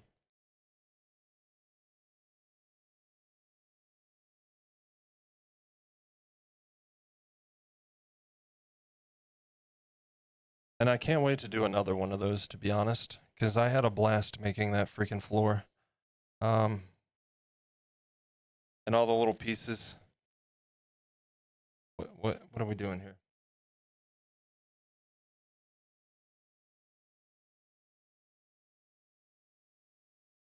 But yeah, this is one of the projects I was talking about where I actually enjoyed painting, even though there was a lot of it. It was just really fun working on all these little pieces, you know? The tree sucked. That was a pain. But I made it happen, and then probably won't show up too well. Let me see if...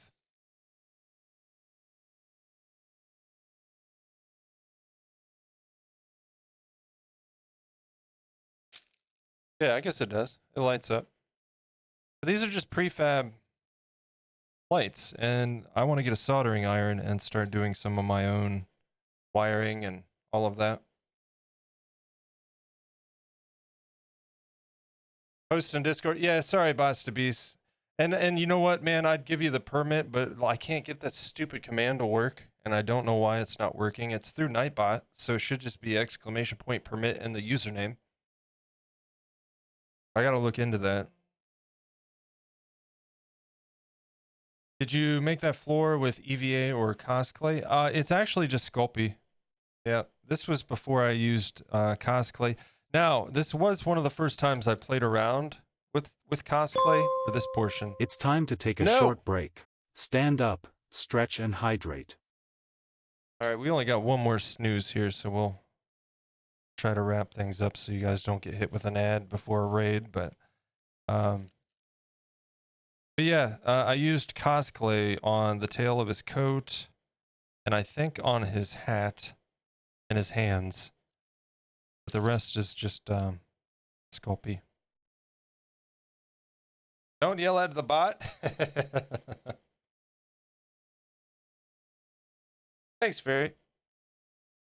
Yeah, I'm really proud of this guy to this day. He was like my third sculpt, third or fourth. I had a lot of fun making him.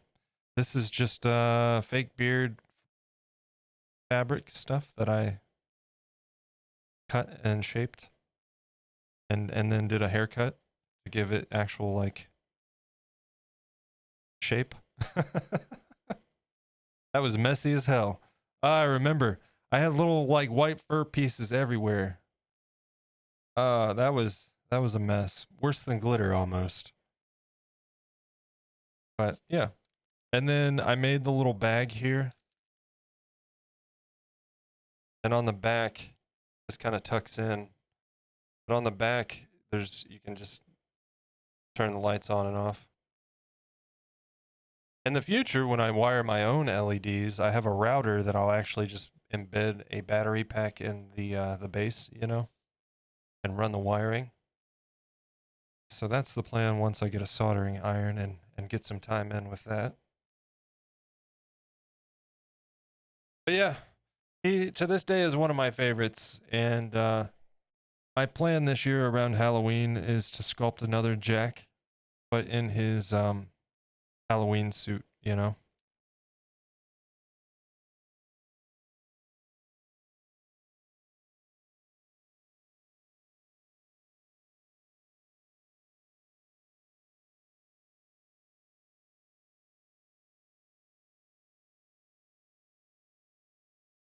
Yeah, I keep him put away until Christmas time.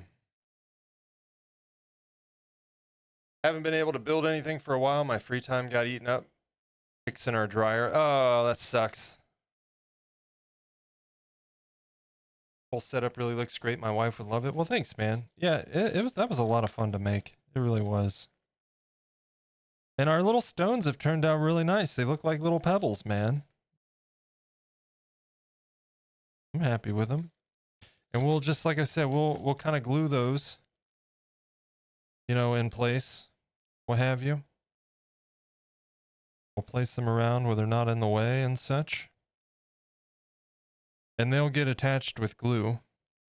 And then when I go to add, when we add the sand, I'll just brush around them with the PVA glue, you know, and that way the sand goes everywhere but the little pebbles. And yeah, I think that should work out nicely.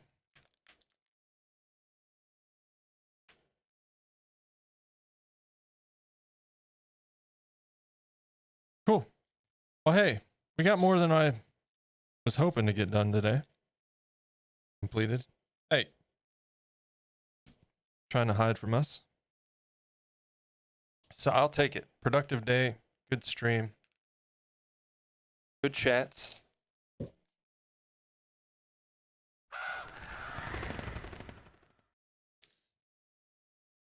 And then, just to kind of reiterate, I wanted to. It's time to take a short break. No. Stand up, stretch and hydrate. Shut your mouth.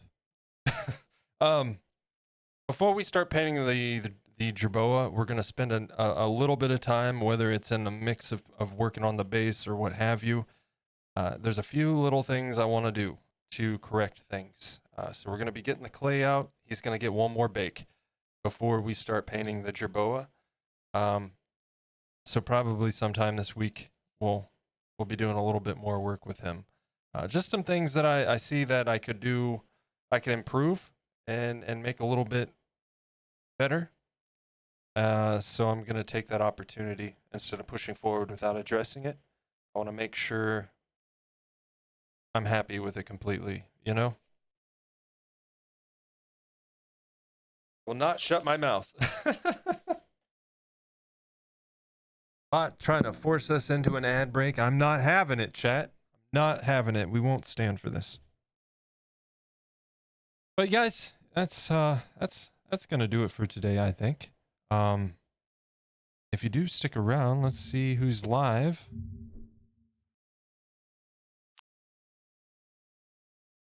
And we'll go say hello to somebody.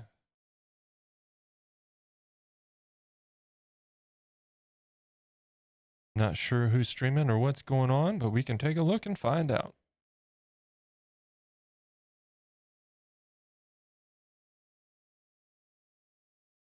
Any preferences? Any suggestions? As far as folks we know, I see that AliFan is live. We've never rated AliFan, so we could very well do that.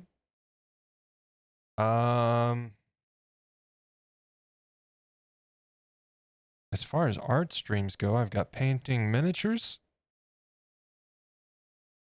I'm not sure what's... Wait. Craft Redux is live right now. Well, shit. I guess that answers our question. We're going to go say hello to Craft Redux. We caught them. They're live. Let's go say hello. Make sure you check out Freaky Deek. Yeah, did you you link that in Discord, right, Dex? How about Craft Redux? You read my mind. Okay, yeah, I will definitely check it out, man. It's just helpful for me in Discord because you know how, I mean, once I end the stream, it's just like a mad dash to get things done, and then I end up, things slip my mind. So if it's in Discord, I'll see it when I sit back down, and that'll be a good reminder. So thank you for that. Guys, we are going to go say hello to Craft Redux. They are streaming some crafting right now, crafting and chatting shenanigans and all that good stuff. Right here. Yeah. He's got all of his bits and pieces out and getting ready to do something. So let's go say hello to Craft Redux. Guys, thank you so much for being here today. I've had a blast. You know what? It was a pretty standard stock shit Monday as we started the stream. And I was it took a bit for me to be able to convince myself to stream today, and I'm certainly glad I did. I had a blast. Thank you guys for everything. Artwork by Andy, dude. Thank you so much for that tier 1 sub. Very much appreciated with the support there. Throwdown with the raid and the raiders that came along. Thank you guys all so much. It was a pleasure. I do hope you enjoyed, and thank you so much for the raid. Always appreciated. Everybody that's hung out today and chatted, thank you so much. We've had some really great conversations, a really good time today, and I hope you enjoyed as well. Lurkers, thank you as well. I very much appreciate the lurks. Lurks are tremendous help, so thank you. Let's see. Thanks for stream. Hey, Jenny, no problem. Thanks for being here. I appreciate it. I hope you enjoyed. I appreciate the lurk. Amazing, man. Thank you for the stream. Linecraftery, thank you, buddy. Thank you. We'll be back at it tomorrow, a little bit later, probably noon, 1 o'clock Eastern time. For reference, it's 4:12 my time now. So probably around noon, 1 p.m. Eastern. We'll be back to it tomorrow. So, guys, thank you so much. I'm going to throw some links at you quick. First up is the YouTube channel. That is our main channel where you can find all of the projects past and present with showcases. You can check out the creepy candle that I made right before the Jerboa. The creepy candle was the very first on-stream sculpt, and he's got a showcase up over there already. And you can find a link to the Discord. That is the best place for spoons and all the latest updates on the channel, including live alerts when the stream's going live. You can share your artwork in there. Let us know when you're going live, all that good stuff. We'd love to see it, and we'd love to see you there. So once again, thank you guys all so much. It's time to take a short break. Stand up, stretch, and hydrate. No, absolutely not. Boop. Hey, how about a nice Hawaiian punch? Not happening, bot. Let me get where's my, there we are. Non-subs, we got a raid call for you in the chat. If you're not subbed to the channel, you can copy that. And subs, there's your raid call. I'm going to copy that for myself as well. When we get over to Craft Redux channel, we'll throw that in the chat. Give a nice hearty hello. Guys, thank you so much. Have a fantastic rest of your Monday. I hope your Tuesday starts off well. I will see you back here tomorrow afternoon with more base work and all that fun stuff. Until then, take care, and I will see you at Craft Redux channel. Later, guys.